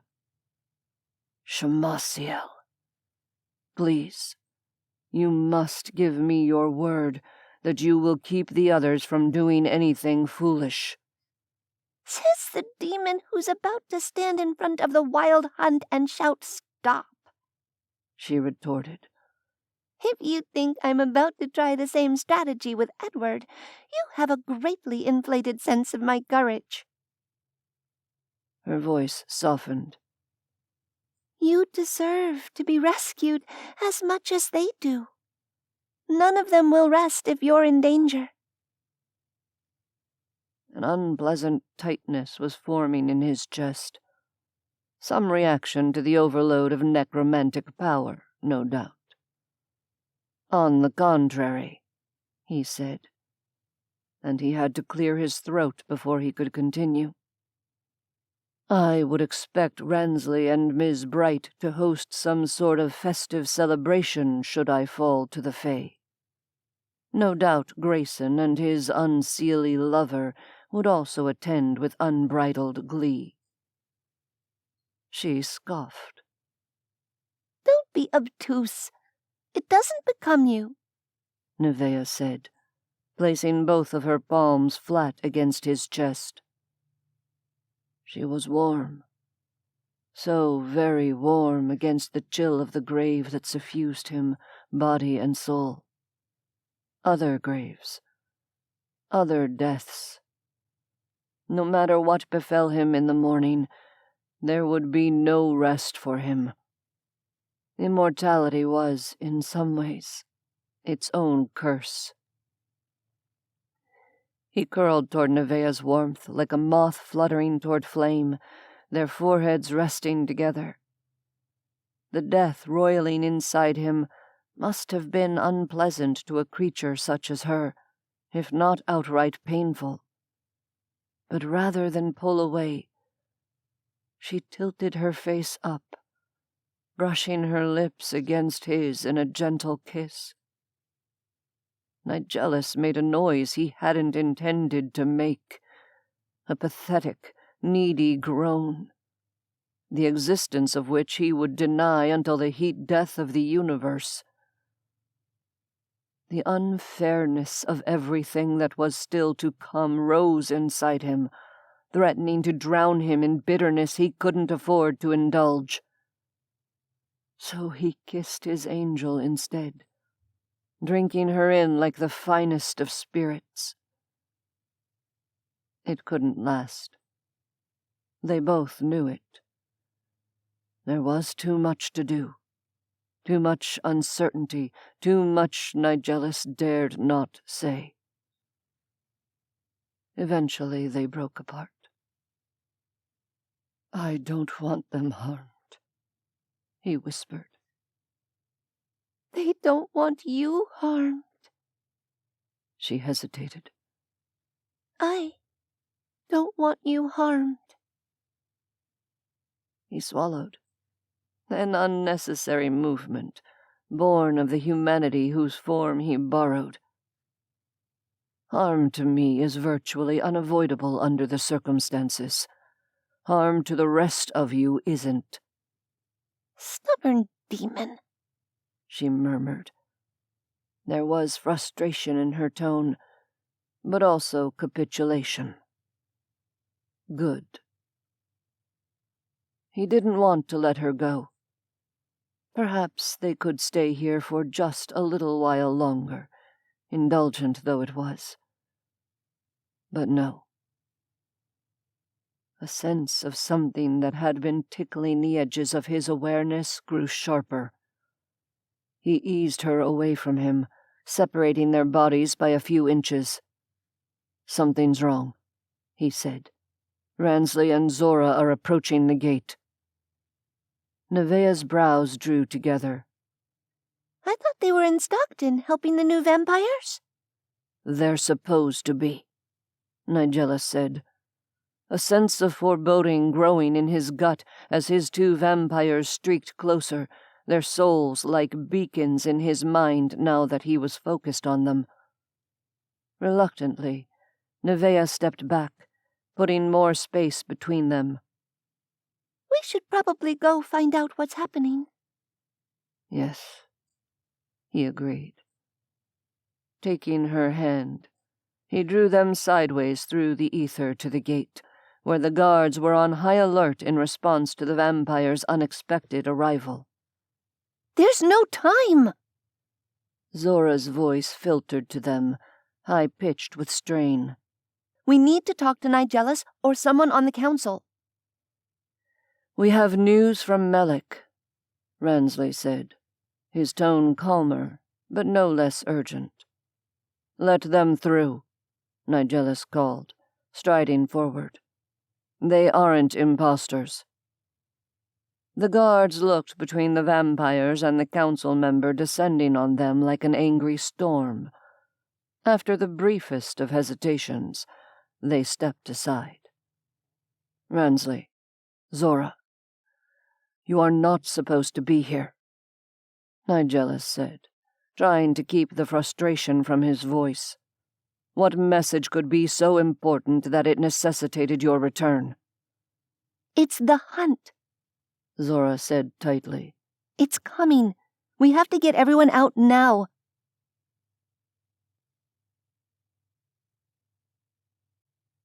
"20. We're already aware that the hunt will arrive sooner than originally estimated, Nigellus told them severely. So I say again, the two of you should not be here.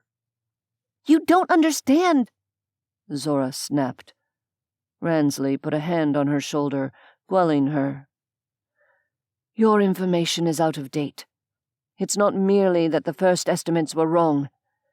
The hunt is utilizing the life force it's sucking from Earth to increase its speed as well as its mass. It's continuing to accelerate toward us. The Canadian and U.S. authorities aren't going to be able to carry out evacuations in time, Zora said, sounding distraught. Which means it will have even more power to draw from as it makes its way here, Ransley finished. Foreboding swirled in Nigellus's chest, along with necromantic power, and beside him, Neveah let out a low, mournful sound.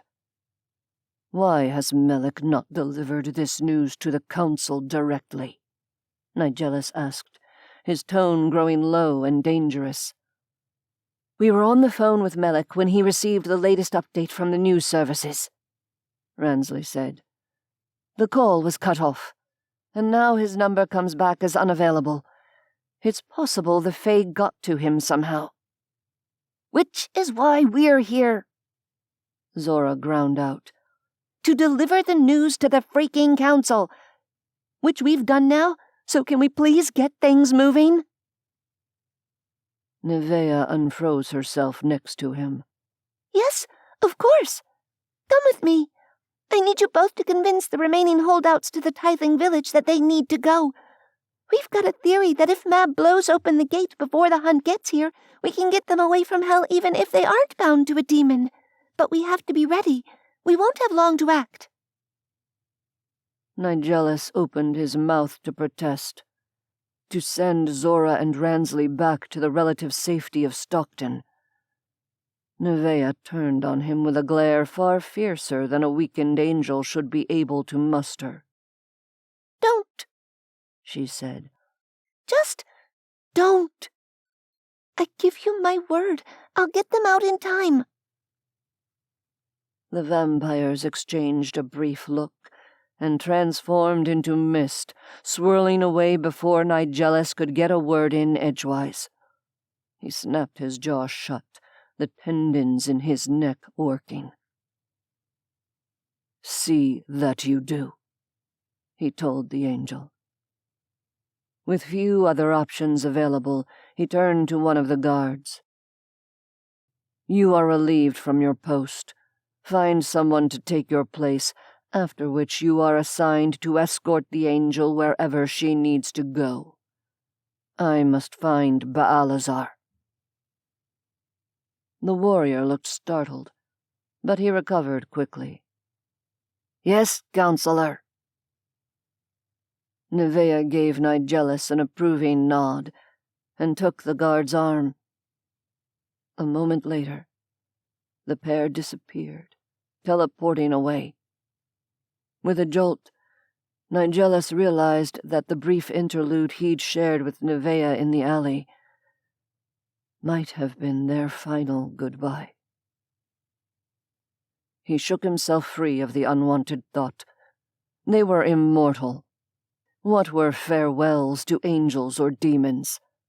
Right now, there was work to be done.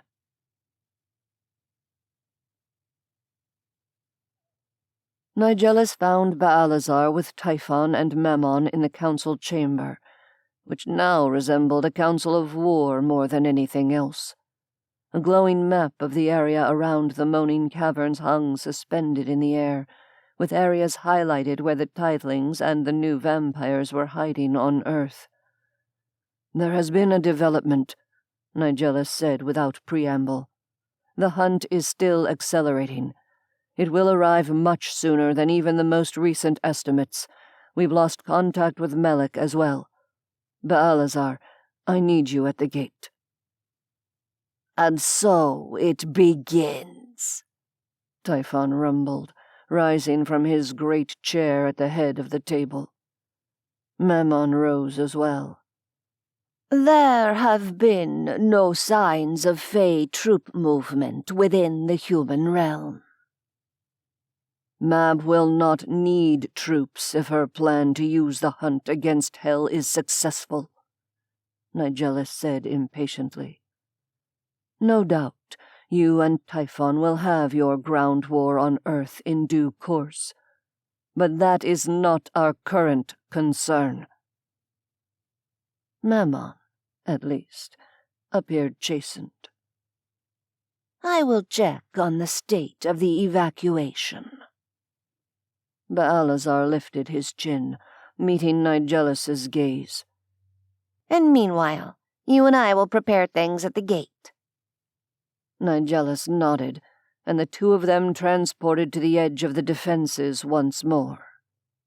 The number of guards present on Hell's side of the gate had swelled to nearly 100 during the short amount of time since Nigellus left.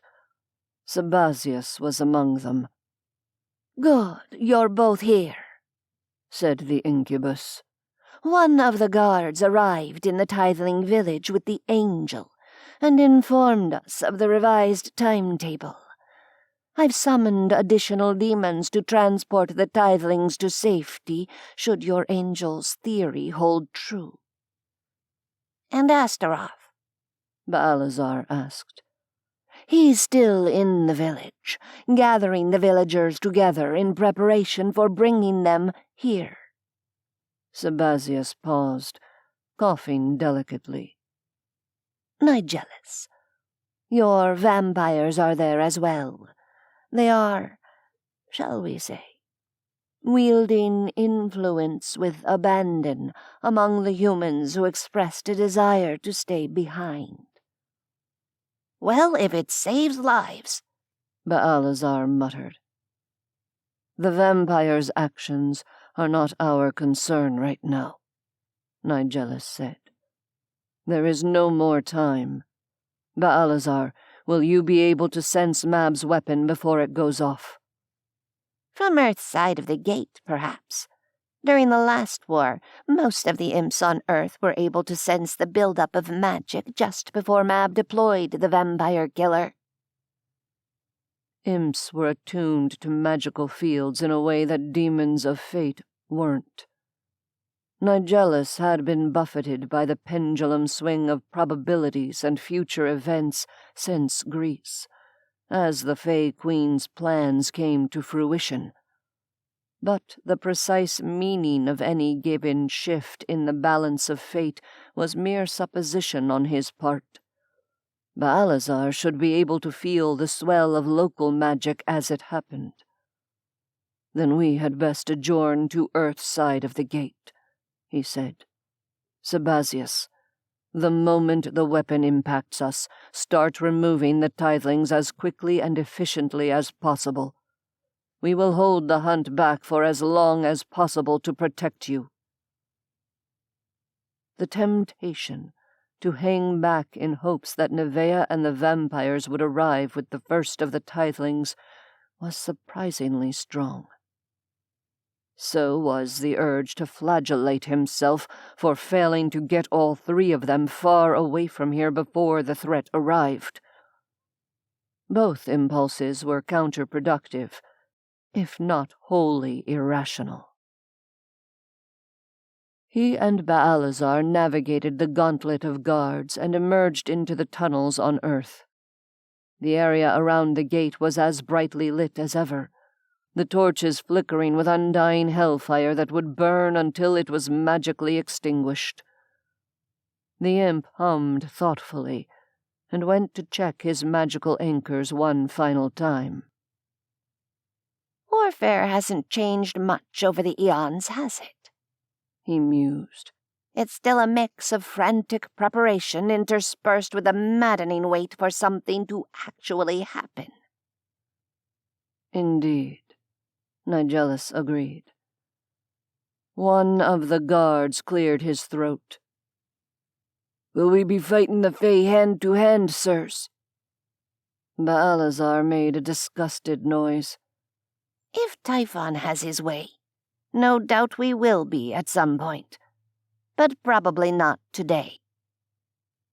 Your duty right now is to ensure all of Hell's denizens escape the hunt, guardsman, Nigellus said sternly. Not even demons can fight a vortex of darkness that sucks the souls of the living to feed itself. The words had their intended effect. No longer cocky, the guard now appeared, if anything, vaguely ill. Baalazar eyed Nigellus with mild curiosity. Will you be staying in that physical form for the battle, my friend? Nigellus looked down at himself. Human slender and still clothed in the same magicked-up garb he'd pulled from the ether after dragging Neveah out of the lake near Mount Olympus. Why hadn't he shifted into his natural form upon reaching Hell?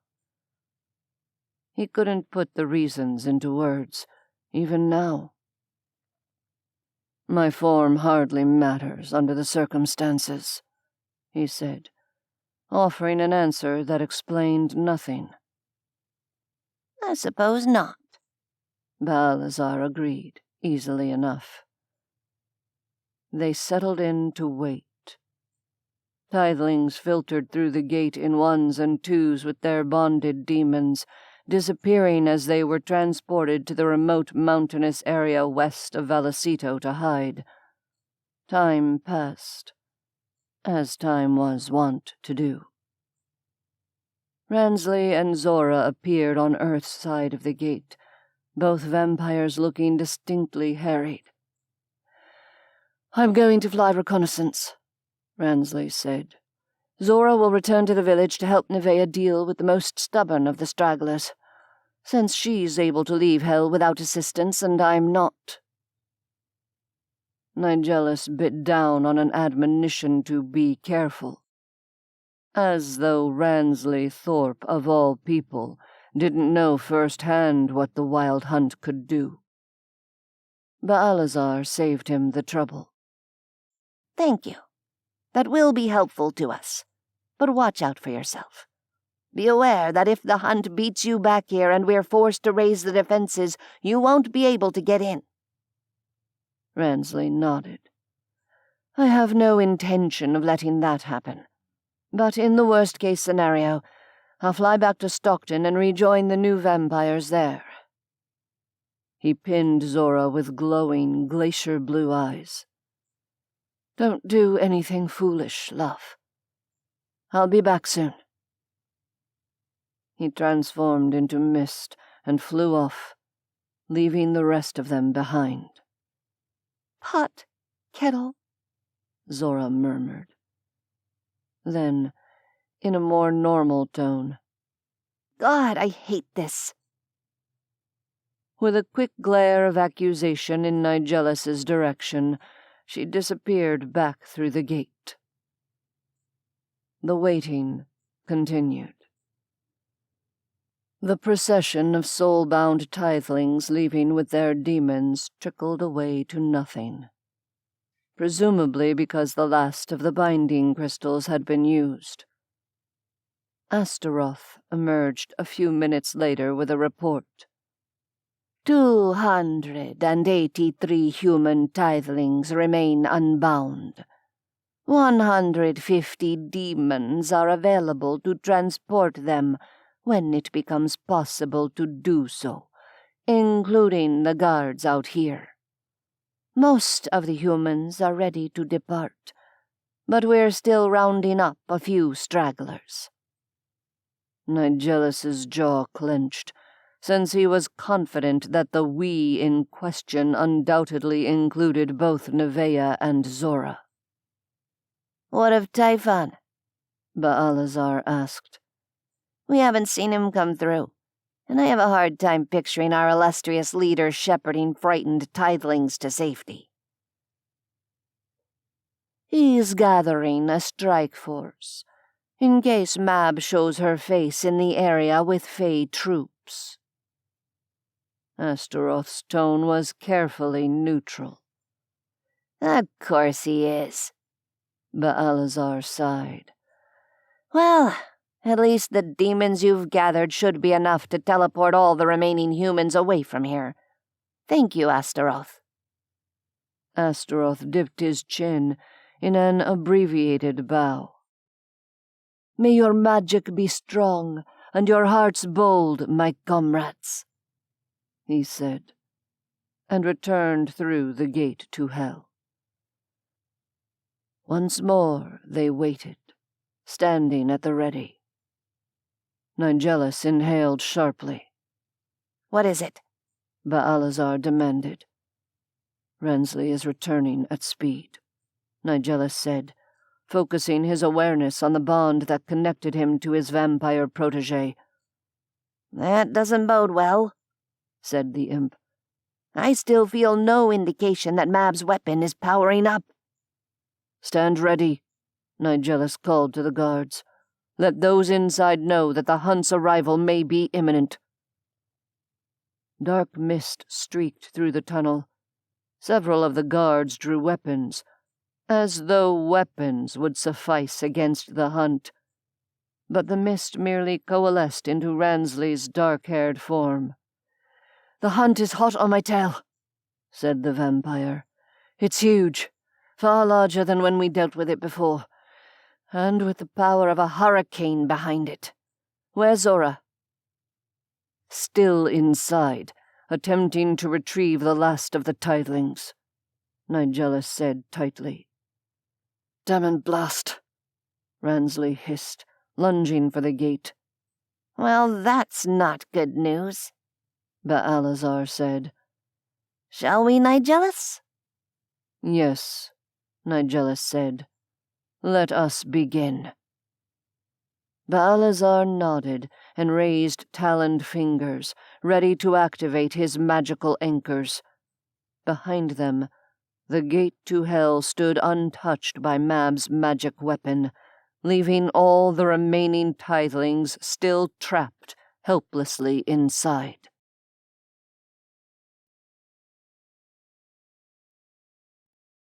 "21. At Baalazar's command, fiery sigils and runes burned themselves into the air, forming wheels within wheels in the tunnel before them.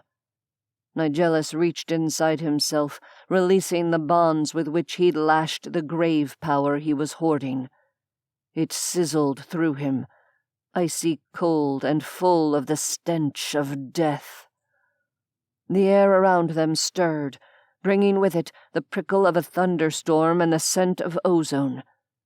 Baalazar's intricate web of magic wrote itself into reality, even as the eerie moaning that had long given the caverns their name grew in pitch and volume until it became a howl, and finally a scream. Behind them, the demon guards fell into formation, weapons pointed toward the invisible approaching threat. It was utterly pointless, but Nigellus didn't bother berating them. Their reaction was little more than instinct, the need to do something, even when there was nothing to be done. In the distance, the first of the magically burning torches illuminating the tunnels snuffed out.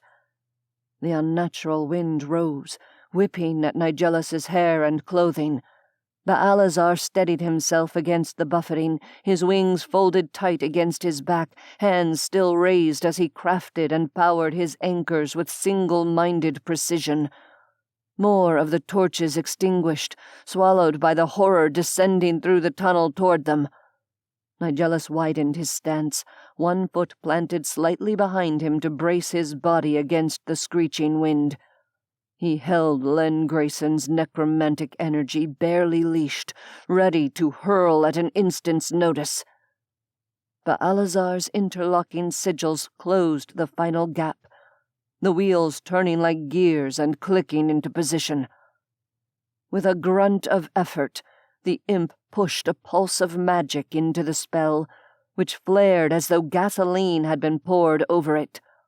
When the glare faded, the anchors froze in place, filling the tunnel. The darkness of the wild hunt poured into view like ink swirling in water. It swells and eddies, suggesting a twisted mass of tentacles and claws, punctuated by the gaping maws of tortured beasts. Nigellus stepped forward and slapped his palm against the frozen fire of Baalazar's sigils, pouring crackling blue necromantic energy into the framework the imp had provided. The skin of his palm sizzled, but the power surged from rune to rune, completing the shield and blocking the tunnel. His ears popped, and the shrieking din of the hunt's tormented souls dulled as though heard through a thick wall. Nigellus snarled in victory as the first tentacles lashed out, crackling against the shield and whipping back as though in pain. Yes! Baalazar punched the air in celebration. It's working! Take that, you fey abomination! Nigellus, fully involved in determining the absolute minimum amount of power necessary to successfully hold the hunt at bay, was only vaguely aware of the other people in the tunnel with them. He stared down the nightmare creature wailing only inches away from him, separated by a thin film of magic powered by the deaths of human strangers. Behind him, he could just about make out the boom of Typhon's voice. "Don't touch him!" Baalazar's words sounded like they were coming to him underwater. "He's acting as a conduit for all the necromancy he's been collecting. Can't afford to risk shorting him out." The imp, too, would be essentially trapped here with Nigellus, pulling ambient magic from the ether to power his anchors. "The gate," Nigellus grated. "There's no indication that the weapon is active," Baalazar said. "The tidelings are still trapped. Oh, wait." Time and fate tilted, almost sending Nigellus staggering. He'd been wrong to think a demon of fate would be less attuned to the shift than an imp, as it turned out. There was no question in his mind what was about to happen. "It's coming!" Baalazar shouted. His voice seemed suddenly very far away, even though he stood mere steps from Nigellus. "I'm going to try and pull some of the magic from the weapon into the anchors to strengthen them. Everybody, brace!" The runes flared brighter, and Nigellus poured more necromantic energy into them to match. The hunt wailed and cringed away from the barrier, 1,000 ravenous mouths contorting in hunger and rage, lit by the handful of torches still burning on their side of the barrier. The understanding of what was about to happen felt too big, too unimaginable for even an immortal like Nigellus to contemplate. Hell was hell. It had always been hell, since the creation of all things. The demon realm was immutable and unending, a stalwart bastion against all outside forces. Reality splintered around them. In an instant, the impregnable barrier that had stood since before the human realm had even coalesced from the primordial chaos of the solar system no longer existed. The veil that separated realities shredded like wet paper, and the essence of the demon realm spilled out even as the essence of the human realm spilled in. Nigellus dragged his swimming awareness from the horror in front of him to the demons falling like dominoes behind him. He wavered beneath the onslaught, only the knowledge of what would happen should his barrier against the hunt fall, keeping him upright. Beside him, Baalazar clung to the jagged granite of the tunnel wall, teeth bared as he struggled to hold the anchors in place. Above them, untold tons of rock shifted and groaned ominously. Boulders fell from the ceiling. One of the guards cried out, crushed by a heavy stone. Nigellus couldn't see who it was. Baalazar cursed sharply, altering the configuration of the runes to fill a new gap left where part of the wall had crumbled. "Try to bring the tithelings through," Typhon's voice boomed, as loud as the falling rocks. Knowing he couldn't afford distraction, Nigellus returned all his attention to the barrier keeping the hunt at bay. As the rumbling earth settled, he eased back on the amount of power he was feeding it, knowing time was not his friend. He only had so much power to give, while the wild hunt could merely wait him out. Despite his best efforts, the possible consequences of Mab's attack flooded his mind with a wash of horror. The veil held the delicate balance between the realms. Even small tears in the past had brought horrific consequences. If hell and earth began to pour into each other where they overlapped, would reality survive the resulting chaos? "The villagers are coming through." The voice, distorted though it was, came from Sabazius. "Thank fate for that," Baalazar muttered from his position at Nigellus's side. "Score 1 point for the angel."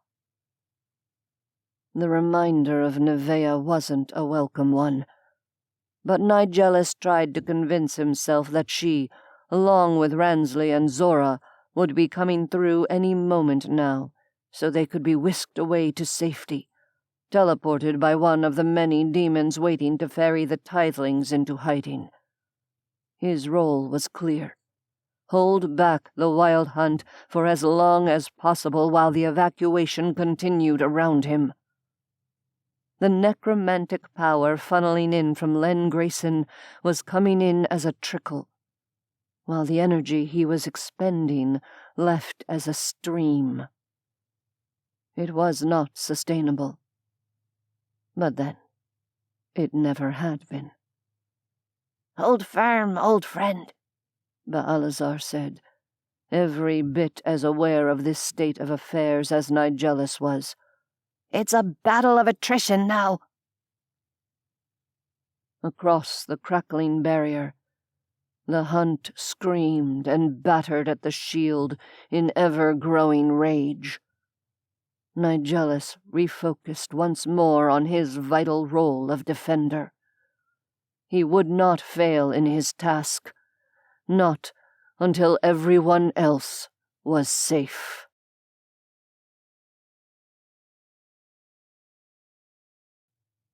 "22. Neveah and her demon escort searched among the deserted alleys of the Tithling village, looking for a man and 2 young children he'd been fostering. According to those who had already left for the gate, they were the last holdouts that needed to be accounted for. They were also maddeningly good at hiding. Dark mist swirled down from the starlit sky, solidifying into a slender form limned in silver light from Hell's 4 moons. Did you find them? Zora asked breathlessly. Not yet. Neveah let out a noise of frustration.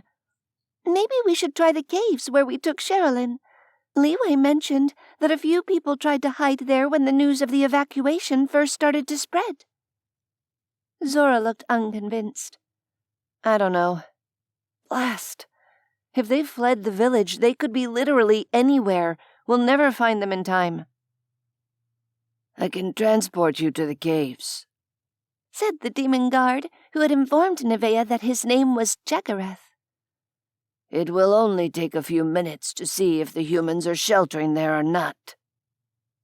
Neveah had been pleasantly surprised to find that Jagareth seemed truly committed to helping them get everyone out safely. She'd half expected him to be resentful of his assigned task, but it seemed she'd underestimated him. I think we should at least check, she said. Zora sighed. All right, let's do it. They don't seem to be anywhere near their cottage. All I can sense in the area are rodents and some very unlucky chickens.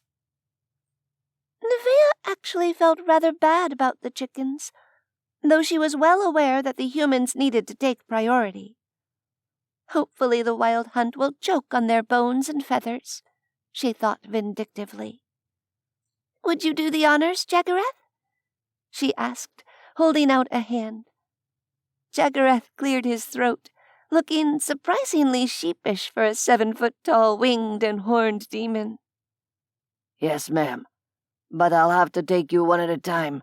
I'm, not the most powerful, and, it takes a fair amount of energy to transport you. There's, how do I put this? A lot more to you than there is to a mortal, or even a vampire. I don't think I can bring both of you at once.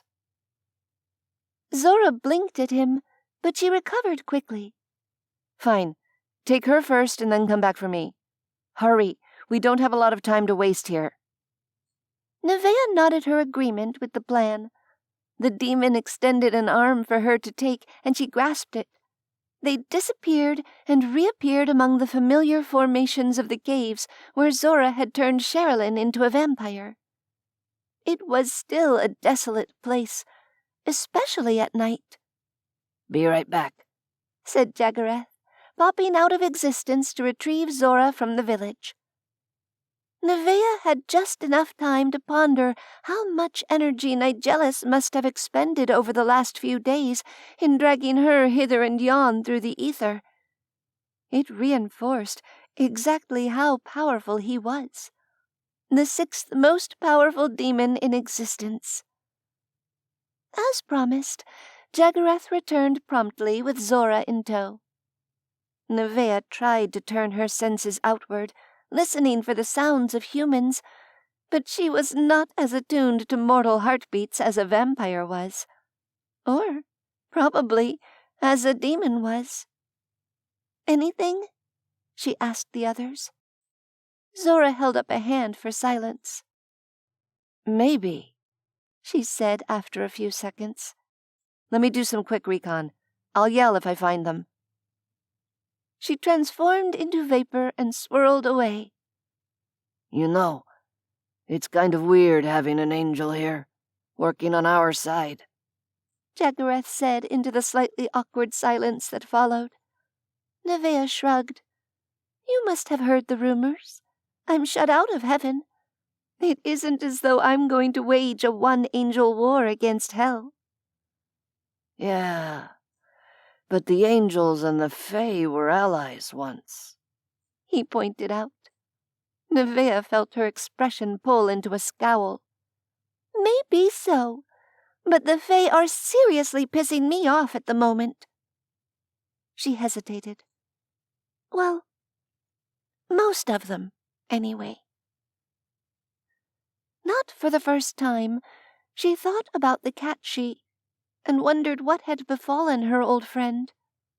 True, the she had double-crossed her the last time they met, but Neveah could acknowledge that the ancient Fae had done so out of a genuine belief that it was the only way to avert catastrophe, the very disaster in which they were now embroiled.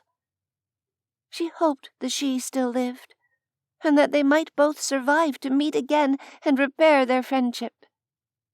"Found them!" came a shout, muffled by stone.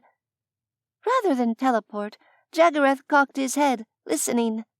"This way," he said, and led Neveah into the maze of stone canyons dotted with caves. They found Zora standing with her arms crossed, blocking the entrance to a cavern large enough for 3 people to hide in. The tiefling man had lit a small campfire, and the 2 young boys stood huddled behind his legs, peering out cautiously with wide eyes. "We're not leaving hell. It's our home," the man said, his arms raised as though to protect the children hiding behind him. Neveah attempted to project angelic influence, knowing she was still too weak to make it effective. "Perhaps you prefer certain death to the uncertainty of life in the human realm, but would you truly condemn these children as well?" she asked. "Yeah, sorry," Zora said. "No time. Nice try, but screw the diplomacy." Her eyes glowed with an inner light to rival the campfire's flames. "All 3 of you are going to accompany our good friend Jagerath to the gate. When the demons tell you, you will go through to Earth's side and allow them to transport you to safety. Understand?" The humans gazed at her, their jaws going slack. "I understand," said the man, sounding like an automaton. "We'll go to the gate now." "Terrific." Zora's tone was flat. "You do that." "Can you take all 3 of them at once?" Neveah asked Jagerath. "Should be able to," he said. "The young ones are pretty small." "Go, go," Zora said. "We'll wait for you here. Then I want to give the village one last sweep. I know these were supposed to be the last ones, but I need to check one more time for my own peace of mind." "Right," Jagerath said. "Come on, you lot. We're going." He grabbed the boys' hands and wrapped them in one of his huge ones, then grasped the man's arm with his other hand. A moment later, they were gone. "How much time do you think we have?" Zora asked, pacing restlessly outside of the cave entrance. "No way of knowing," Neveah said. "Maybe Rensley will be back with a report by the time we get to the gate." They waited several minutes for Jagerath to return. "Any news?" Zora asked when he popped into existence. "Nothing," he said. "Everyone's just waiting around at the gate for something to happen. We've got another problem, though. It turns out there's one more tiefling child missing." "What?" Zora looked around as though the child in question might pop up from behind a random rock. "How?" Neveah asked. Jagerath shook his head, clearly frustrated. "I guess one of his guardians thought the other one had him, and that one thought the first one had him. Then they got to the gate and realized neither of them had him." "Take Zora back to the village first," Neveah said. "She can start a search from the air while you come back and get me. Zora, meet me in the central square in 10 minutes if you can't find him." Zora nodded grimly, taking Jagerath's hand and disappearing. Neveah rubbed at her eyes, desperate to sit down and rest, but knowing rest wouldn't be a feature in her immediate future, or any time soon. "Maybe discorporation has its upsides after all," she muttered to no one. Jagerath reappeared and dragged her through reality to the village square. It was deserted. Zora was already missed, flying over the area in search of a human heartbeat. "You can fly too," Neveah said. "I'll start searching on foot." But Jagerath put a hand up to stop her. "No. It would be best if you stayed here. The 2 guardians live in different homes. Zora is checking one of the structures. I'll check the other. He unfurled huge, leathery wings and flapped away, leaving Neveah feeling thoroughly surplus to requirements. She huffed, ready to go and check the meeting hall that dominated one edge of the square on the off chance the child might have gone there.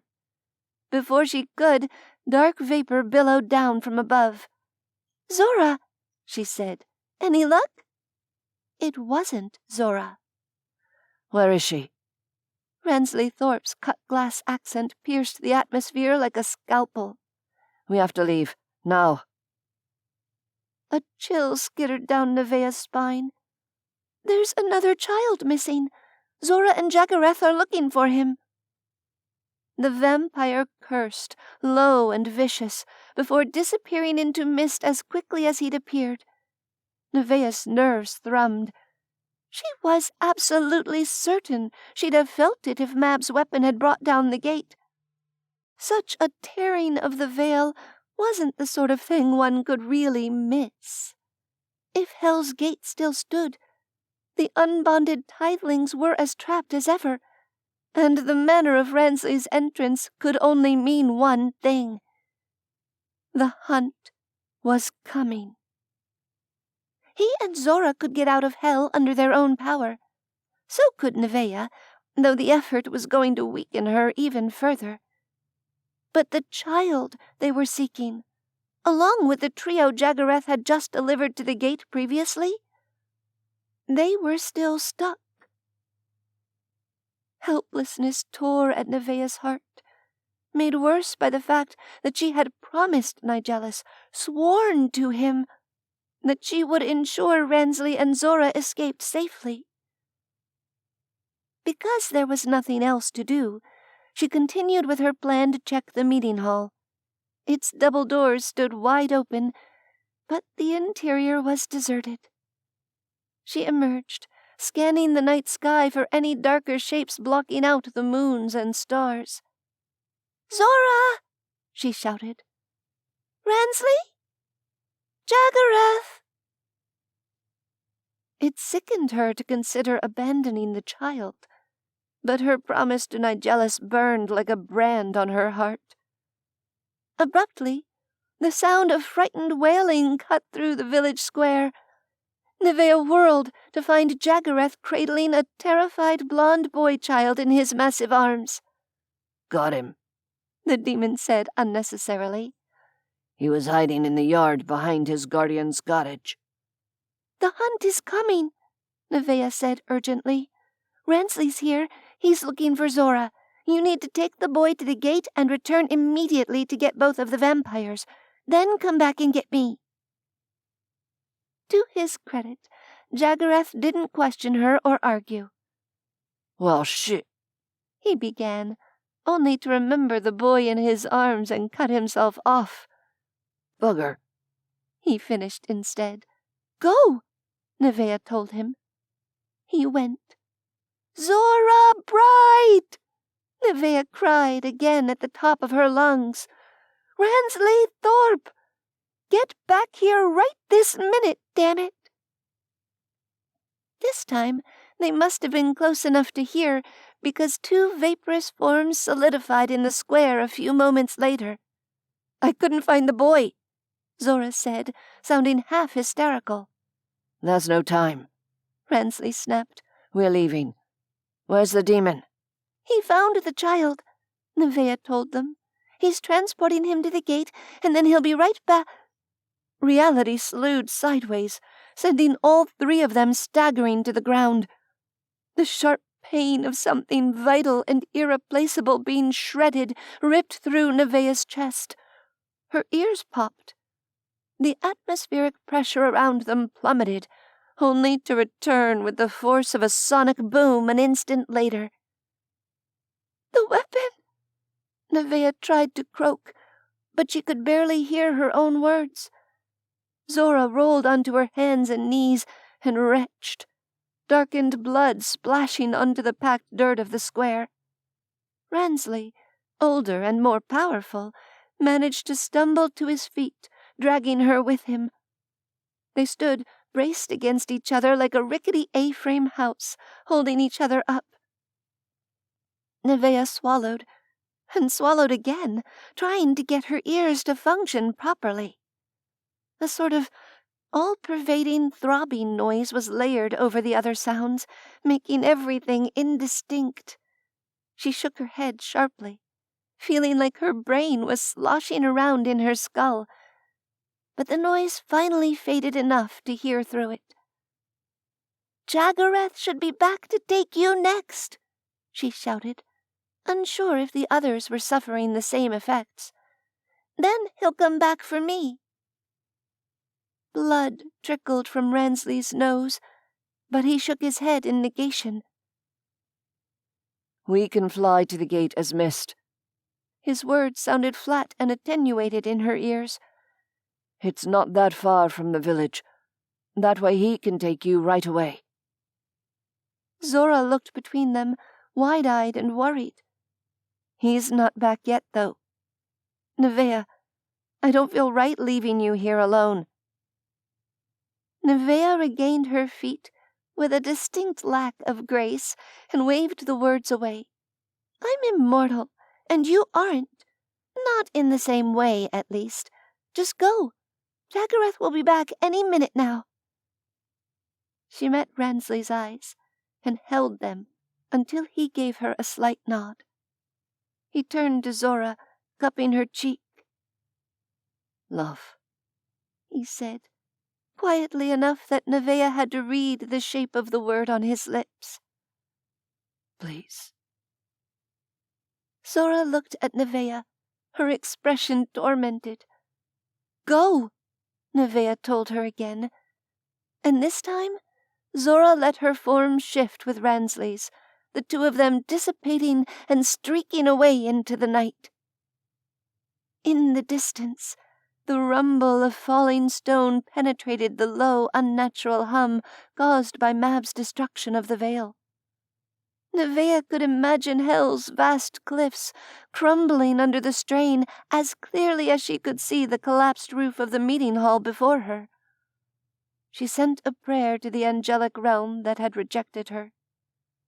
"Please, let the vampires fly straight and true to the gate. Please, please, let Nigellus' defense hold back the wild hunt until everyone can escape." Minutes passed.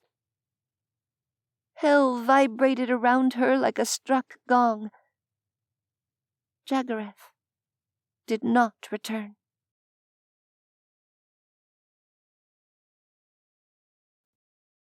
23. Baalazar maintained a running commentary of what was happening at the gate, beyond Nigellus's limited field of view. The imp was multitasking, feeding power leached from Mab's attack into his magical anchor system across the tunnel. Unlike Nigellus, he wasn't draining his own reserves directly, and he was therefore better able to split his attention. Nigellus was thankful for Baalazar's steady stream of updates, even if the words sometimes wavered in and out of his awareness as the wild hunt battered against the necromantic barrier. Sabazius's shouts also reached Nigellus at intervals. The incubus was apparently passing updates back and forth to Astaroth, who was stationed on the other side of the now ruined gate. "They found the last missing child," he called. "That should be all of the villagers." "Stay focused, my friend," Baalazar said. "It sounds like we're nearly there." Nigellus nodded his understanding, telling himself that Neveah and the two vampires would return to the gate now that their self-appointed task was complete. He only had to hold back the wild hunt for a few more minutes, and it would be done. His body shook with the effort of directing Grayson's power into the barrier without wasting any of it needlessly. His muscles felt as though they were on fire, even though his body shuddered with the ice-cold chill of the grave. He clenched his jaw and held on. The massive weight of earth and rock above them groaned, shifting again as it settled. More rubble fell from the roof, prompting cries of alarm from the line of tithelings waiting to be transported away. Someone screamed, the sound eerily distorted by the strange atmosphere left over from Mab's weapon. "That one was worse on the other side of the gate," Sabazius shouted. "Astaroth says we have 2 more demons down. One of them was protecting the tithling boy, and the other was crushed while trying to free the first victim from the rock slide." "Is the child safe?" Baalazar called back. "Yes, he's here. He's unharmed," Sabazius reported. Typhon's deep voice cut across the growing confusion. "Get the injured demons out of there immediately and transport them away. We can't afford to lose any of our fighters." "The others already have most of the tithlings transported," Baalazar told Nigellus. "It's clearing out rapidly now, but I haven't seen Neveah or your 2 vampires yet." A rather terrible thought occurred to Nigellus, but it was becoming nearly impossible to speak while also maintaining their defenses across the tunnel.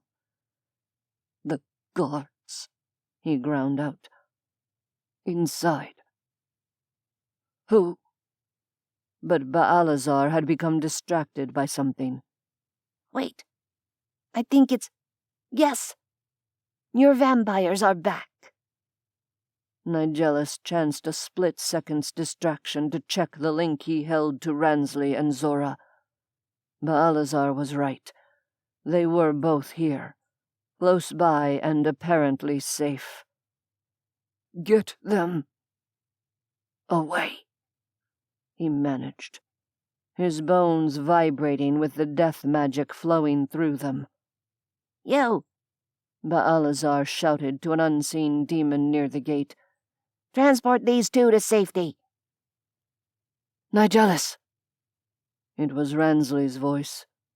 The vampire was hurrying toward him, ignoring Baalazar's startled exclamation of protest.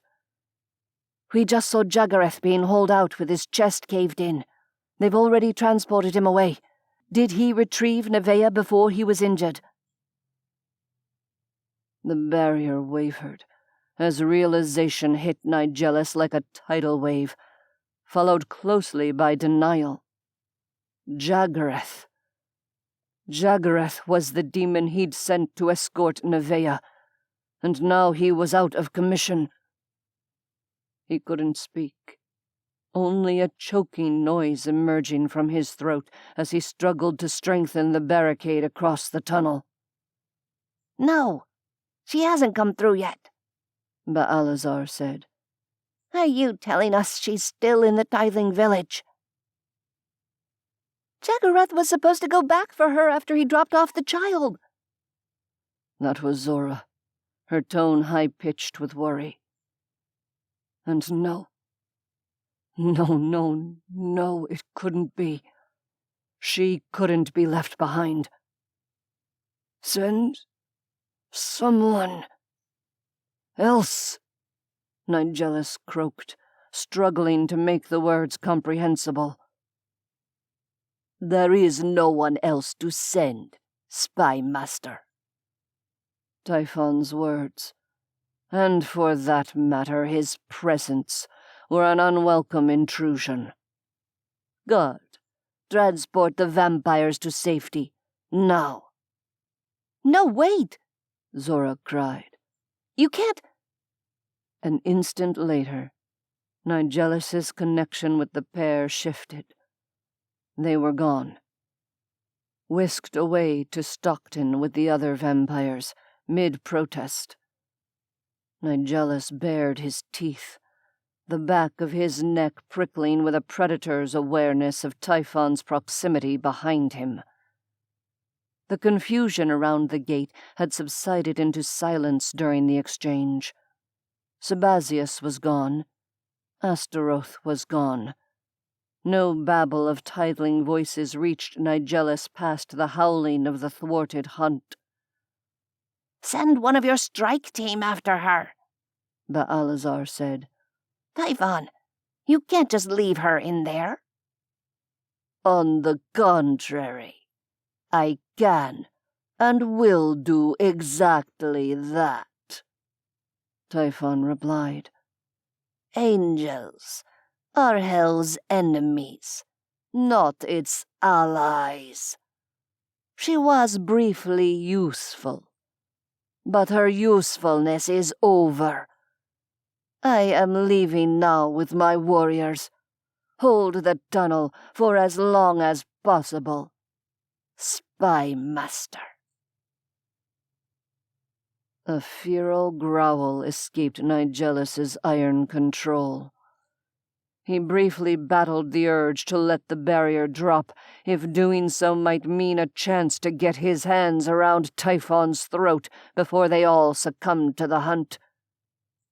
"Come, my comrades," Typhon said, addressing his troops.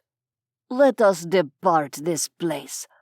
There is revenge to plan, and we have many Fae to slaughter." Still, Nigellus wavered between the need to defend the gate against the hunt and the desire to rip Typhon limb from limb. "Nigellus, don't!" Baalazar said. "Your angel is still in there. We have to hold the gate for her." At the imp's words, Nigellus hesitated. And by then it was too late. Typhon and his shock troops were gone as though they had never been. He and Baalazar were alone in a crumbling tunnel, standing between a soul-sucking nightmare and the only angel left in the three realms. Nigellus's chest heaved in a desperate, uneven rhythm, as though he were a mortal in need of oxygen after some great exertion. "Baalazar," he rasped between gasping breaths. "I won't leave you, my friend," said the imp. He paused, as though searching for some crumb of hope to offer. "When Neveah realizes Jaggereth isn't coming back for her, she'll make her way to us on foot. We'll just have to hold the barrier until she arrives. That's all." Nigellus grasped the pathetic lifeline Baalazar had tossed him, far too aware of how little power was coming through the bond from Len Grayson, and how much was pouring out of him to maintain the flimsy wall of magic separating them from the wild hunt.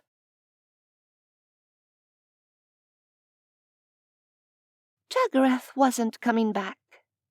Neveah had no idea what had happened, whether it was due to a complication from Mab's weapon or some bizarre form of double-cross on the part of the demons.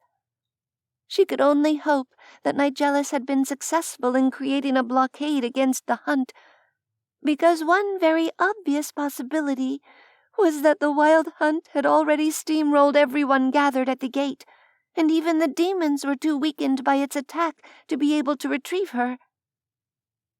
If that was the case, it would find her sooner or later as it stormed through hell, sucking every last bit of life from the desolate realm. The only thing to do was to flee for the gate under her own power. In a moment of foolish optimism, she concentrated on her wings. If she could just manifest them. She strained uselessly, reaching for strength she didn't have. It was a waste of time and energy. She was far too weak to even call them forth, much less use them to travel. Neveah would be making this trip on her own 2 feet, or not at all. At a guess, the Tithling village was approximately 2 miles from the gate to Earth, and it was uphill the entire bloody way. Because of course it was. She started out at a steady jog, knowing that while the vampires could cover such a distance in a minute or two while flying as mist, she would be extremely lucky if she could manage it in less than a quarter of an hour in her current condition. Her skull still pounded with an all-pervading, throbbing pain in reaction to the veil being shredded, and her perception swam unpleasantly. She had a terrible feeling that she was not moving in a straight line, but rather weaving back and forth like a drunkard. The knowledge that the hunt might appear above her like a ravenous thunderstorm at any moment was maddening. There was no way of divining whether she and Zora had sent the tidelings toward salvation or toward their deaths. The vampires might already be lost. The man and his 2 children might be lost. The little boy Jaggereth had been transporting. She shook her head angrily. The motion only made her dizzier and more disoriented, her feet stumbling over nothing and threatening to send her sprawling on the rocky ground. Neveah caught herself on a hand and a knee, the impact jolting through her painfully. There was nothing to do except keep going at whatever pace she could manage without ending up flat on her angelic backside. Would Mab send Fae troops in after the hunt? There had been no sign of Fae movement on a large scale, based on the demon's surveillance of Ireland. But then again, Fae could travel by portal and ley line, covering vast distances in very little time and with very little warning. It all depended on the Mad Queen's immediate goals in her war against the other realms. The ascent from the Tidelings Valley to the cave complex among the high cliffs that held the ruins of the gate grew increasingly tortuous. Neveah was devastatingly weak. The trickle of adoration from the Tidelings who still thought of her kindly had not been nearly enough to overcome the trauma of her second fall from heaven. Even a mortal could have done better. Her clumsy jog slowed to a walk as the trail grew steeper. A human would have been panting for breath, but lack of oxygen wasn't the problem for an angel. Lack of power was. Stopping wasn't an option, but her stumbles grew more frequent, and it was harder to get up each time she fell. She fixed the image of Nigellus firmly in her mind. She had to keep going, because she needed to know what had happened to him. The hunt hadn't appeared yet. While hell was a big place, she was close enough to the gate that if it had gained entrance to the demon's realm, she should have encountered it by now. That meant Nigellus and Baalazar must still be holding it off. But they couldn't do so forever. She had to hurry before Nigellus ran out of necromantic power to hurl at the horrible creature.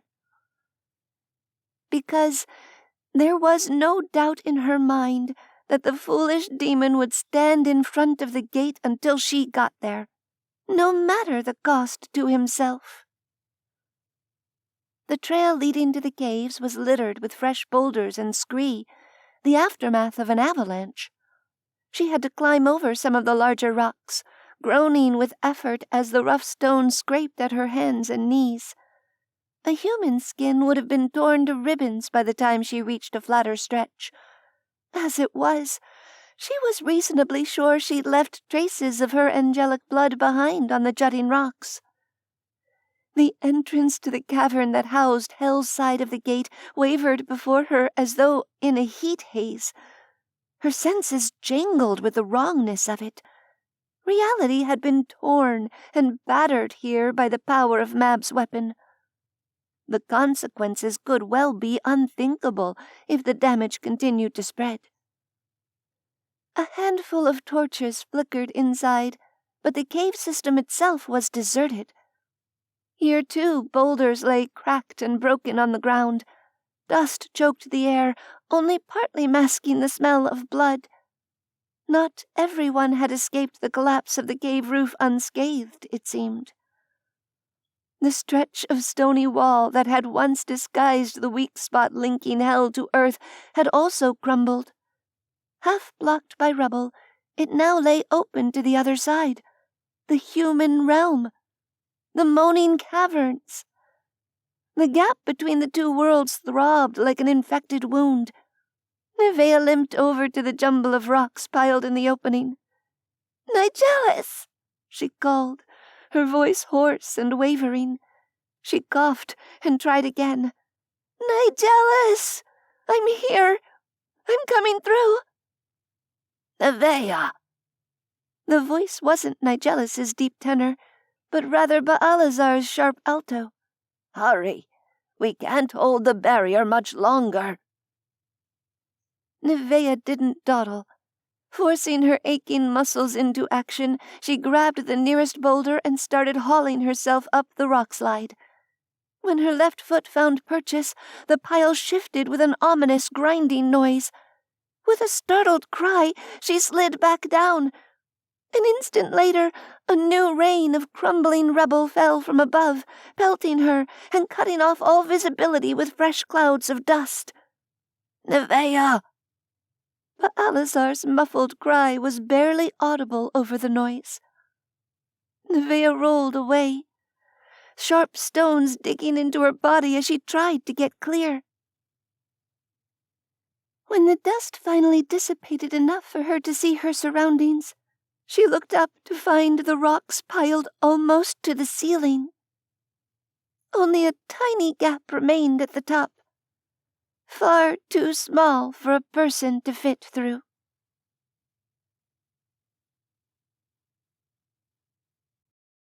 "24. Nigellus was out of time and out of power. Scraping the dregs of Len Grayson's necromancy from the depths of his soul, he was dependent on the next death in a random Venezuelan field hospital to hold the wild hunt at bay for just a few moments more, and a few moments more after that. His body was stripping itself to make up the difference, and he was allowing it to happen because the alternative was to fail. Even through the distortion in the atmosphere around him and the rhythmic shush-shush, shush-shush of his own heartbeat, his angel's voice reached him like a distant dream. "Nigellus!" And then, even louder, "Nigellus! I'm here! I'm coming through!" "Neveah!" Baalazar called in reply. "Hurry! We can't hold the barrier much longer!" Moments later, the tunnel around them shook as another rockslide sent dust billowing through the air. A stone the size of his skull struck Nigellus a glancing blow to the shoulder. He staggered, barely managing to maintain contact with the anchor he was using to funnel necromantic energy into the barrier. "Neveah!" The imp's cry cut across Nigellus's wordless shout of denial. For an endless moment, there was no reply from the other side. The shaking settled. Dust lingered in the air. I think I'm trapped," Neveah called weakly, her voice far more muffled than it had been before. "The gate is blocked." She was too weak to escape. Nigellus strained to hold the barrier, knowing Neveah wouldn't be able to manifest her wings and travel transdimensionally through the rockslide. If she were able to do so, she would have used her wings to reach them in moments rather than arriving on foot. She lacked the physical strength to move a pile of heavy boulders, and certainly not fast enough to reach them before Nigellus's failing defenses crumbled. He didn't dare turn away from the hunt to see the state of the blockage, but he didn't need to. Baalazar's mournful, "Oh, no!" told him everything he needed to know. There was only one thing to do. He gathered his strength to speak. "Balazar." His voice didn't sound like his own. "You must save her." Balazar hesitated. Nigellus, you know I can't transport her and hold the anchors at the same time. Nigellus nodded. "I know." He swallowed, dust coating his dry throat. He could imagine the imp's stricken expression, even if he couldn't see it. You'll be overcome within seconds if I let the anchors collapse, Balazar said. "I know," Nigellus repeated, struggling for every word. "My friend, please, I beg this of you. Hurry." The barrier flickered.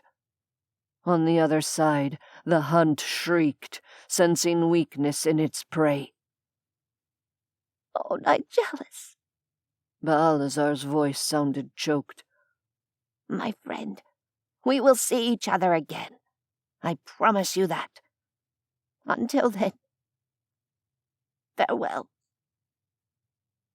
It was a bitter salutation. Nigellus would not be faring well for the foreseeable future, and they both knew it. Nonetheless, all he could feel toward his longtime companion and ally was gratitude. "I'm coming through, Neveah," the imp called. "but we'll have to be quick." Nigellus braced himself as best he could, knowing it wouldn't be enough. The tear in reality where the gate used to be meant Balazar would be able to teleport directly to the other side. Once there, he could grab Neveah and transport them both far away from here, to a place of relative safety. True to his word, Balazar took a step back and disappeared, his departure apparent by the immediate effect it had on the barrier. The instant he stopped feeding power into his anchors to maintain them, the magical framework collapsed. Before the hunt could do more than roar in victory and lunge forward, Nigellus poured every bit of power left in his body at the creature in a single, unfocused blast. Blue electricity flickered around the tunnel, crackling madly against the oily black vapor of the hunt's flailing tentacles. It wailed and recoiled, the retreat lasting only seconds before it boiled forward again, rolling over Nigellus and enveloping him in sucking darkness that burned like poisonous acid. He crumpled, utterly defenseless after having expended every ounce of his power. Even if he could have found the strength to call up Shamassiel's sword, there was no point. Nigellus had battled the hunt on 2 other occasions, and even at his strongest he was no match for it. He was immortal. It couldn't kill him. But it was relentless. He couldn't stop it. There was no way of knowing whether that brief, final surge of defense had been enough to allow Balazar and Neveah to escape. He would prefer to believe that it had. But despair was one of the hunt's many weapons. In its venomous embrace, it was far easier to picture the pair falling beneath the dark wave of its insatiable hunger for life, just as he had. The blackness surrounding him crawled into his mouth and nose, filling his lungs, whispering to him that there was no hope and no point in fighting back. It was quite correct on both counts. Nigellus was nothing if not a practical creature. The fey abhorrence sucked vitality and will from him like a vampire draining its victim of blood, so he did the only reasonable thing he could do. with his task finally completed, to whatever degree of success he'd been able to achieve. Nigellus closed his eyes and gave up.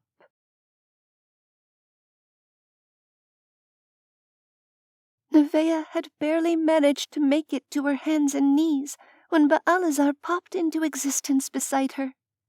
The shock of the cave-in had made her wits even slower than they'd been before, which was saying something.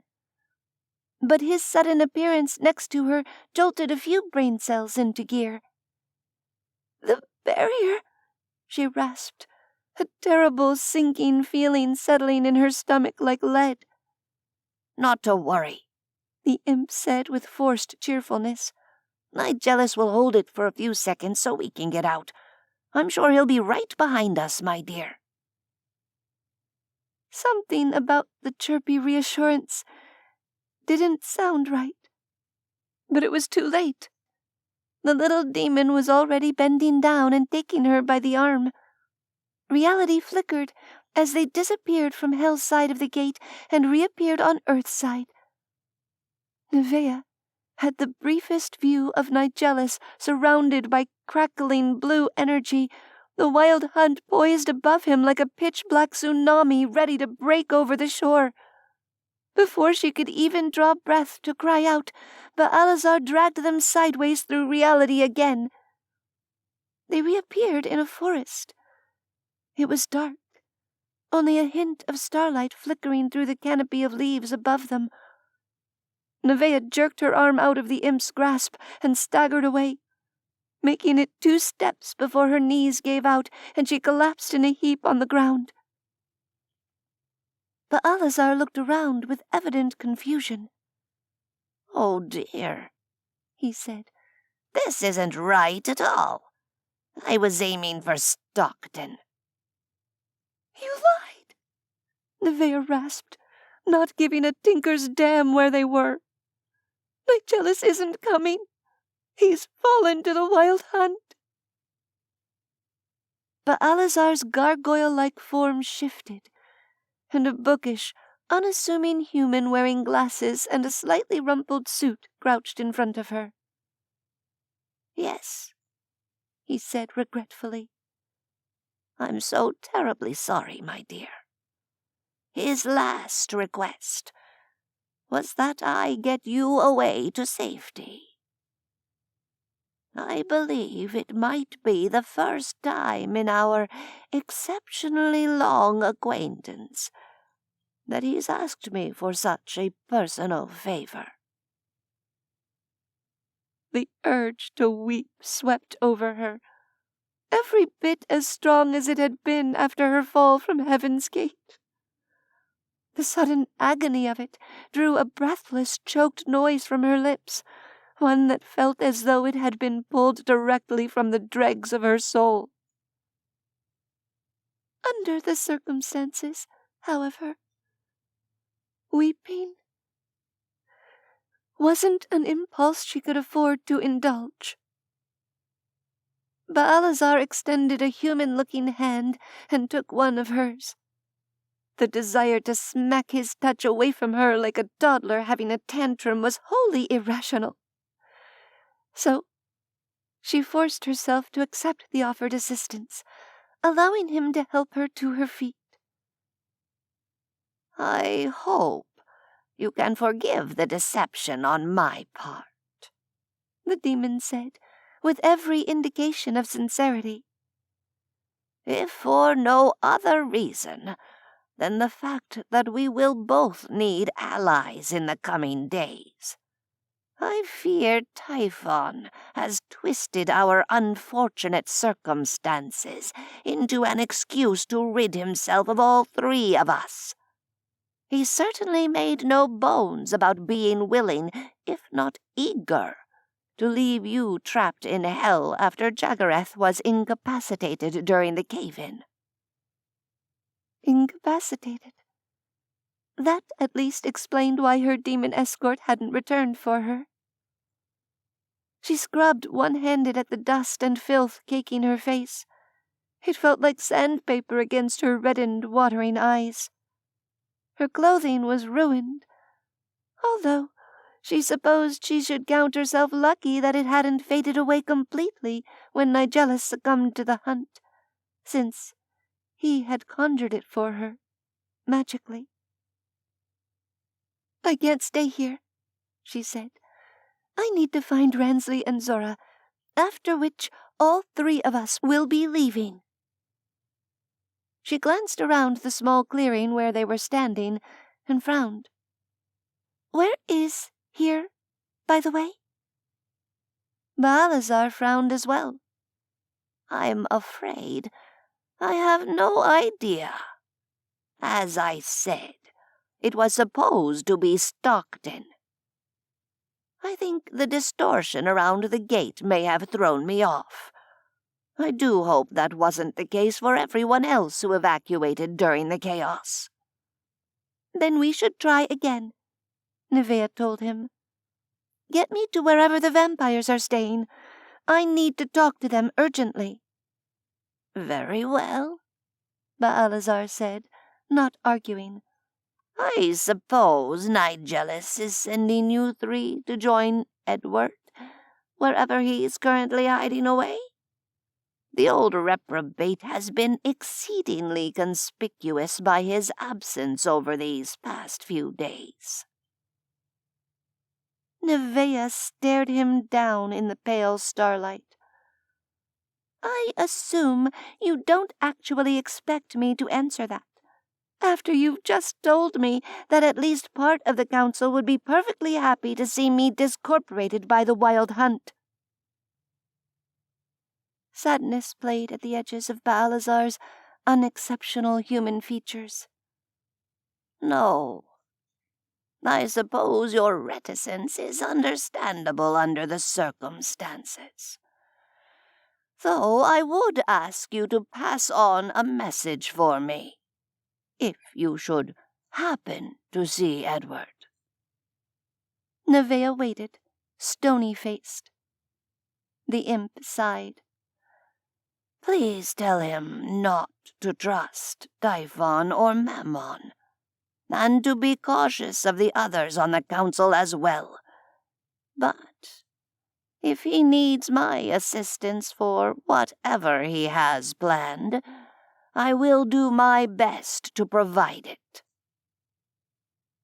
She softened a bit despite herself. "On the off chance that we stumble across each other, I'll be sure to pass it on to him." She hesitated. "Will you be rejoining the other council members, knowing that Typhon is plotting against you?" He snorted. "Of course I'll be rejoining them. How else will I know what the rest of them are up to? Besides, Typhon will be distracted for the foreseeable future. No doubt he's neck-deep in his scheme to attack Mab's forces when they arrive." Neveah desperately tried to keep her mind on strategy, rather than on the figure she'd seen in that final instant, Nigellus standing alone, dwarfed beneath the might of the hunt. "And will they," she asked, "be arriving any time soon, that is? Because I still don't see the strategic benefit to Mab showing up at Hell's Gate with an army, when she's already captured your realm from you without having to risk a single one of her warriors in battle." "That's a very good point," Balazar said. "And to answer your question, I don't see any benefit to such a strategy either. But for now, let's focus on trying to get where we're supposed to be. I'm certain we didn't cross any major bodies of salt water during the last jump. In fact, this still feels like the west coast of America to me. I don't believe we're far off the target." Neveah nodded, mostly because she didn't have a lot of choice at the moment. She allowed Balazar to take her arm, and this time when the world blinked out and back in again, they were standing in a spacious, well-lit atrium, surrounded by sumptuous furnishings. "That's more like it," the Alizar said. "Welcome to the Hilton Hotel in Stockton and the first annual West Coast Phlebotomists Conference. Now let's go see if Ransley Thorpe and Zora Bright have arrived safely. Oh, and don't worry. We've influenced the human staff not to notice anything out of the ordinary." The human woman standing behind a large desk by the far wall seemed to be confirmation of this final point. She stared at them with a mildly dazed expression, not commenting on their sudden arrival from nowhere.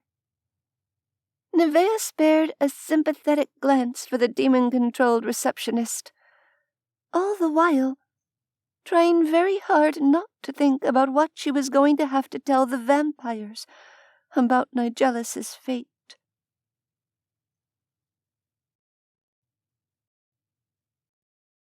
"25.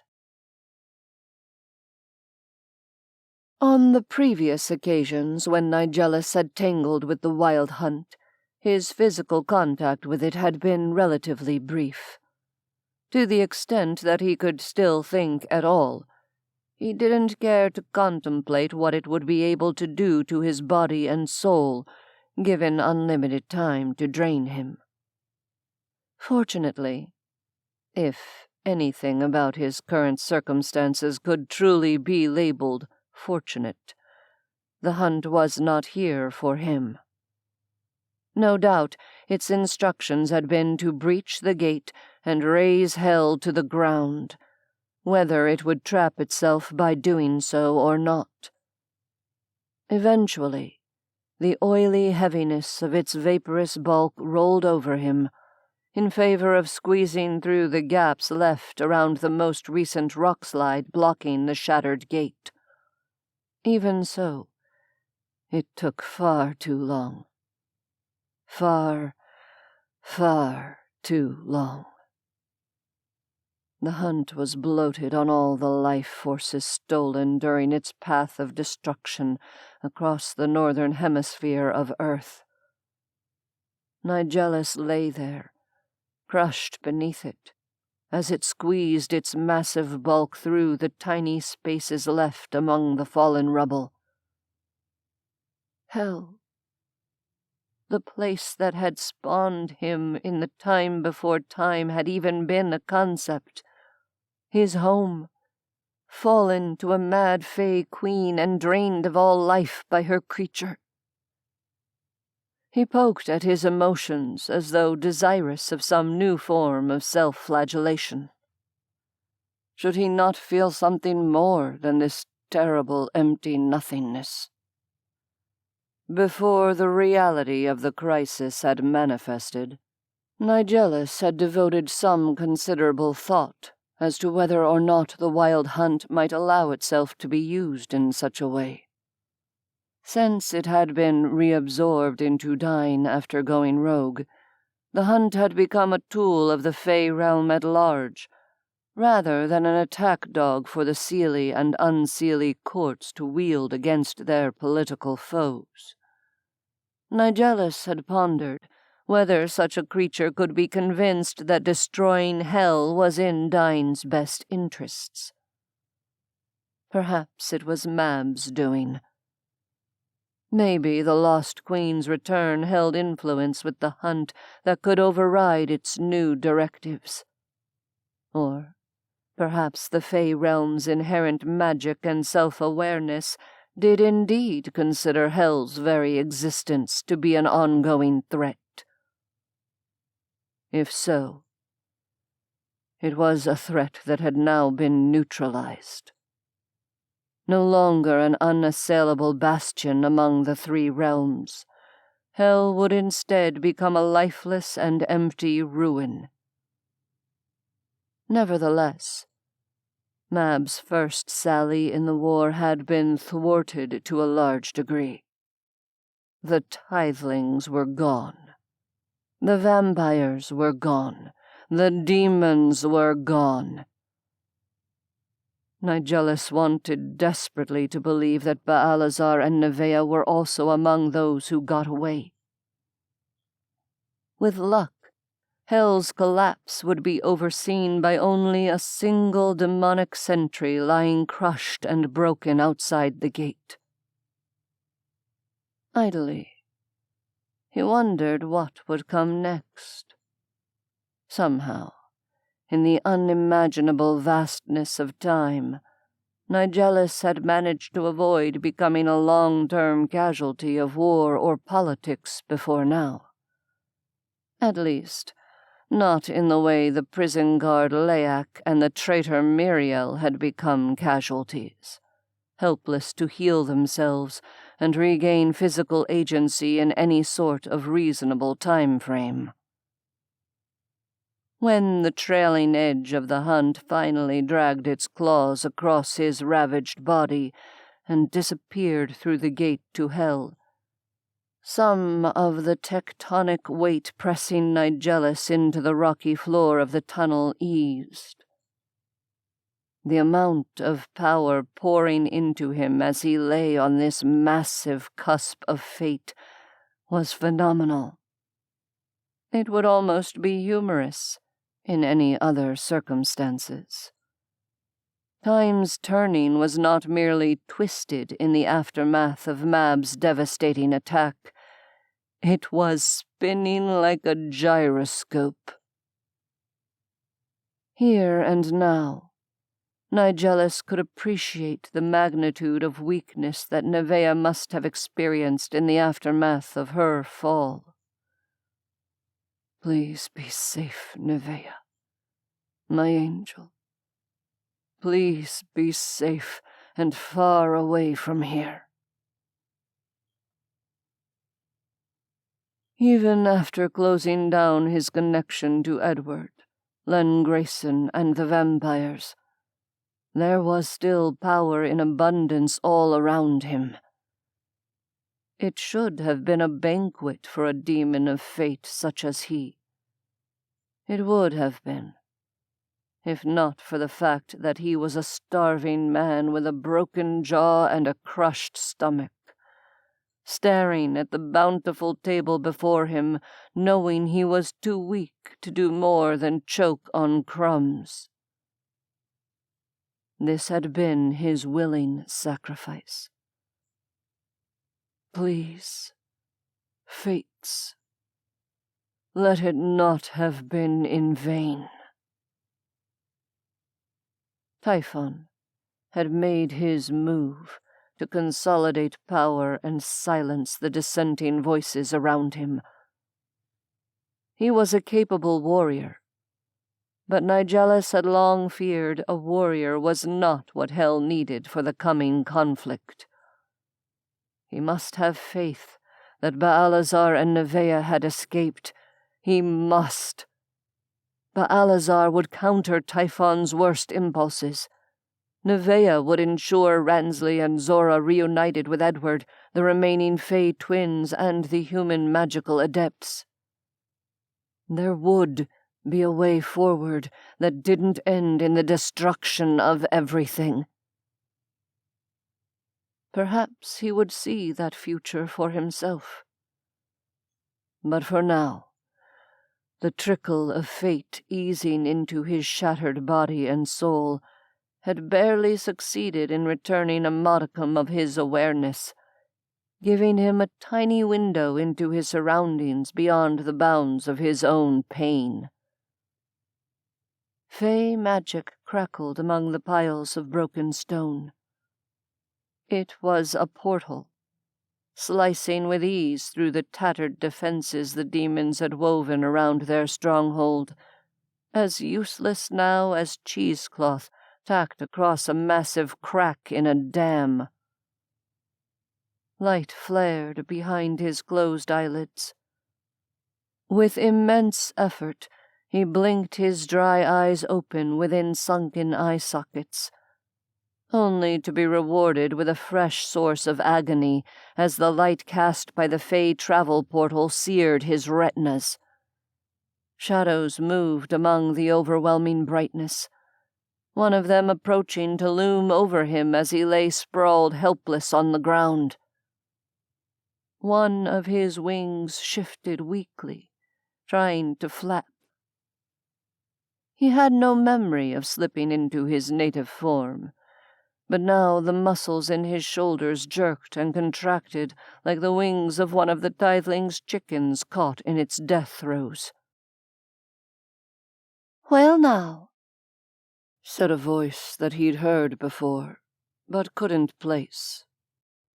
"this is certainly a good jest on the part of your precious fate, Damon."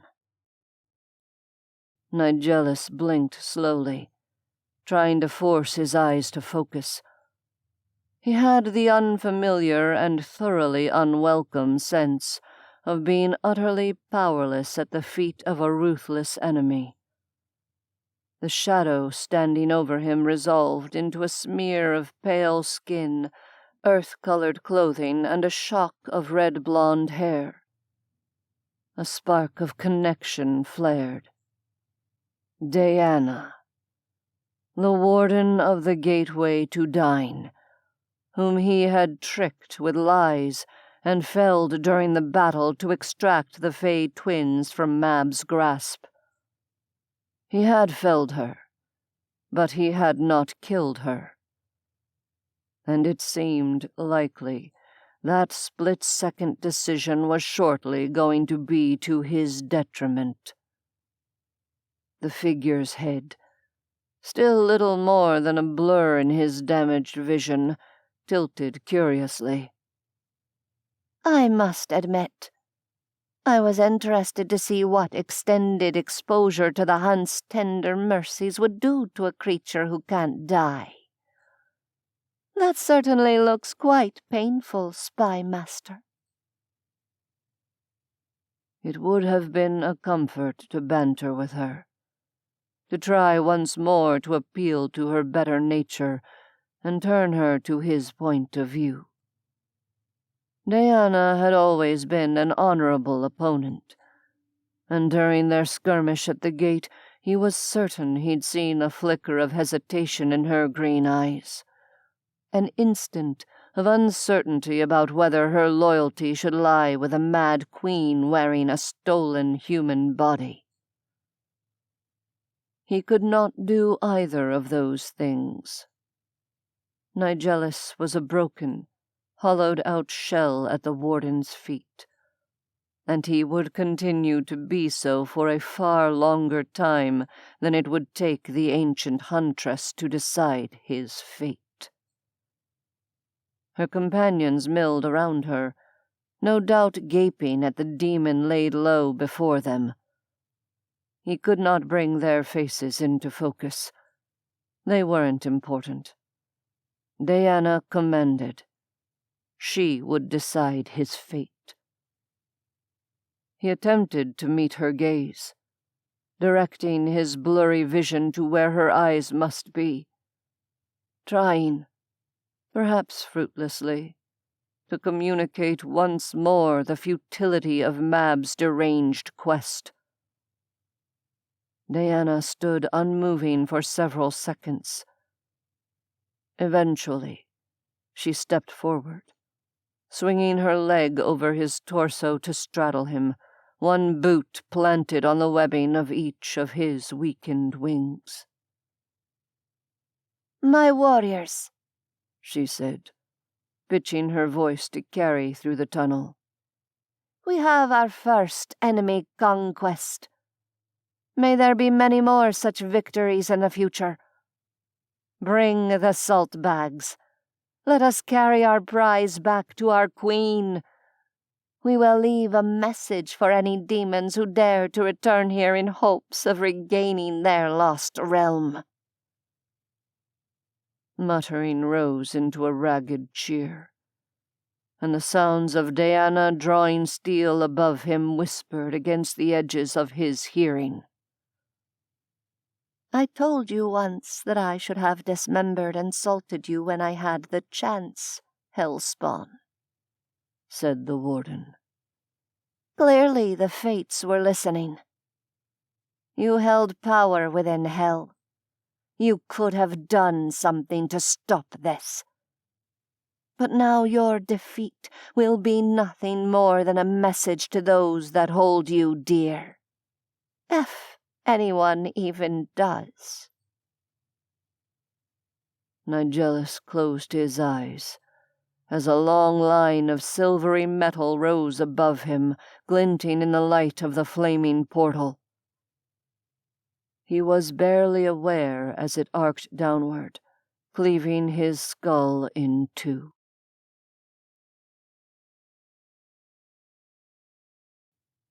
"26. It quickly became apparent that the demons who'd evacuated the new vampires to Stockton before Mab's weapon destroyed Hell's Gate had arrived with no issues. However, everyone who'd tried to teleport out after the attack had experienced the same problems navigating that Baalazar had suffered. Fortunately, the demons had a fairly solid communication plan in place, and the ones who'd ended up in random places had, for the most part, simply tried again once they were away from the distortion caused by the new rip in the veil. Neveah was having a difficult time counting herself lucky at the moment, but on a purely intellectual level, she appreciated her good fortune that Baalazar was a powerful demon. At least, the distortion hadn't prevented his short hop past the rock slide to retrieve her from inside hell. For one thing, if she'd been flattened by the wild hunt, it would have prevented her from tackling the long and increasingly complex list of items that needed to be done next.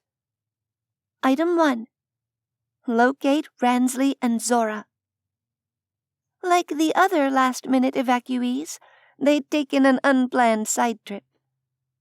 Unlike Neveah, their side trip had involved materializing in mid-air, near, but not on, a suspension bridge spanning a gorge.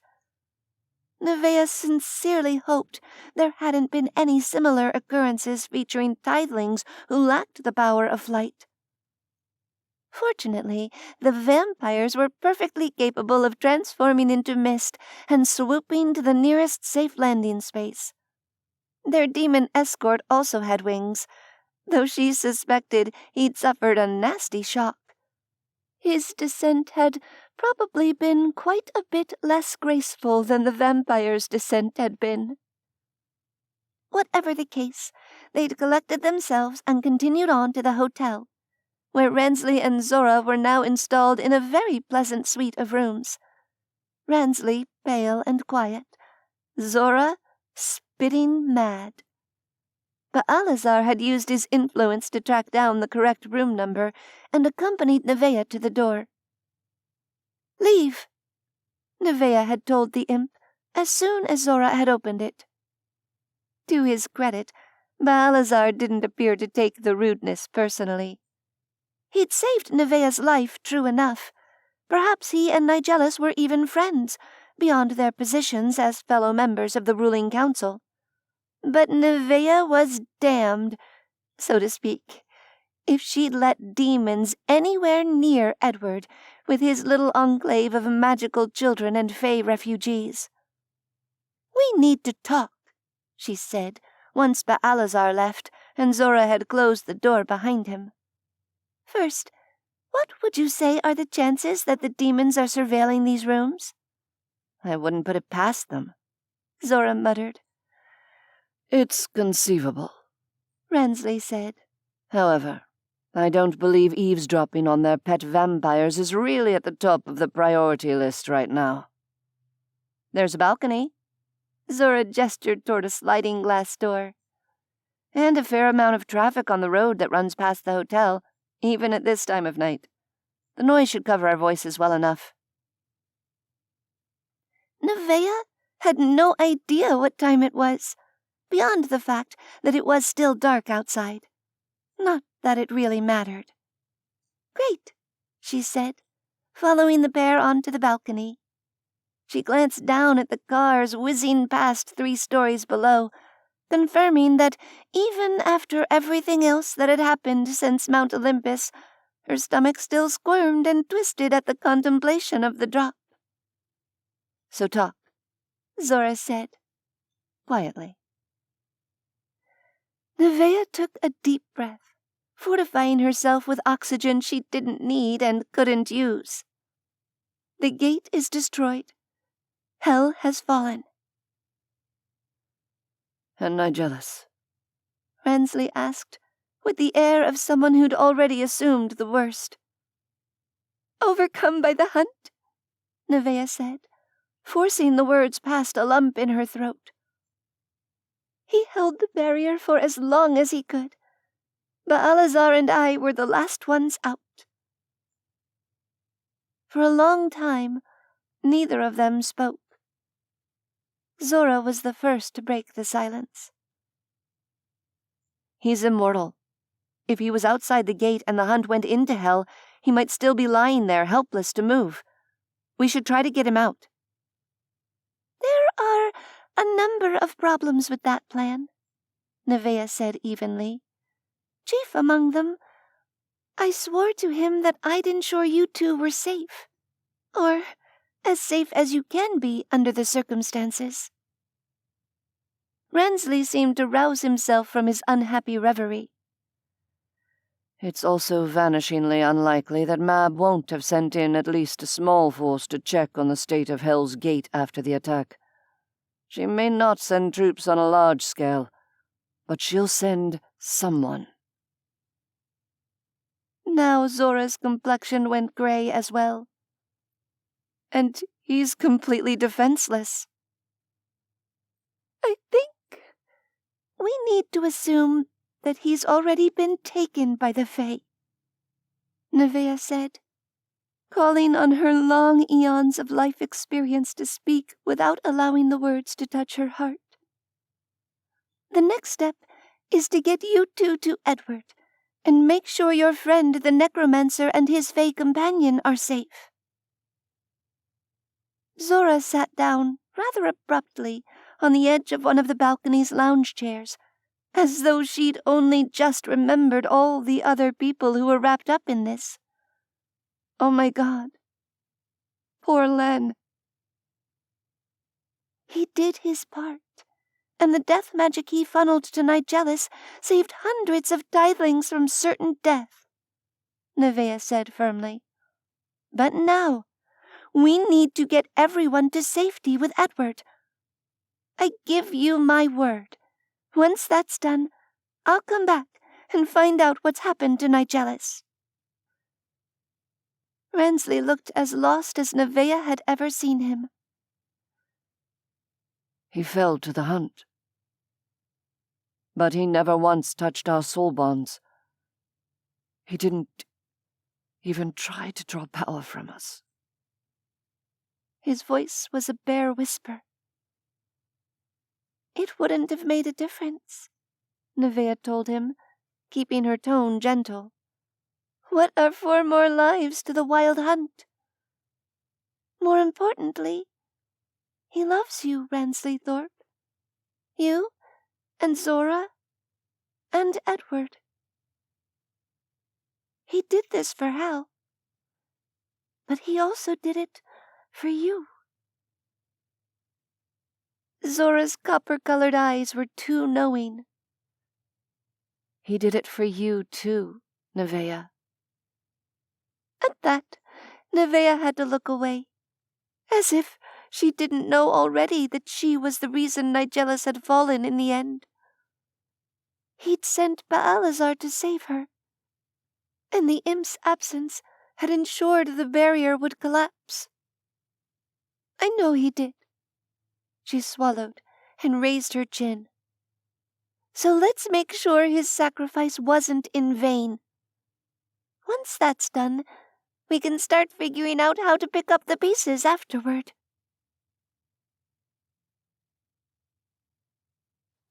Neveah had been concerned that the demons would try to stop them from leaving, but it turned out to be an unfounded worry.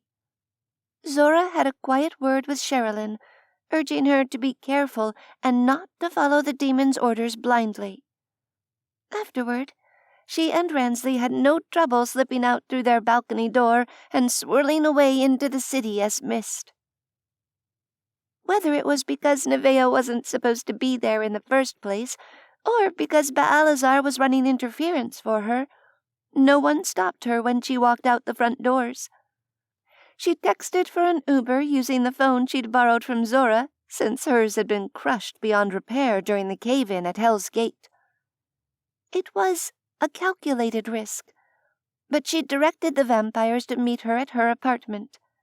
Access to clothing, money, and her list of contacts was well worth the slight chance that someone on either side of the conflict had thought to come looking for her here. No one had. She opened the window and waved an all-clear signal to Ransley and Zora, who were hovering nearby. Twin curls of dark mist flowed inside and solidified. Are we going to have to make this journey using human transport? Ransley said. Because from all accounts, air travel is a disaster right now after the chaos caused by the Hunt's Passage. Neveah knew she should expend more effort in finding out exactly what the toll on Earth had been. Somehow, she couldn't bring herself to do it yet. I'm not certain. Let's find out. Pulling out Zora's phone, she unlocked it and dialed the number Edward had given her from memory. It rang, buzzing 11 times in her ear before the old servant picked up. Hello, Zora, is that you? Neveah breathed out a sigh of relief. Edward, it's Nev. Zora and Ransley are here with me in Stockton. We're headed your way, but we need to arrange transport. A slight pause, as though Edward was processing the reality of Nigellus not being with them. I see. Of course, my dear. I'm relieved to hear you're all well. Let me see what I can arrange. I'll call you back at this number in a few minutes. Until then, Neveah said, and ended the call. They waited in strained silence while Edward pulled whatever strings he was pulling. Precisely 10 minutes later, the phone buzzed. Edward, Neveah greeted. How quickly can you get to a major ley line? Edward asked. Neveah did some fast calculations. We can be at the Devil's Pulpit in Mount Diablo State Park in about 2 hours. Is that a good enough landmark for whoever you're sending? It will have to be. That timing should be about right. I'll have a ride either waiting for you or showing up shortly thereafter. See you soon, Neveah. Thank you, Edward, Neveah told him. When she was finished, she handed the phone back to Zora. So our ride is Faye? Zora asked. One of the twins, maybe? He didn't specify, and I didn't really want to ask over an unsecured phone line, she said tiredly. Now, I don't suppose one of you would mind stealing us a car? Mine's... It took a surprising amount of effort to recall the details of the past few days, much less the past few weeks. In Impound in Santa Rosa? Probably. On it, Ransley said, and swirled out the window again. Neveah blinked after him for a moment, then told Zora to make herself at home while she went to change clothes and grab a few essentials. By the time she returned with an overnight bag and led Zora down to the front door, a silver, late-model Subaru WRX sports wagon had pulled up to the curb. The passenger side window rolled down, and Ransley peered out at them. Hopefully your downstairs neighbor either likes you a lot or really, really despises you already, so this won't matter, he said. Neveah waved him off. I'm an angel. Everybody likes me. It's hidden in the fine print of the contract. You might as well let him drive, by the way, Zora said. He's a certifiable maniac behind the wheel, so he'll either get us there on time or tip us over the edge of a cliff after taking a turn too fast. Heresy, Ransley retorted, though his heart clearly wasn't in the banter. I have cat-like reflexes. You enjoy racing trains for fun, Zora shot back, equally flat. That's a gross mischaracterization, Ransley said as they got in. I only enjoy racing trains when winning means the people chasing us won't be able to catch us. In the end, they didn't race any trains, and Ransley did get them to the little-used fire road that ran along the ridge of Mount Diablo with 20 minutes to spare. Neveah wondered idly if the tithelings were camping close by, or in a different part of the sprawling national park that encompassed the rest of the mountain range. They saw no one as they hiked the remaining distance toward the jut of black rock nicknamed the Devil's Pulpit. As the sun was rising, they rounded the final bend in the trail to find a familiar blonde-haired figure waiting for them. "Albigard!" Zora cried, launching herself into the Unseely's arms.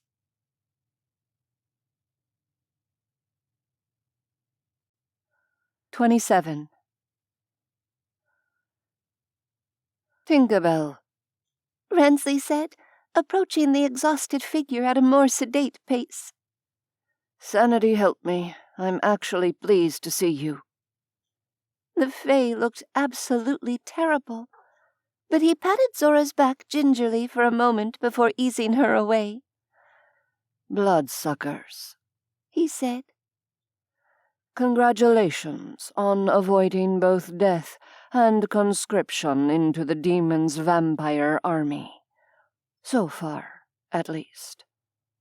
Please follow me. I am not willing to tarry. "How's Len?"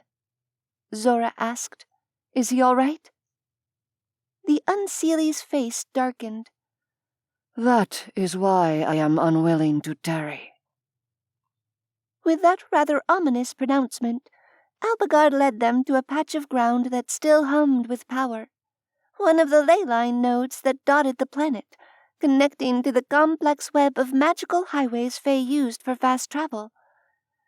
We will be traveling by ley lines to Teso dos Bichos, he said, and from there, by portal to the same benighted stretch of road where we once traveled from Carajas to Stonehenge to confront the unseelie traitors who kidnapped the young human adepts.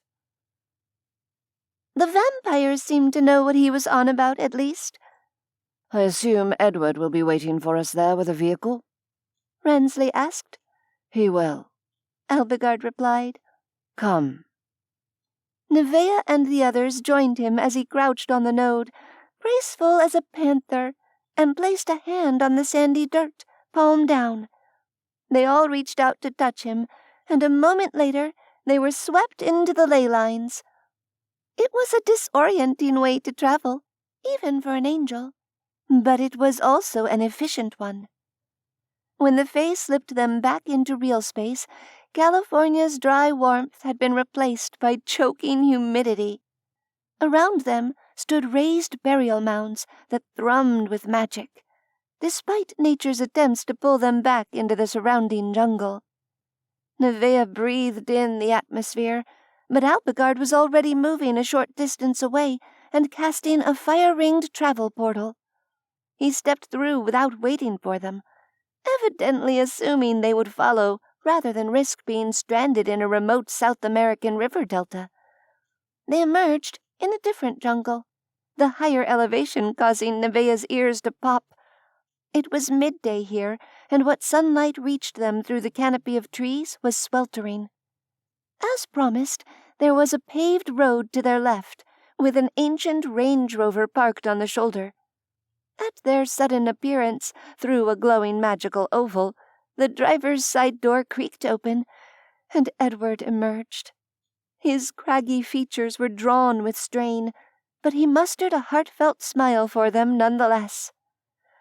It's terribly good to see you all, he said, as Zora stepped forward and wrapped him up in a hug. Please, Get in and make yourselves as comfortable as possible for the drive. I want to get young Mr. Grayson back to what passes for civilization out here as quickly as possible." Zora made a noise of distress and hurried to the vehicle's rear door, opening it and peering inside. Elbegard was silent, but his face resembled a thunderstorm as he joined her, easing past her and into the back seat. "How is he?" Ransley asked quietly. Edward blew out a breath. "Unconscious, or possibly just sleeping deeply. As far as I can tell, it's merely exhaustion. I gather he collapsed a few hours ago while they were still in Venezuela." Ransley looked grim. "When Nigellus closed down the link with him, I'd wager." Edward nodded. "It seems likely. Albegard contacted me shortly after it happened. I arranged to meet them out here, since this is as close as he could portal in without running into the magic-dampening effects of the iron ore deposits. Luckily, it worked out well for him to pick you up while we were here." While they'd been speaking, Albegard and Zora had both squeezed into the back seat with the unconscious necromancer. After a brief discussion, Ransley wedged himself into the cargo area behind them, while Neveah climbed into the front passenger seat. When they were settled, she looked over her shoulder to find Grayson cradled against Albegard's side, his head lolling against the unseelie shoulder, while Zora's hand stroked comfortingly over his knee.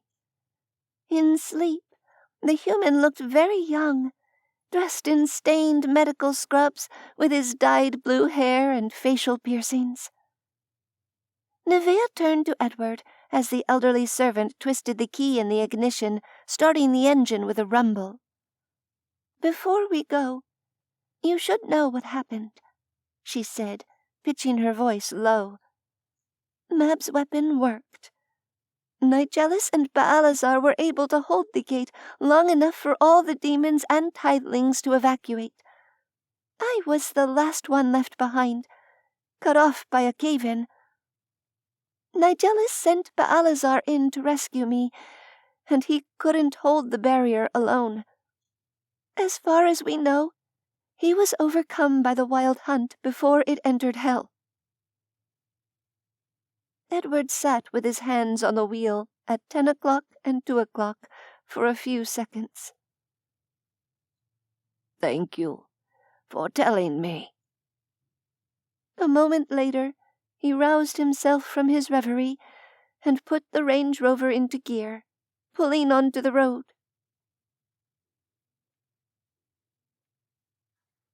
Edward's hideaway was a high-end resort tucked away a few miles from the mining town of Carajas.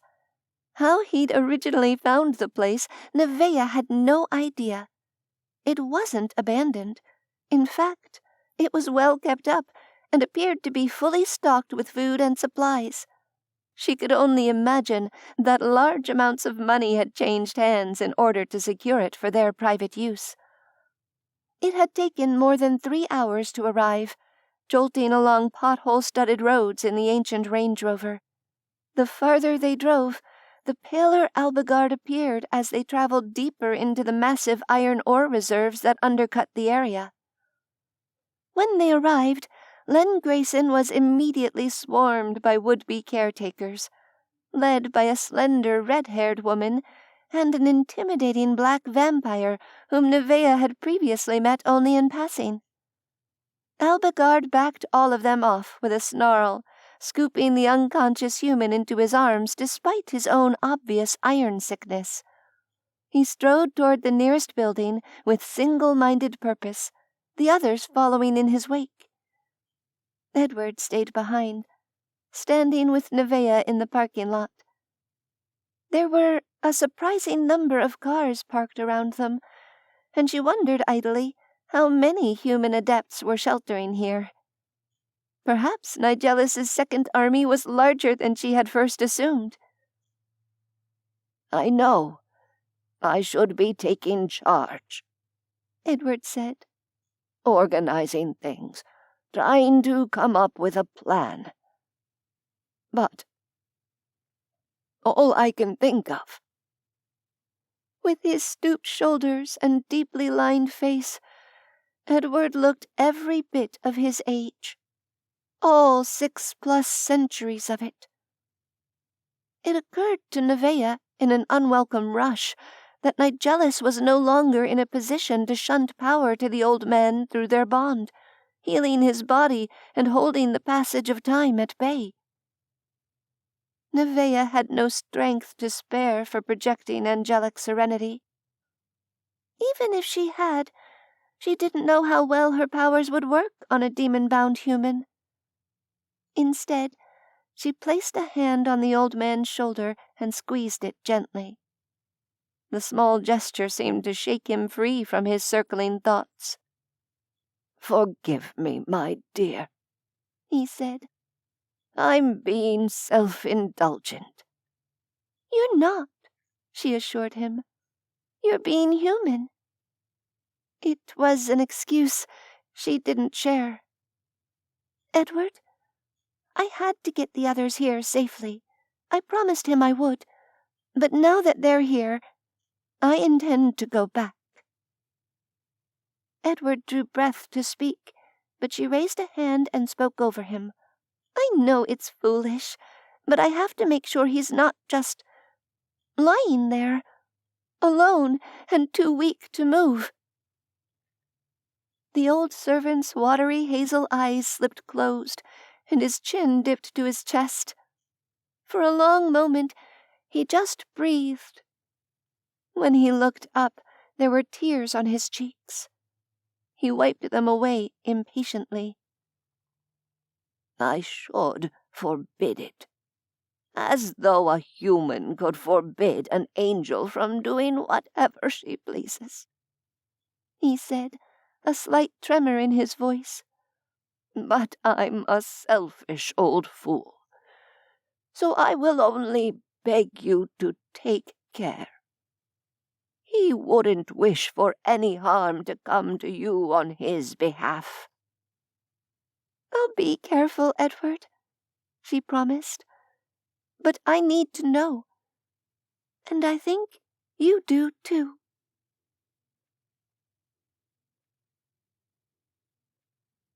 "28.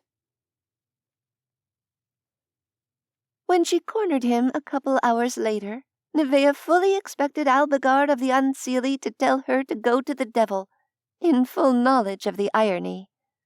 Instead, he cocked his head, running an assessing gaze over her as though he was weighing her merit and finding it wanting. "Very well," he said. "It makes sense to mount a limited reconnaissance expedition, since we have no other means of gathering intelligence on the plans of either side." He hesitated, as though in thought. "The presence of a vampire would be useful for this sortie. But I suppose you'll refuse, on the tiresome grounds of keeping them safe." "Yes," she said. "Sorry, but I promised. I must admit, you've surprised me. I would have expected you to refuse to leave until Len wakes up." A muscle in the Fae's jaw twitched. "He is sleeping, surrounded by people who care for him nearly as much as I do. He will continue to sleep for some time, and I have found that in some instances it's easier to beg forgiveness after the fact than permission before the fact." His elegantly swept brows twitched into a frown. "As much as it pains me, I owe a debt to your demon. Perhaps this will be a chance to clear the ledger." And so it was that she found herself once more jolting and jouncing along in the elderly Range Rover, as Edward drove her and Albigard back to the point outside of the iron ore's dampening field, where the Fae could transport them using magic. I'll wait for you to return," Edward said as he pulled over to let them out. "But please, Neveah, don't keep me waiting long." Neveah nodded her understanding. They stood by while Albigard moved among the trees, touching ancient trunks as he reconnected to his stifled magic after the handful of hours spent cut off from it. Eventually, the Fae gave a nod of satisfaction and returned. "Let us depart, before we lose any more of the day," he said, and opened a portal. They returned to Teso dos Bichos, traveling from there to a confluence of ley lines not terribly far removed from the Moaning Caverns. It was, in fact, rather close to Nigellus's winery house, Neveah realized with a pang. The entire area had been stripped of life by the hunt as it approached Hell's Gate, and Albigard looked with distaste at the ocean of desiccated plant matter, punctuated by the shriveled corpses of small animals and birds. "As I see it, we have 3 potential problems," Neveah said. "The hunt, Mab's forces, and Typhon's forces." "The hunt will not harm me," Albigard said, as though discussing the weather. "I was the one who reintegrated it with Mother Dhuinne.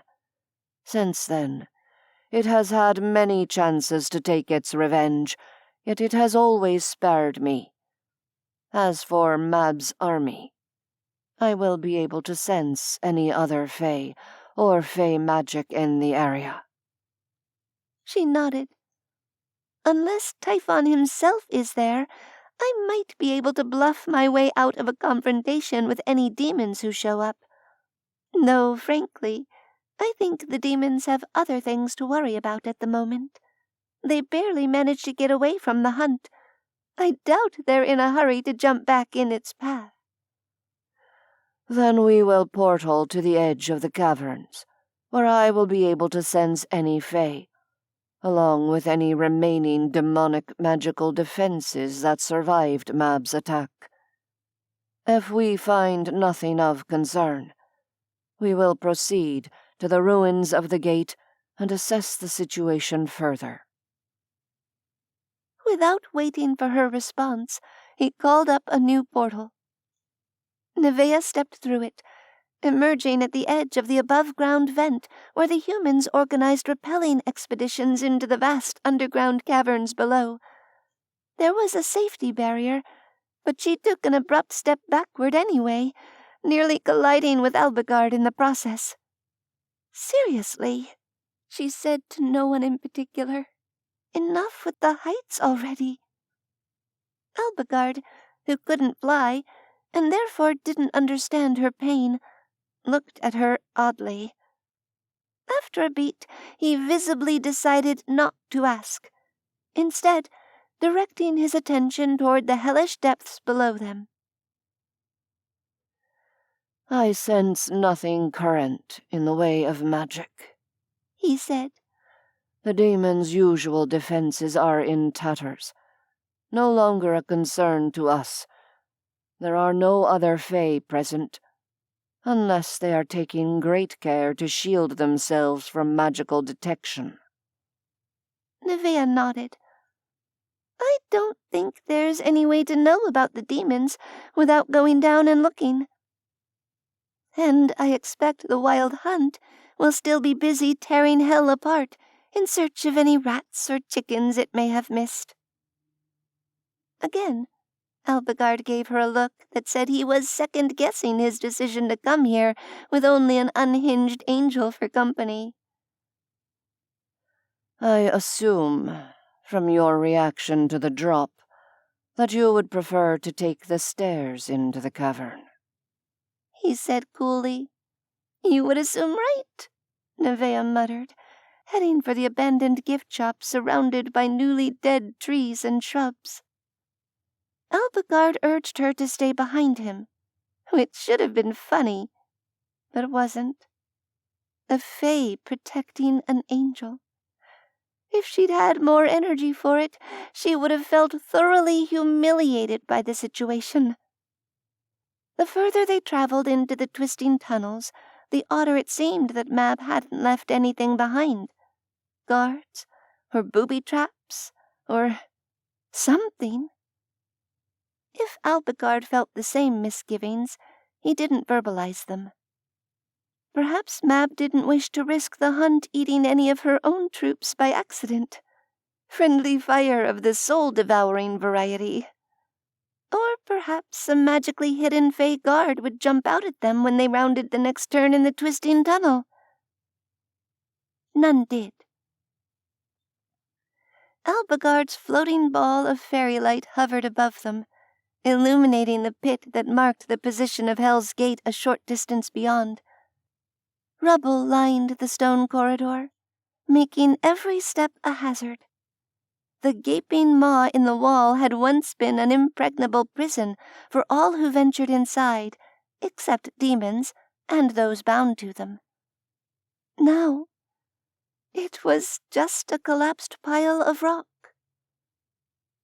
The gap at the top seemed a bit bigger than before, perhaps widened by the hunt's passage as it forced its oily bulk inside. That wasn't what caught Neveah's attention, though. Albigard drew in a sharp breath. Stomach churning, Neveah stepped forward as though in a daze, the fairy light floating above her as she did. There, balanced on a flat boulder near the bottom of the pile, sat a sad hunk of torn meat, approximately the size of Neveah's fist.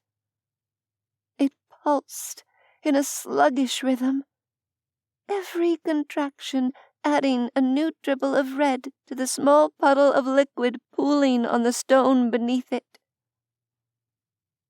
Nigellus's bloody, beating heart lay before her, left behind by those who'd vanquished Hell's greatest spy master as an offering to whoever might find it. Or, more likely, as a warning.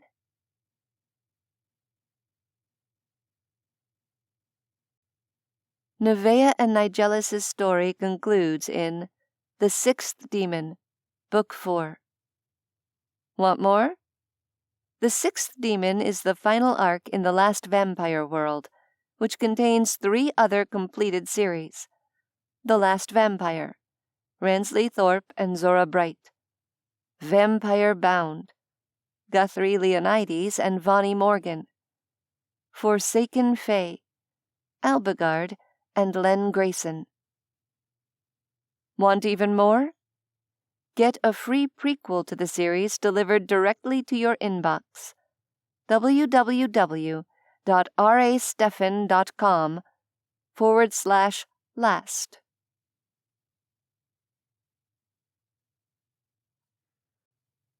This has been The Sixth Demon, Book 3.